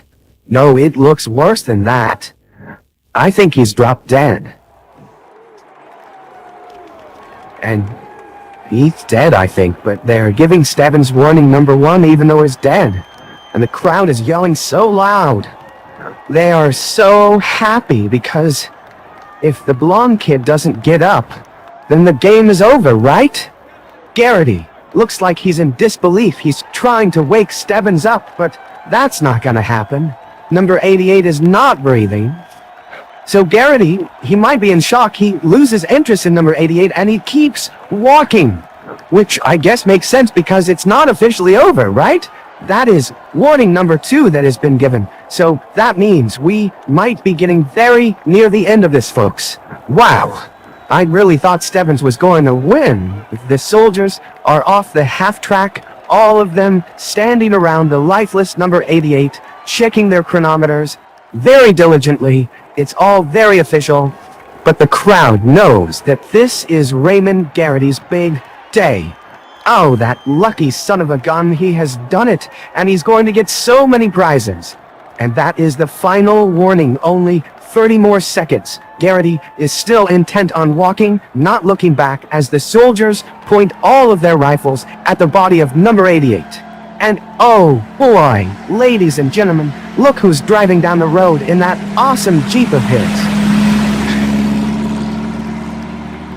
It is the Major.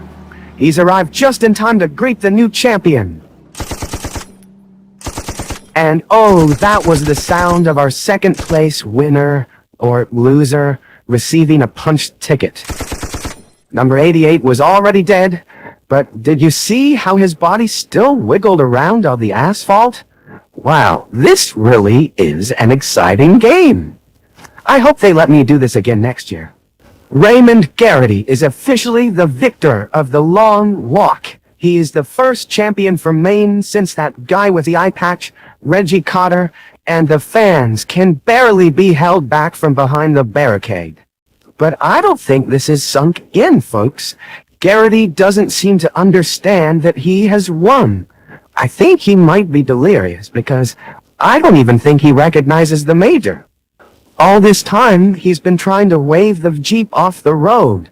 But now, the Major is congratulating number 47. He puts a hand on Garrity's shoulder, but Garrity just shoves it away. He just wants to keep walking.